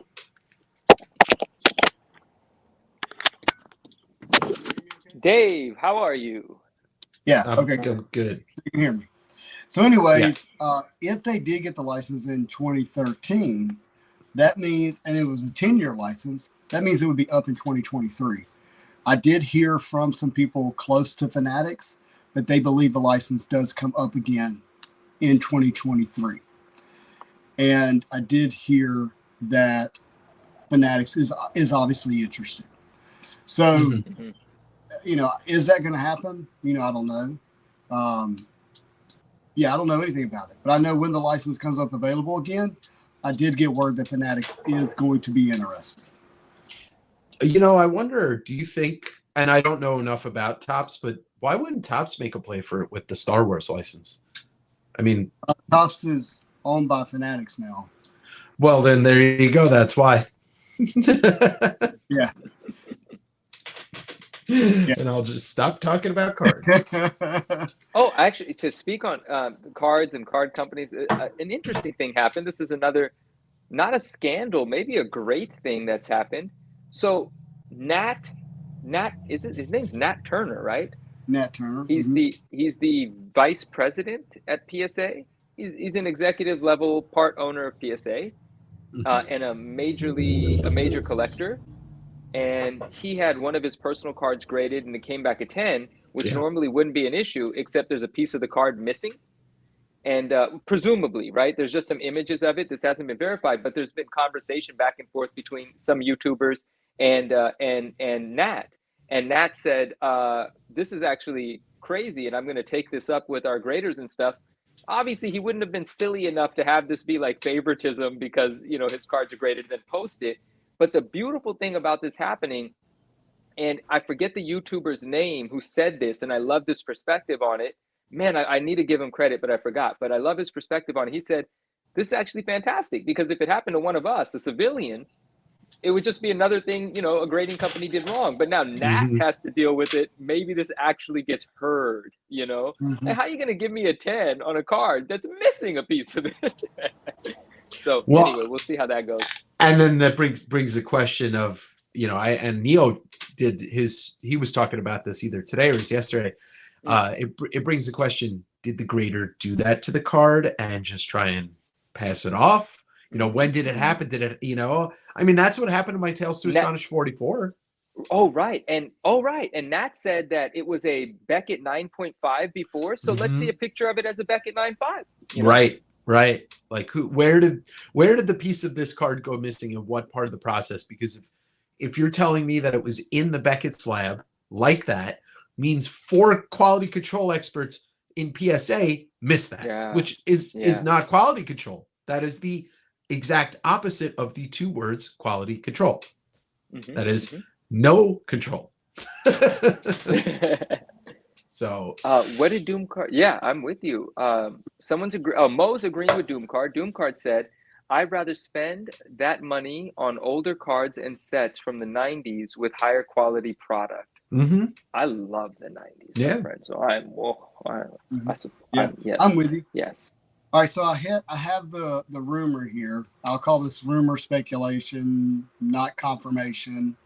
But what is being heard is that the Marvel contract with Upper Deck is likely up in a year or so, and that Fanatics definitely has interest in taking it over. Not sure exactly when it's up or when those discussions / negotiations would start, but it sounds like a good possibility that Fanatics will eventually get it. Okay. All right. Fanatics then will have control of the entire card industry. And well, yeah, that's definitely their plan. No. They're not buying Upper Deck. They want the Marvel license. Which to Marvel, to Upper Deck is just a thing. But they control so much already. It's kind of ridiculous. There's like a few people that control absolutely everything. And that's already kind of, you know, I mean, that's just the way it goes. I can't say that's a bad thing or a good thing, but it turns into a bad thing when the people don't do what we want them to, or, you know, what seems right. Yeah. But yeah. Well, and then I guess the whole kind of comes back to we have the power if we don't buy it. Yeah. Yeah. So, no. Yeah. Yeah. When are we bringing Wizard Magazine back? It's back. What are you talking about? It is back. I mean, in production and new issues. I'll talk to Garrett. We'll see. All right. That's funny though, because a friend Andrew actually asked that the other day. We had a conversation about it. Like, what would a modern day wizard be like? It would actually kind of be. It would be pretty cool, but we just had a loose conversation about it. I wouldn't be surprised if that brand came back in some form to cover content. Hopefully, anyway, I won't talk too much about it, but it's a Yeah. possibility. That brand is real. And in the last 2 years, well, in the last year and a half, or in the last year, that brand is back. In the last 4 weeks, it's gone from somewhere to somewhere else. Yeah. It's had some action. Oh, Andrew's here. Hey, Fancy, what up? Yeah, that's awesome. Yeah, he posed the question. Well, he asked me specifically. He said, would you buy if a new one came out? And initially my answer was no, because I was thinking about it from the perspective of a collectible, right? I was like, no, I don't like new stuff. I like old stuff where where I remember it. My nostalgia's there. And then he changed, and then I understood the context he was asking it. Like, no, like as an actual thing to get entertainment from or value from or information from. And I was like, whoa, we don't really have a wizard right now, or like a recognized one that we all love. Well, I mean, the other thing is that because the internet exists, the magazine's obsolete the day it comes out. That's tough. Yeah. The thing would be interesting to see them do a new wizard magazine with the focus on creators and the artists and all of the stuff that goes into making books and in throwing cards. The price guide's obsolete. The movie news stuff would be obsolete because the day that it hits, it's rumors. Already. Yeah, but if you did it more like like if you look at old wizards with the Palmer's picks and you look at the fan art stuff, that stuff's timeless. That stuff never gets old. The really good interviews that they did in Wizard, the cover art, the pull-out posters, that stuff's timeless. And so if somebody were to start publishing a very, like Fantagraphics still does the Comics Journal, but that's more of a, it's interviews and it's more into the indie stuff. Wizard always covered the mainstream stuff, as well as the indie stuff. So it would be interesting. I'd be into it. I'd also be into something, the top 10 would be really funny. Twisted, like the Twisted Toy Fair. Oh, sorry. Twisted Mego Theater that Toy Fair magazine did would be fun to have in Wizard. But I would be into buying a hardcover book that did maybe like the best of Wizard. Dude, we should have. Whoa, that dude, what you just said has to happen. Well, I was thinking you've already said it, so we might as well keep saying it. A hardcover with every Wizard cover in it, even. Yeah, and like maybe like a little commentary from Garib on everything. He's got to be honest though in it. Like he can't be the Garib that used to sell the magazine. He has to be the Garib that lives and breathes. So he'd have to be commentating on the Wizard covers in a style that it's honest instead of as a marketer. Sure. But it's kind of what I was, Justin, in your vlog, you were talking about what the Just Go Kickstarter is going to kind of give birth to, hopefully a movement. And I'd love to see that through a lot of different things in the comic industry. And the Wizard hardcover would be a great Kickstarter idea. Yeah, so let me elaborate a little bit more for those in the chat who haven't watched the video and from Manu. So when you look at what Just Go's done, he's the Kickstarter's raised over $300,000. I don't know how high it is now, but it's probably even higher. Yeah.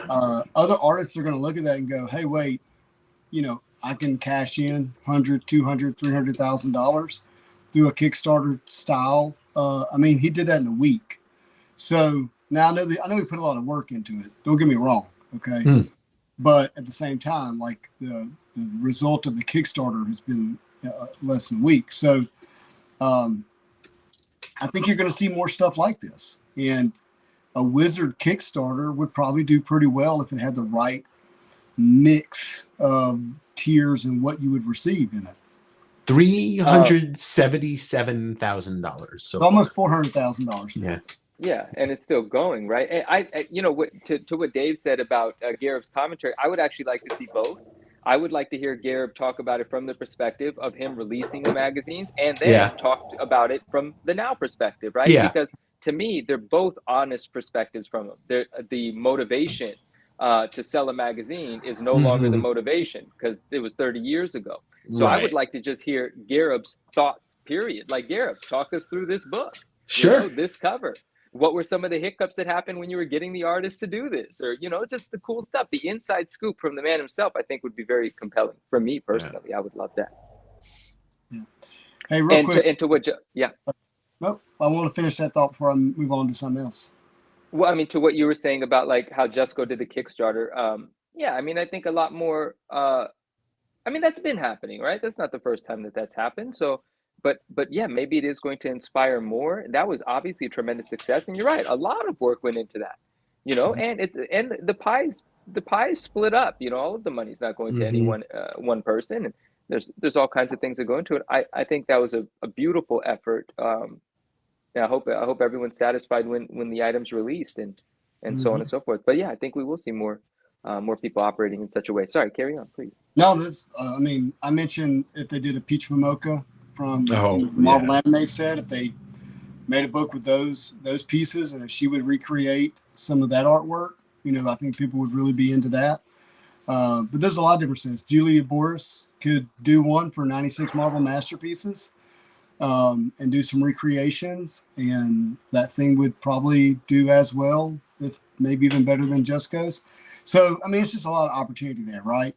To allow us to touch the thing we love again in a new way through Kickstarter, and make some income for those creators.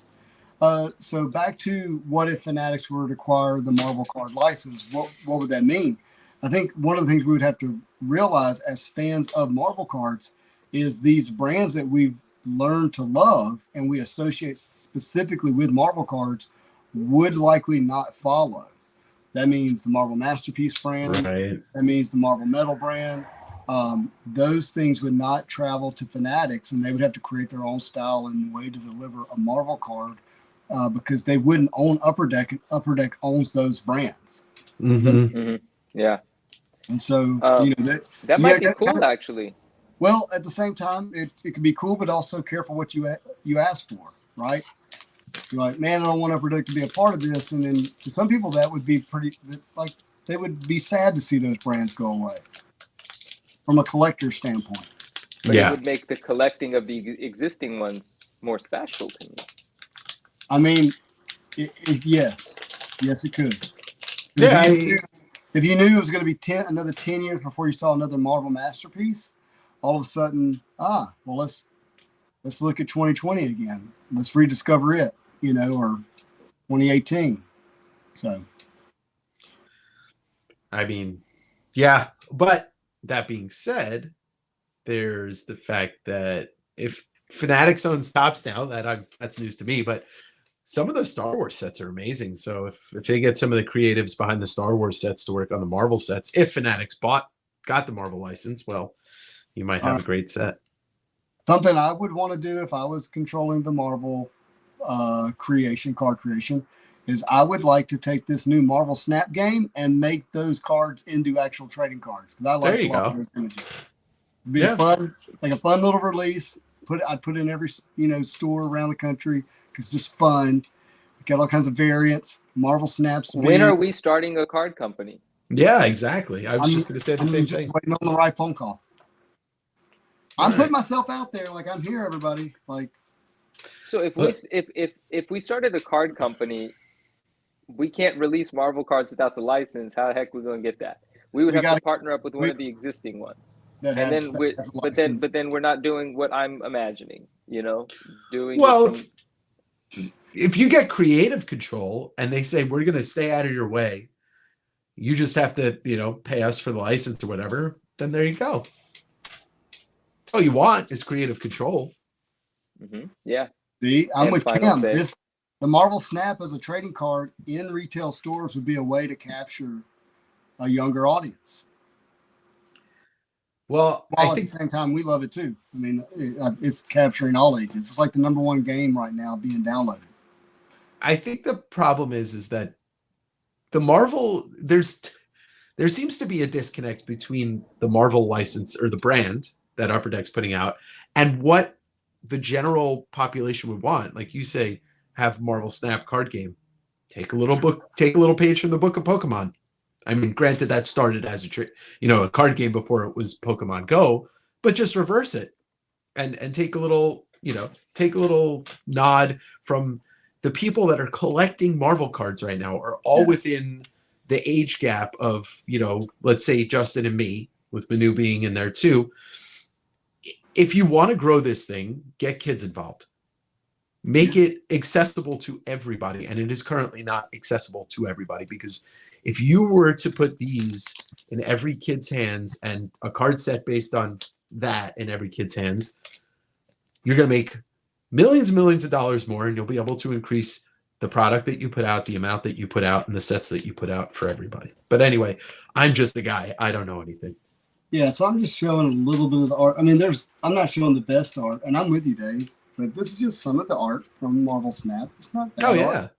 Good stuff. I think it's a good blend, from kind of the art we enjoy and a little bit of an anime feel to some of it. Yeah, it's very, very modern. So, yeah, I think it would be cool. It'd just be fun. Like, no, it would be masterpieces, and not everything has to be masterpieces, but it would be fun. I mean, you know what I want? If I was to pick a set, I want a Spider-Man set done with McFarlane, Larson, Bagley, Romita, Ditko. Like, why have they not made a Spider-Man Masterpieces set that just goes from like 2005 all the way back to 1963 and nothing else? Stop giving me. We have a backer. Yeah, stop. There's so much of it in there that I just don't understand. I don't. He will financially back us. So, and I believe it. We're going to do the Spidey Hits Kickstarter to acquire the Marvel card license. There we go. Let's do it. Exactly. I'll back that $1,000 right now. Don't do it through the super chat, because YouTube keeps 30%. Yeah. No. Yeah, we learned Cash that last week. So Daniel agrees 100% about extending to kids. How are they supposed to be nostalgic about Marvel cards in their childhood when Marvel metal boxes are $500 to $600? I will say this 1,000 times: the hobby boxes are not made for kids. They're just not. No. And the retail boxes are. You just opened a box of those, and you got them in the secondary market for $40. So it's still, within a price range of a kid can get their hands on it. Just wasn't enough of it. There has issue there. There has to be a healthy balance between the overproduced wax of my childhood versus the scarcely produced wax of now. If I was a kid, how many zeros is that? 200,000. That's 200,000. It's a good start. That's a great start. Absolutely. Yeah. There we go. I'm sure we can cut some cardboard without the paint coming off of both sides. Mo, we'll make it happen. Yes, and at the same time, I still actually have a vision that we can do this without someone having to give us money, to do it. That may come to the case where that's necessary, and I'll be very grateful for people like Mo, but I still think would you guys to have control? You got to put up the money. That's the only way it works. Whoever pays for it is who makes the decisions. That's true. If you guys had the choice, would you rather a masterpiece style set for, like, if you were to pick one style set, would you rather have one artist doing all the cards? Or would you rather have something more like metal where it's different art all around? For masterpieces, I like the one artist per set because it's just on brand. But if the artists were going to hold their own against each other and make them real masterpieces, I wouldn't mind seeing 4 or 5 really awesome artists do it, as long as it was the most beautiful, high-end, you put real time and love into it. If there was no disappointment, then they can all do it.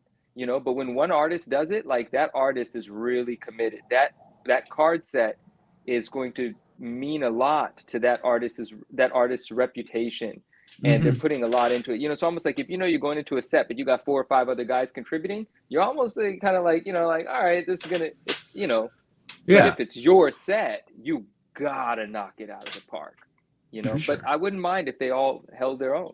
Absolutely. I love both. Justin, yeah. I think that if it's one of my favorite artists, then I'm all in on a one artist. If they really are able to give the time to it, and there's not like some rushed art in it, like it's really done well. I would love that. But I like a mix too. I like it when there's a mix of art, but yet there's an effort to keep it somewhat stylistically consistent. not Mhm. too vastly different Yeah. throughout the card set. So I like both of those. I think that part of the key to the hobby, growing, is creating a human experience around the cards. Mm-hmm. And to have an experience with the cards, you either have to be able to watch it and see it in some format like we do here on the channel, or you got to put it in their hands. And of course you can have both, right? And Mhm. Mhm. so I just think there's got to be a place, it's got to be something creative where people have access to this product and have it in a consistent way where they can count on it. Meaning, if I miss the boat on the last thing, well, something else is coming up this month, Mm-hmm. and the next month after that, and that there is a consistency in the hobby where we're not going through these long droughts of product not being out, and people overcommit and overspend, and then hurt themselves rather than having like a consistent way of being in the hobby. So human experience of product availability, top-notch art, well-constructed card sets that have, correct information in it, and then, here and there add some fun elements. I think if you do that, like you're going to have success.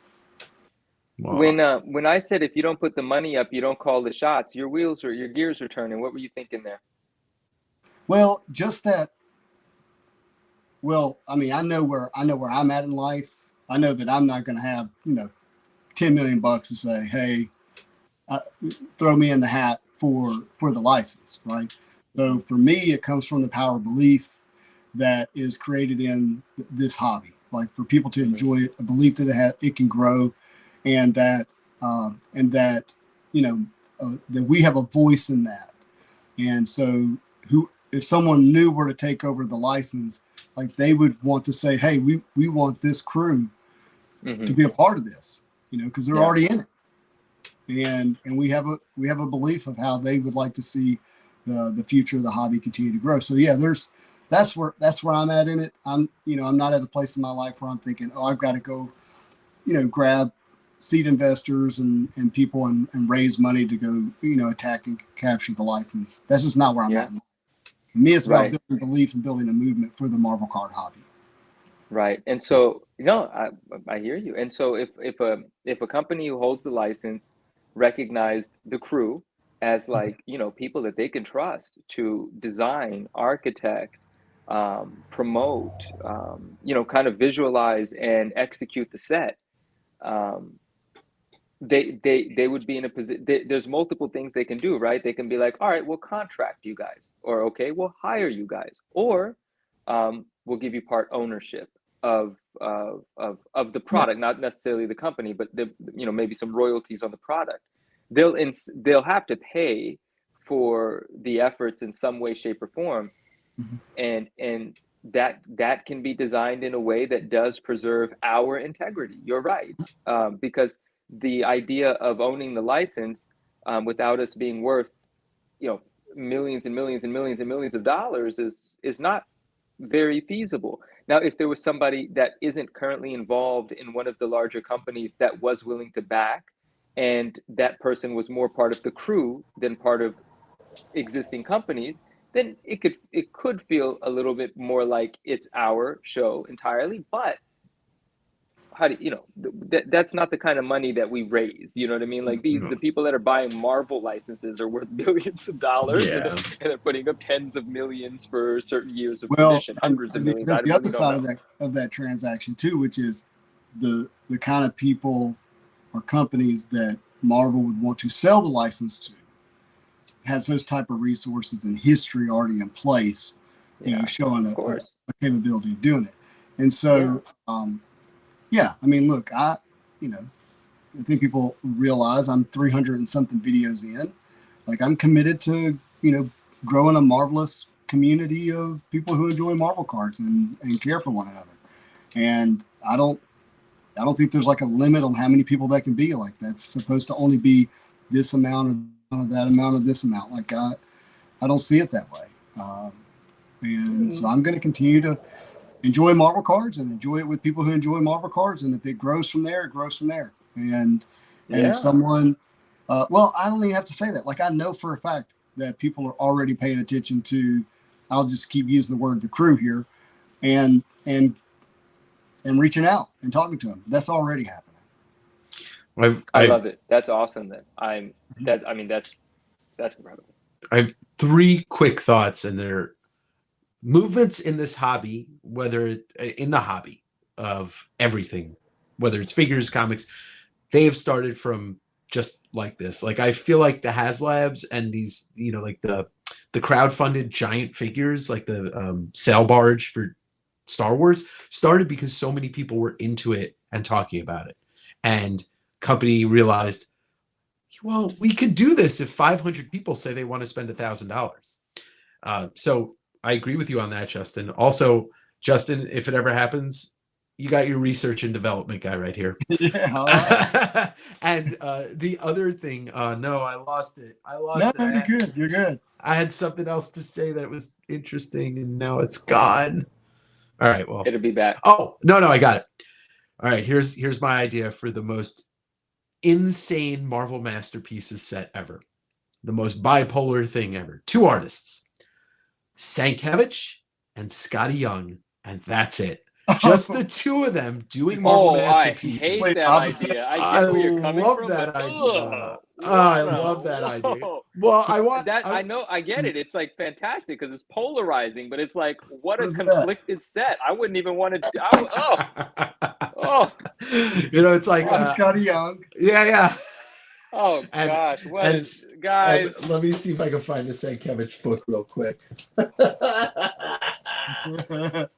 Oh no, I don't have anything close to me. But seriously, like, I would love an all Sienkiewicz Marvel Masterpieces, but I just think it would be funny. Like, high series is all Sienkiewicz, low series is all Scotty Young. So like, you pull out the cheesiest Wolverine next to the craziest Wolverine. And it'd be the cutest for sure. Like, Scotty Young nails it every single time, but though that just, dude, it's almost like that set is intentionally to really upset whoever's opening the pack. It's like, dang it, I didn't want this. All right, I'm gonna put it, everybody, I'm gonna put the words, I'm gonna pull them right out of your mouth because I want to show you something. And it's right here because I just put it away. So don't get me out of the room. Do you know what Scotty Young's art looks like when he's not doing the cute stuff? No. Let's see it. It looks about as close to Bill Sienkiewicz as you can get. Let's big this thing. Let's big this thing, please. All right. So he did a whole bunch. There you go. He did a whole bunch of the Deadpool Cable Deadpool covers. And this is what they all look like. They all look like something very much inspired by Bill Sienkiewicz. So while the cute stuff is the cute stuff, like, this is, I don't think he did the interiors. But which Young would you want in this set? The one that I want both. Contrasts? I want both. Okay. Because if you look at Sienkiewicz's art too, like, he can switch it up, but this would still be cool. If, imagine the mind opening, like the way that people's mind would be open to Scotty Young if they never knew that he did this art, and then all of a sudden he did a Marvel Masterpieces set that looked like this with Sienkiewicz. Yeah, the curls on the collars, the Nightmare Before Christmas-esque stuff. Like, yeah. That. Yeah. Oh, I love that. So, yeah. Oh, look at that. Derpa Derpa said it reminds him of Simon Bisley, and it very much does that to me as well. I need to become familiar. What's some other Simon Bisley stuff? Simon Bisley did Lobo. Simon Bisley did. Yeah. Absolutely. I see it already. Boom! It popped. Yeah, exactly. Yeah, and he did that very wild stuff. But I can show you some stuff when we're talking and other, off this. Sam Keith, correct? Yeah, Sam Keith, exactly. Definitely. Yep. No one does the curly hairs on Wolverine like Sam. Oh my gosh! Oh, it's so good. It's so good. The 90s brought us some of the best art and some of the most unique art. And Sam Keith on Marvel Comics Presents is one of those things that will always stick in my memory. As it's one of my favorite runs. Absolutely. Absolutely. All right. So we got our card set. We've got our CEOs, and we're good to go. I think it's going to happen. I can't wait. I can't wait to be involved in the direction and the release and the art and everything of a card set. I can't wait until we sit at a table, argue with each other, and come to an agreement I can't wait till everybody's eating like Chick-fil-A and I say, I'm a vegetarian, guys. What am I, chopped liver over here?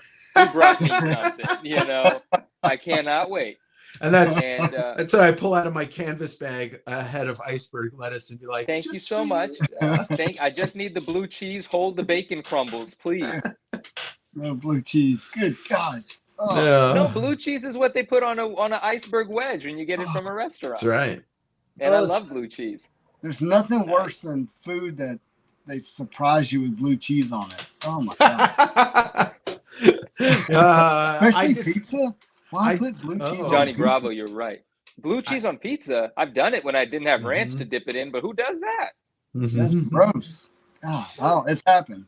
I've been somewhere where I'm like, I just Thank order you, a pizza. Derpa. Derpa, I love you and I appreciate that. Thank you. You There care you about go. me. It means a lot. Bring the beyond. Hey, it said you can all recreate that Image Comics team photo. It's so You know, good. Gareb Shamus took that photo. Yeah. Oh wow, I did not know that. Yeah. And they took out Hank Canales in the Wizard magazine because he had left Image after that photo was taken, and so they took him out of the photo and replaced him with, I think they replaced him with Will Portasio. Factoids. I don't Just know. do blue mold. No, thank you. That's a new character, Blue Mold. Ooh. Adam the Blue Mold. Yeah. Exactly. Hey, y'all don't do that. That's my character.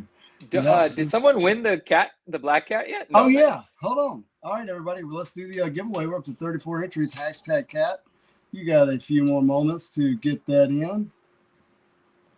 Get this away.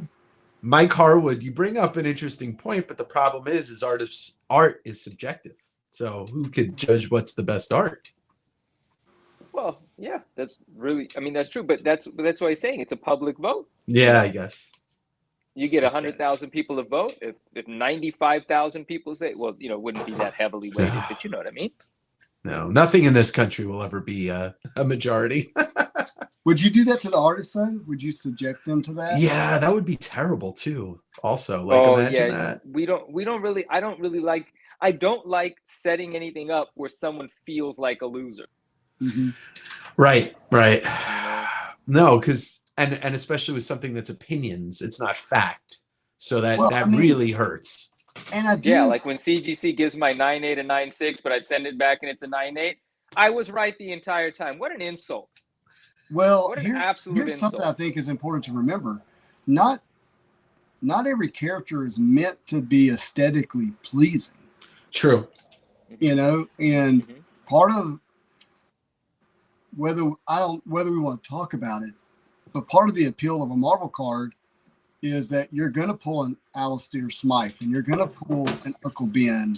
Yeah. And that has a way of elevating the other cards. So it's not like you're trying to create, the Mona Lisa Marvel cards in every single card that's produced. Justin, when we put out a set, we're not going to go by that philosophy. We're not going to put on nonsense cards just because there should be some nonsense to contrast the good stuff. We're going to make a set where they're all amazing. So let me ask you this. Who is Crystal, the character? Dave, please answer that because I don't know. I don't know who Crystal is either.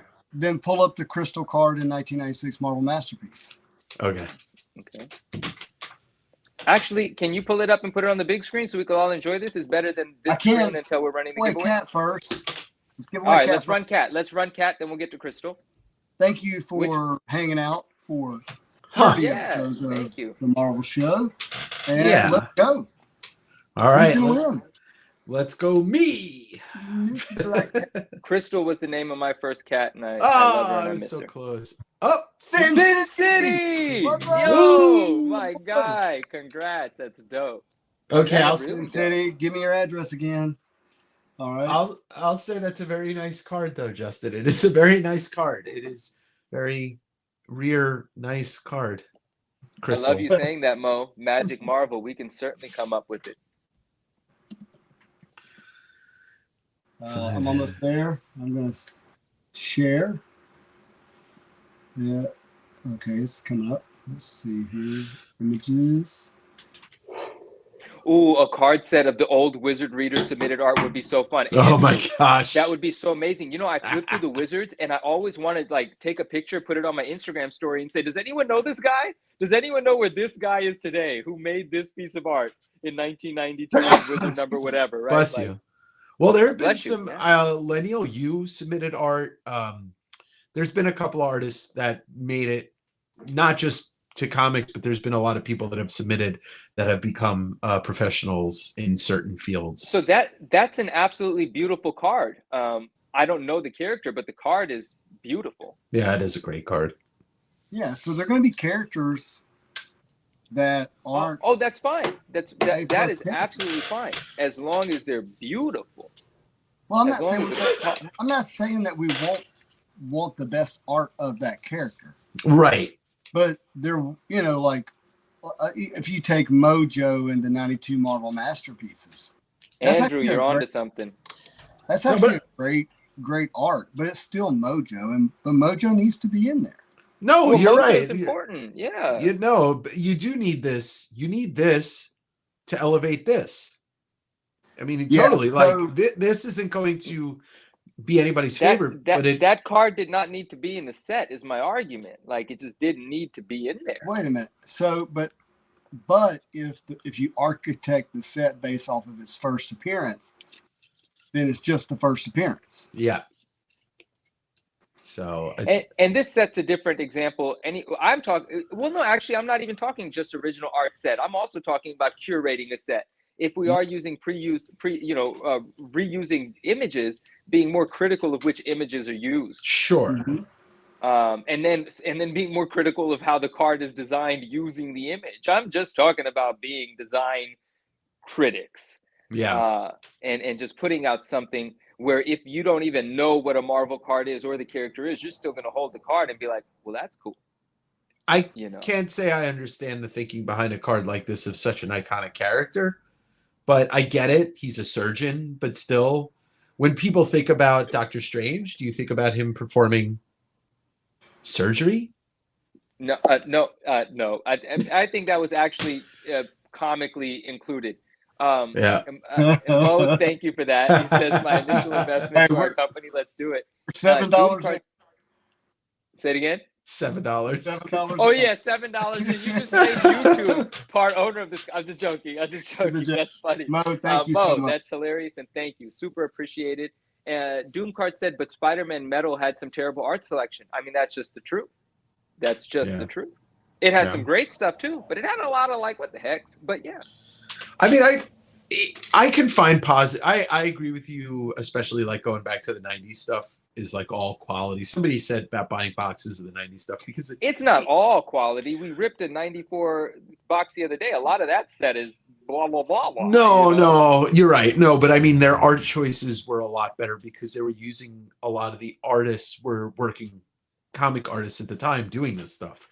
I don't think that all of it's great, but some of this stuff, I question how in 2022 choices like this were made. And I don't mean in the quality control. I mean of how you're depicting some of these. Yeah. So, but I think every character needs to be in these sets, even if they are stupid, not stupid, but like not the coolest characters, not the same five that come up in every comic.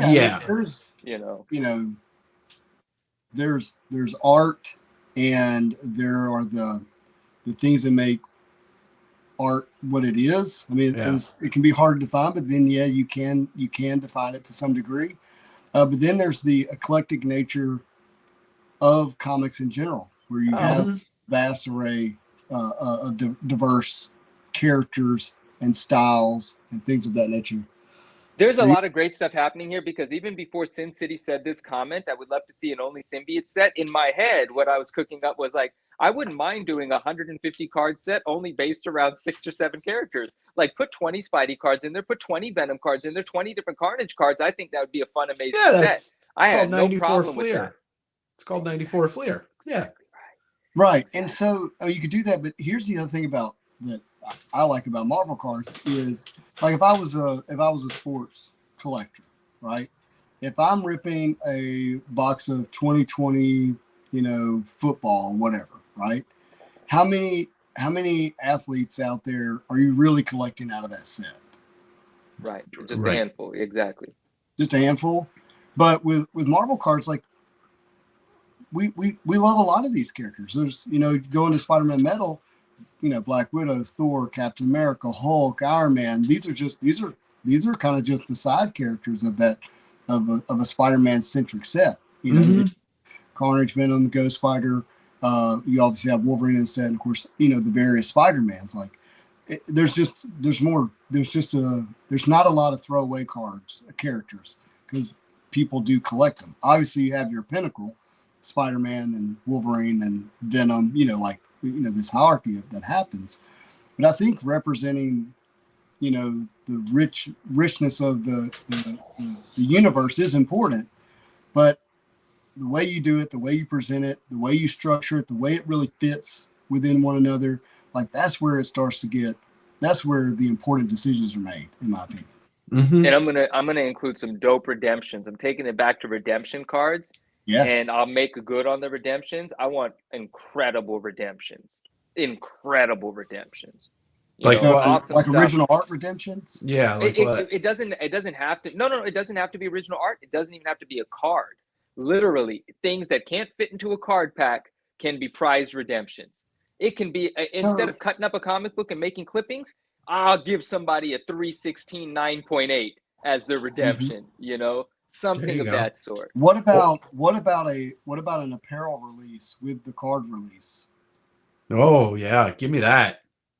What? Why'd you ate that up quick, Dave. I'm not on board that fast, because I need to know what kind of apparel are we talking about. Well, I mean, it would be limited, but it would be licensed, and it would be very much connected with that set from an art standpoint. Yeah, give me or do a 92 Masterpieces apparel line. Just give me that. Like it would be in a sense a collectible, but it wouldn't be mass produced. Could be cool.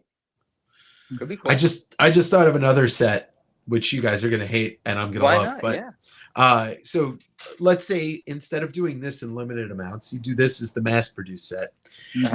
and then you get Alex Ross to do a Marvel Masterpieces set of all characters that only appeared in books once. Okay. I make that super limited, though. Make that super funny. Limited. Justin, can you make me big real quick? And then I'm going to read this comment. Dave, did you see this comment? Brendan said he just bought a 94 Flair set off you from eBay. He looks forward to receiving it. That was him. Oh, awesome. Yeah. So we just gave away a black cat. Let's give away another black cat. Let's do the Palladium. Oh, man. How are we running? I absolutely love this card. That is fantastic. That's a fantastic card. I mean, I'm being completely honest, man. I know my opinions don't, whatever. They're mine. I don't like the Palladium insert set. There you go. Like this shiny clear thing for what? The artwork though, incredible. This is such beautiful arturt from the set. But like the shiny lettering is not that great to me. Hashtag Manu. Yep. All right, hashtag Manu. But I love this card. It's probably this and the Spider-Man Palladium. They're my favorite. They're my favorite. I want to touch. I don't want to bag on this card. I just think some elements of it are a little like just but this one's sick. I want to touch upon something. I think it was Justin that said about sports cards and buying it for 4 or 5 athletes. I can't speak for anybody else, but growing up through 85, through the early 90s of collecting baseball and hockey cards, I absolutely loved it when I got a card of somebody that was on the Islanders or the Mets that was not Darryl Strawberry or Doc Gooden. Like I absolutely loved getting the players that didn't have all of, like 3 cards in one set. So if Spider-Man Metal had 3 Darkhawk cards, I'd be ecstatic about that. I'm still big. That's so weird. You still big? Yeah, no, the Sin City said the Venom Palladium. Is the Venom Palladium the Crane one? That's probably why I don't like. Oh, it is so sick. You know what? It is so sick. Emotionally, I don't like it because I believe it's Crane. But it's such a good looking card, the Venom Palladium. Where he's jumping out at you. It's so sick. I love that. Emotionally, I don't like it because it's Crane. That's like the best thing you've ever said in my presence. Straight up, I won't buy it. I don't want to be near it. I don't like it. Energy is way more important to me than anything else. For sure. I don't like any Crane stuff anymore. I'm sorry. None. I'm not a fan, not a supporter. Don't care. No, I don't. I'm not a fan of his artwork to begin with. So I did like some of his artwork. Would if you were in, design, would you let that get in the way of some of your decisions? No, because I know how popular he is and his art is. I'm not stupid. It's like I know from a business standpoint, people want to see his artwork, his Venom artwork on cards. Well, the thing is, you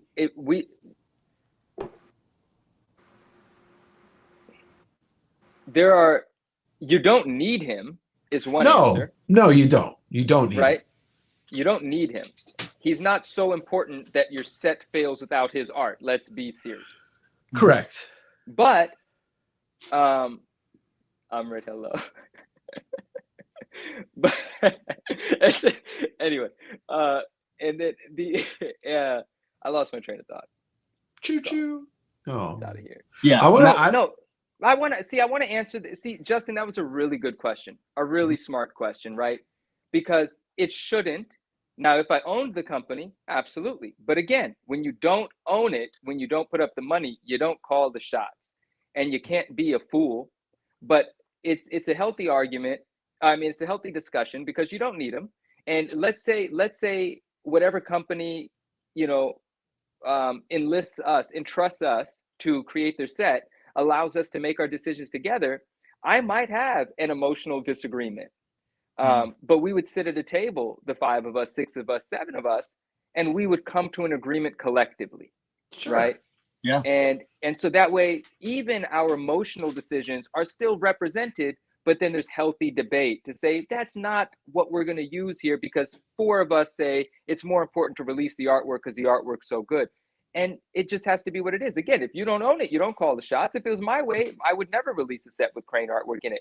But to say that to someone that's running a company that might be, paying me to do something for them, they don't want to hear that because they don't want Manu to make emotional decisions about the product. Or maybe they do, because sometimes my emotional decisions are fantastic. Yeah, and a lot of people relate and agree. So who knows? Well, your emotional intelligence is very high, my friend. It is very high. You, my friend. Likewise, I appreciate that. But if we were sitting at a table and you're like, okay, we only have 5 artists to do Venom, would I put Crane on that list? No. Would I put Todd and Eric Larson and Bill Sienkiewicz on that list before anybody else? Yes. By the way, are you familiar with some of the variant covers that they used for both of you for Sienkiewicz for Venom art? Like how amazing it is. I can get him in a little bit, but he has two. Yeah, there are 2 variant covers. I think they were both used. One of them was used for a Masterpieces card, I believe, and then the other one might have been promotional for Maximum Carnage. But his Venom has to be out there with some of the most insanely scary things I've ever seen. Yeah. I think for me, like, I just wouldn't want to hashtag Manu, guys. Don't sleep. Hashtag Manu. I wouldn't want to give the impression that there's like a blacklist of artists.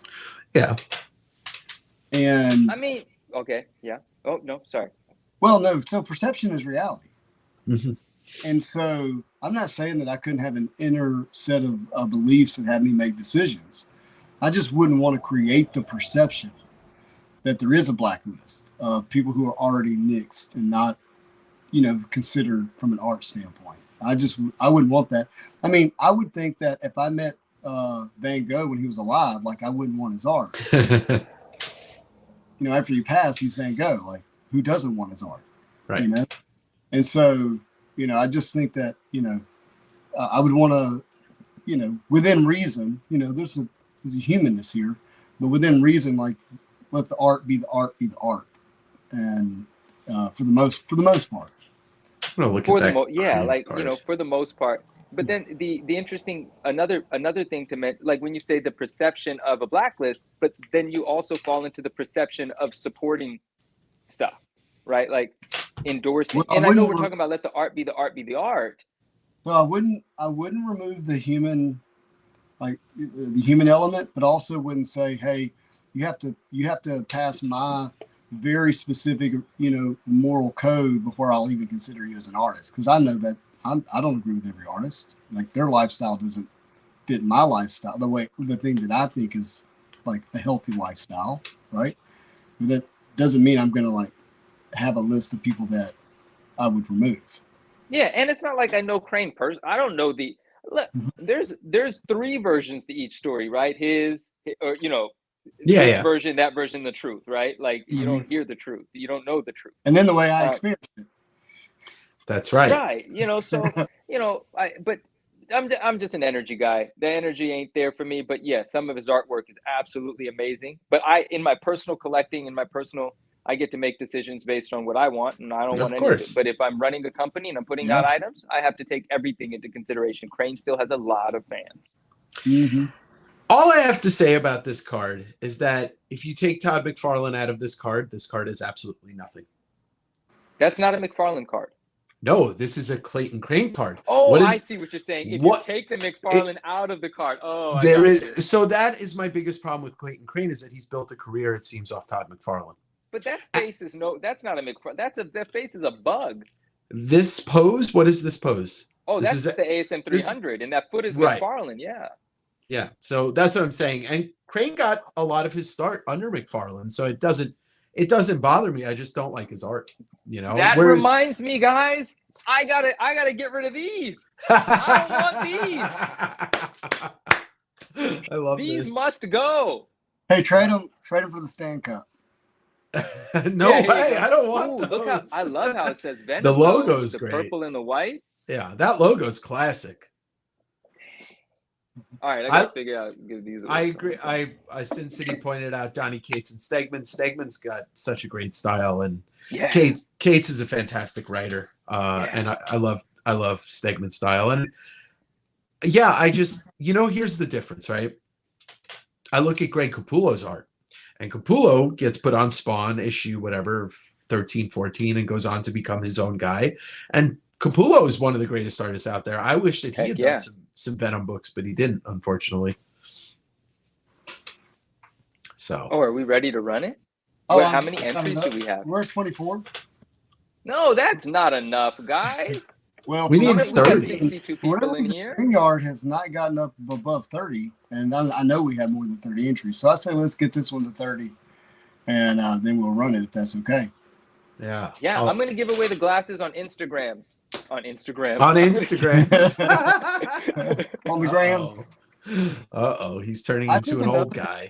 Haunters, I appreciate the $ in front of my name, but I hope you have. Oh, there's the hashtag in. There's the hashtag money. I think another thing that would be really cool is you did enter a competition. You did, and now you've entered again. I think the thing that would be really cool is that if you had a set that was like designed around up and coming artists, like giving up and coming artists a chance, and where almost in a sense like you could create the feeling of, hey, look, this might be an artist I want to collect early on before they become, almost think about like if music and you're like following the college bands before they become popular. You know what I mean? For sure. I think you're already built in with that, because basically all you would have to do is tap some of these sketch card guys to design cards. Cardboardology is like an hour and a half behind. Now I understand what's happening, because one of his earlier comments confused me, and now he just did hashtag cat. He's gonna be sad when he finds out he didn't win. Yeah, it's okay. Somebody text him.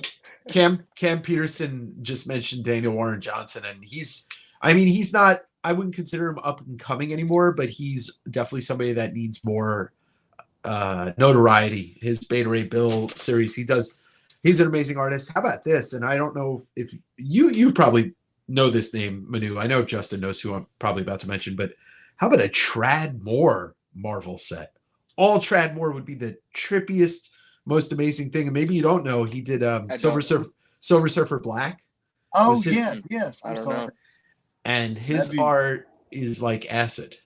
It's very much trippy and beautiful. He's like a masterpiece artist. I wouldn't be mad about it. No, me neither. He's got it would have its own feel,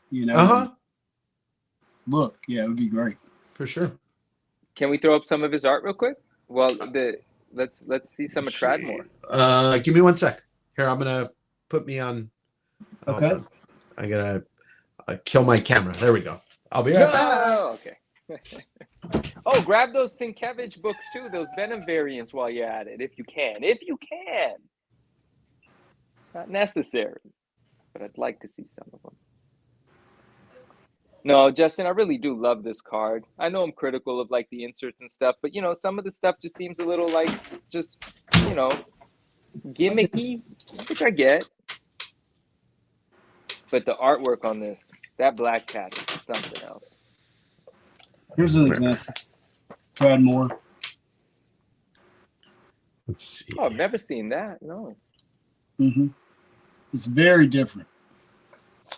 Let's see. Gonna try and get to it should be in here. Yeah, here it is. So this is Silver Surfer Black. Mike, thank you. This is one of these books that got me back into wanting to read modern Marvel stuff. But his use of just line work. Could you imagine seeing Marvel cards that just had that very acid style, San Francisco, Fillmore, Grateful Dead? Mm-hmm. Just unbelievable. I recommend anybody look at this. Yeah, and his Null. I wish I could find a good page with Null in it, but yeah, just unbelievable stuff. So I recommend anybody that likes comics to read Silver Surfer Black. There it is. That's the image I was just showing them. Yeah, cover for number 5. Look at this. That's Null. Who's who are the artists? Who's the artist that did King Spawn? Who's on King Spawn covers for the first few issues? Oh, I forget. I know who you're talking. I can't remember the name. Because there's an issue, I forget the issue number, where the red cape is just going absolutely beautifully, paintedly crazy. Yeah. No. It's man. So amazing. Yeah. All right. Brendan is asking, when will we find out the new Masterpieces artist? They have to have been drawing already. Oh, I'm sure they're working on it. I don't know when we're going to find out. Yeah. So I'll read you the statement I got. Give me a second. Man, we got to find a new raffle-y thingy.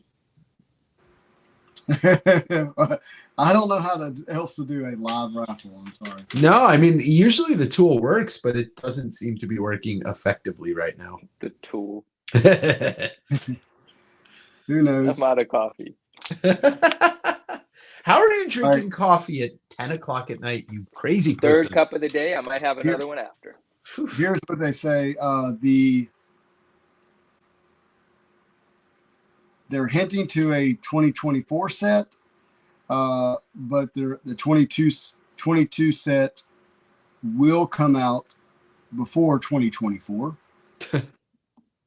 The statement that they got from Brand and Upper Deck is that the 2022 Marvel Masterpiece artist is finishing up. Stay tuned for upcoming announcements. And that was it. So, okay. I think I know who it is, but I won't say. Why won't you say?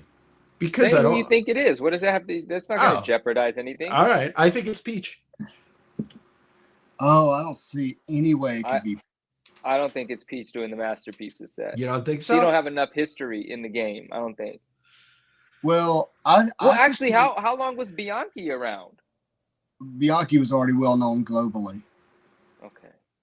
Yeah, Bianchi was a big artist, and was doing comic covers and stuff. But the problem with Peach is she's doing too much. To like whoever's doing the Masterpiece right now has disappeared for the last year. I mean, they got. Oh, that's a little. Maybe. We could reverse dissect or whatever that. I mean, right? Like for a while, right? Has Delato been doing covers in the last year?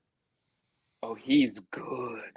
You know, I mean, I could think of a lot of things, but here's the thing: Give me an Alex Ross Masterpiece. Well, set yeah, too, Cam. that would be $4,000 a pack because he charged them He's too Yeah. much of a business for him. Yeah. But there are some artists that can bang stuff out very quickly. I mean, I'll harp back to the person I've mentioned 6 times tonight, Sankiewicz. His body of work, he can pull out a cover every 2 weeks. Do you think he might be too controversial to have a set like Masterpieces? I don't know if he would do it, but I'm just saying he's got the ability to do it. I think Peach has the ability to do it, and she is their most popular artist by a country mile for the last 3 years. Another thing that I think is, and you guys could correct me if I'm wrong, my take on Masterpieces is it's digestible good looking. It's not artsy good looking. It's like, you know what I mean? Like it's a sort of set where you look at it and you're like, that's fine art. Not let me figure out what I think of this. It's not that kind of set. Do you feel that way about 2020 Marvel Masterpiece, Dave Palumbo? I don't. Let me look at it. From what I've seen, but maybe that's why I said correct me if I'm wrong. I haven't seen enough. You know me, man. My head just came out of the 90s 2 years ago. Yeah. So I would love to see some of Palumbo's work from 2020 to see. This is pretty stuff. I'm looking at the Incredible Hulk What If, I guess, with Wolverine. That's a beautiful card. It's weird, but I like it. The Wolverine? I think that's what I'm looking at. Yeah, he's in like a crazy pose where he's like slashing. He's up in the air. Yeah. He's got abs for days. Yeah. It's a little long. This to me is an interesting card because are you showing something? And I'll pull it up. Yeah, let's run the giveaway and I'll pull it up. You ready, Manu? Yeah, I mean, I'm ready. Here's the card. Hashtag Manu. We've got more than 30 entries, but only 30 people are entered. So, Manu. Hey, it's the 30th episode. Oh, this is perfect. It was absolutely meant to be. Oh, there we go. Zelda. Oh, that's awesome because Zelda was like, I won. She said, I said, wow. I didn't mean, but Zelda said I won earlier, and that's hilarious. Congrats. That's dope. All right, Zelda 420. Please connect with me on Instagram and send me your nice. That worked out super well. Congrats. Just connect with me on Instagram, shoot me a DM, and that's it. Send me your address. I'm gonna ship you this beautiful card. I absolutely love this card. Congratulations. That is awesome. You're welcome. Congratulations, Zelda. Yeah, dude, that's sick. Thank you. I wonder is there another 30 on here anywhere? No, this is card 3 of 50. 30 of 30. Yeah. This is the Daredevil here. It's a cool card. Oh, and my name on Instagram is the same, the 9.9 Newsstand. Very reminiscent of Alex Maleev. It's one of some of the stuff. That is the Daredevil. There's a Battle Spectre Gem, Cyclops versus Mr. Sinister. Takes off his glasses. He's taking off his glasses. That's amazing. I have a huge complaint with the ladies in the set. They're just not very. They just, anyways. They're not very feminine. I don't think I'm gonna love this set. This 2020 set once I dive in. I mean, I don't think so. It was like maybe Upper Deck told them to deliberately not do that. Here's the Spider-Man. Spidey looks good. This set is more artistic than I would describe a Masterpiece set. How did I mean, I imagine that Spider-Man's little. It's unique. It's definitely a take. So yeah, this wouldn't be necessarily my cup of tea, and that's all right. But this does prove me wrong in me saying that these are always more like, I forget the word, but just like, I don't know the word, but palatable. Nah, I mean, these are palatable, but like, generally good look. I don't know the word. Yeah. Universally good looking or traditionally good looking. Yeah, they're less poppy than they're more artistic, and I kind of like that because what's a masterpiece? Right. And that makes a lot of sense. So this lends to, Peach Momoko having a blast with the set. Yeah. I think she would kill it, and she is just like, have you been able to look at modern comics within the last 2 years and not see her? Mo says blah. Mo, I feel bad saying like No, not, oh yeah, maybe the word objectively is what I'm looking for. I feel bad saying anything bad about artists on this channel. Like, I'm just going to be completely honest, but I still say what I want to say. I don't know Of this artist, course. not my personal friend or anything. Mo, if you're saying blah to the art in the set, I am with you, to be honest with you. But that's just a personal thing. It's just a personal thing. Derpa do. The Black Widow looks like she hasn't slept in weeks. She probably hasn't. She's the Black Widow. But like, you know, how crazy, yeah. And that's the what box is that? That's the box for, yeah, I never even liked the box art. That Venom art is so questionable to me. How does that become the box art for a Masterpieces set? But that's actually Yeah. one of the better pieces in the set. Interesting. Well, look, nothing's ever going to live up to 1992 Masterpieces, so let's just That's face what that. 1996 did. See, 1994, and we went 1993. We went through 96, and I ate my 95 was words. fun. 93, which was 93 was the one with like 93 had all various different artists. artists. Yeah. 95 had different artists. 94 was the Hildebrands, and they Right. held their own in their own way. I just meant my personal opinion. Nothing's Yeah. gonna ever beat Jusco in 92. Objectively is the Except word. 93 has 93 has some Steranko, which is amazing, and Stankiewicz, which is amazing. So 93 would be my second favorite. Yeah, and I guess, you know, Dave Palumbo, you know, he's an artist in his own right. Like, you know, he obviously put out a masterpiece set. It sold out. It did well. So, you know, all the things, right? But he's also Julie Bell's son. Oh, wow. Oh, And- yeah. There. Hold on. This is Palumbo 2020 Wow. stuff? Mhm. Let's not pretend that doesn't have at least the possibility of playing into the selection. Of course.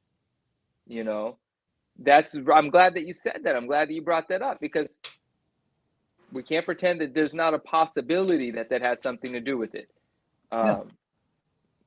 Yeah. I mean, I think that, you know, Upper Deck has a real opportunity on their hands, right? That 93 Masterpieces Carnage for sure. Well, I think, anyway, yeah. Say it again. You think they have a New real Ring? opportunity on their hands right now to give us an masterpiece. Yeah. Depending on the artist. Justin's back there, yeah. I have to put in my ear pods because my phone's dying. I love the sets that people are calling out right now. Absolutely. 1992 is incredible. 95, 96, and 2007, once I realized more of the 2007 stuff, yes. 1994 Flair, absolutely. I love a lot of that art. And everyone always says that's reused art, and I know that, and it's digitized and, you know, made a little bit smoother and, you know, whatever. But I love that art. You love it 93 because Masterpieces Carnage. Do you love the Flair because it's nostalgia, or do you love it because you truly It's love actually objectively amazing. Like, if you want to make me big, I'll give you an example of a card that's, to me, objectively amazing. If that's the word, I don't know if that's the word, but personal opinion that you think it's amazing? I just wanted to know if you love the art or you love the nostalgia of the art.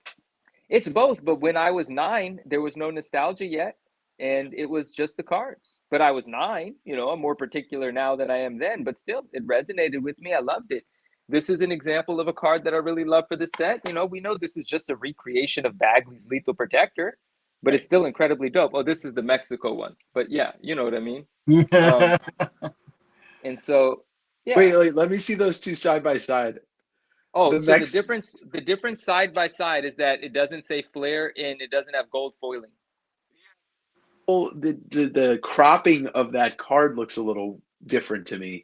I actually believe the card is a different. No, you're right. It's not that. I actually think the card is a different size.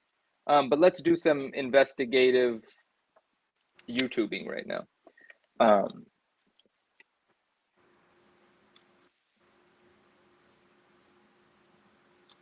No, and you know what's interesting is it's in a different sort of encapsulation. It's in its own little baggie inside. I always thought it's because the card is a different size. It's not. It just has a different size opening in the encapsulation. The actual opening in the card is a larger one, and the cropping seems to be identical. Oh no, I'm sorry. I wish I was doing a better job here. The regular Flare one is cropped differently. There's less background on the top of Venom's head.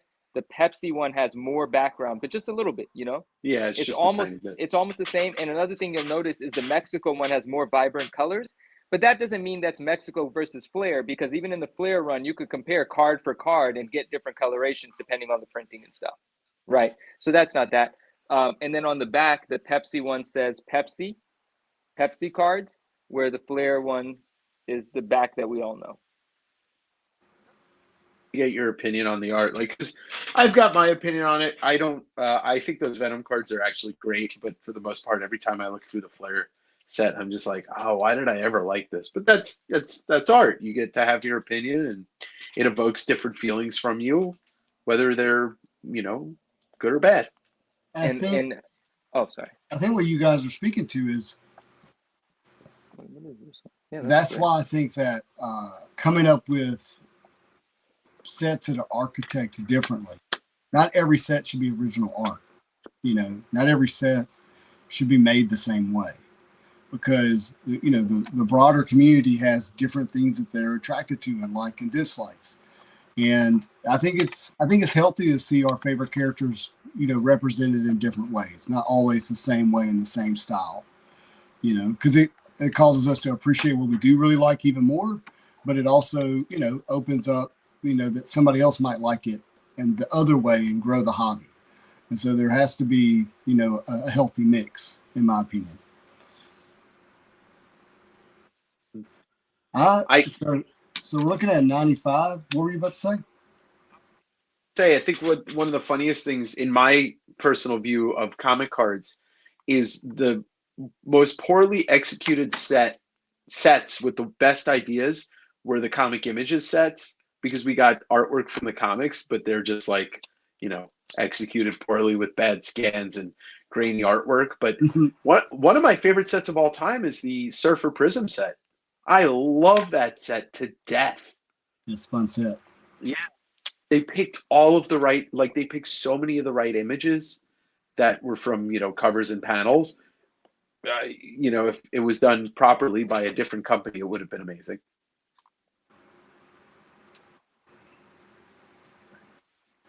And of course you get oh yeah, the residue on the Flare cards is tough.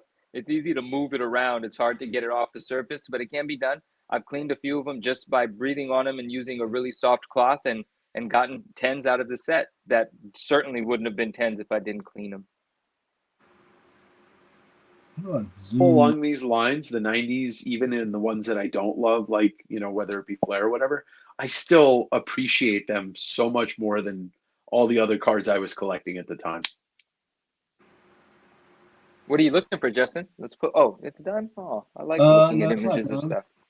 I'm just gonna pull up 94 for a second. I'm just looking for a good place to see it, where I can show it on the screen. Yeah, Hildebrandt. Amazing set. Amazing set. Yeah. Oh, that Black Panther's so sick. Dude, it's such a beautiful set. Oh, the holo foil that Alonzo gave away was from that set today, right? Correct. Yeah. Look at that Spider-Man. That's incredible. It's like a reverse McFarlane. Yeah, I love that though, because the Hildebrandts were, classically trained fantasy artists, and there was no, because Vallejo hadn't done his take on this stuff yet, right? Yeah, it was before Vallejo. So just to get that, I know, Jusco, then the Hildebrandts. No, you guys were right. I just have my favorite sets first, not my favorite sets, Dude, this is such a great set. 94 masterpieces just feels so good when I look at it. Done that one twice. Such a good set. They did the Wolverine. The take on Wolverine was a little different. Yeah, you look at their take on issue number 90. It's amazing. Dude, what a beautiful Captain 90. America. That's great, Cap. What a great set! Wow, this set is funny story. When it came time for CGC to release the initial promos for the fact that they were grading Marvel cards, they had my ASM 300 Yeah, ASM. Make sure I said it correctly. You've been ASM. saying it correctly for weeks now, my friend. Okay. 300 auto. That's a CGC 10, and then they had a Captain America from '94 Marvel Masterpieces, which was like a CGC 8 or something like that. And they kept wanting to use this card as the big image, and we were like, no, don't use the Spidey CGC 10, the McFarlane one. But they loved this image so much they just kept gravitating it towards it because they didn't know anything about like what makes one card more special than the other. They were just looking at this art and going, no, this one looks great. Let's use this one. So. I love it. Yeah, well, I could look at this set all day. I'm sad that we're not looking at more of it. Yeah, just I don't want to sit here and go through images. Like I can't get the images to pop up of a full set. That's what I was looking for. Full set here. If you give me a minute, if you want me to get it out, I could. It's gonna take some moving around. Oh yeah, I've got a binder. No, we'll just keep it on the screen. It'll be easier this way. But no, it's going to be interesting to see how it turns out and which artist it is and how people react and what the art really looks like when we see a preview, all that kind of stuff. And I really hope it's by the end of the year to see who that is. I hope so too. I really do. End of the year's coming quick. That's going to be exciting. Mm-hmm. The guy has been working on something for a year and a half. He hasn't done anything in a year and a half. Who's that? I mean, he's got a Doctor Strange book coming out next year, but he's done like 4 variant covers in 2 years, and that's about it. Yeah, Fleer Ultra. I just happen to have this laying here. This is a original art set, Spider-Man set, which includes PMGs, which didn't have original art on those for some reason, but whatever. Fleer Ultra X-Men base set has original art as well. We have made it to hour 4. I'm quite proud of that. Oh, we did. That was we did. I can tell my eyes are like, oh gosh, getting tired. You're looking wide awake to me. Your passionate love for the cards doesn't seem to tire. It doesn't tire, does it? Let's see what Ron I said. like that we're different. Uh-huh. I like that. We've all got our own artists that we love, and then I like our overlapping and stuff. Yeah. We'd have some fun discussions deciding about a card set. We do. And another thing that's hard, I think, for Marvel cards is like, just because something, like if an artist does something on the 8x11 or even a bigger piece, and it looks amazing, doesn't mean that it transitions really well to a trading card once it's shrunk down and you lose some of the lighting and the coloration. And so it's, it's not super easy, just to say, pick the good art and put it on there. Did Neil release his video of ripping open the 94 Fleer Spider-Man, or did he not do a video about it? He said if he did. He said what? He said if he did shoot one. No, not yet. Yeah, okay. He generally doesn't open live, I don't think.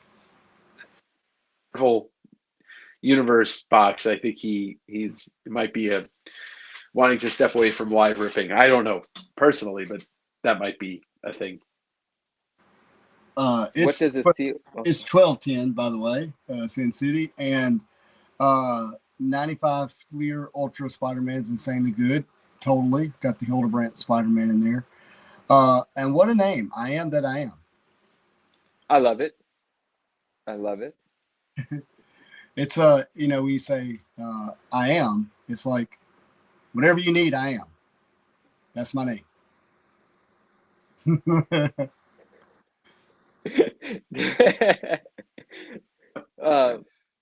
Wait, what are we talking about now? What's the 400? He's talking about the price of a 94 box. Oh, the price of the 94 Masterpieces box. Mm-hmm. Mm-hmm. That makes sense. I haven't looked at the 94 Masterpieces box lately, but that makes sense price-wise. Yeah. Yep. Yeah, guys. Well, no, I don't want to go yet. What else we got? Oh, man. I need to wrap it up. All right. We made it to hour 4. Thank you, everybody, for hanging out. I feel great about it. and whatever things that I didn't get out from my chest, we'll wait until Tuesday. There's always next Tuesday. Lord willing, Again. we'll get there. I do have, if everything works out, Into the Spider-Verse, new set, new boxes, new cards, new images, autos, sketch cards. We'll see what we hit. That will hopefully be Saturday morning. And I'm working on the guests for that and stuff. If you have boxes and you want to open them on the channel, feel free to hit me up. Always enjoy that. And yeah, there's some news dropping tomorrow. Can't wait to talk about it, even if it takes till next Tuesday. There's interviews coming out. There's a lot of stuff happening. So keep an eye on the channel. Keep an eye on Instagram. All that stuff. You guys? Thank you, everybody. Thank you so much. Thank you 30th episode. for everybody that welcomed me into this little family and group of Marvel maniacs. Hey, I like it. All right. Thanks, everybody. Thanks for watching. And as always, I hope you have a marvelous day.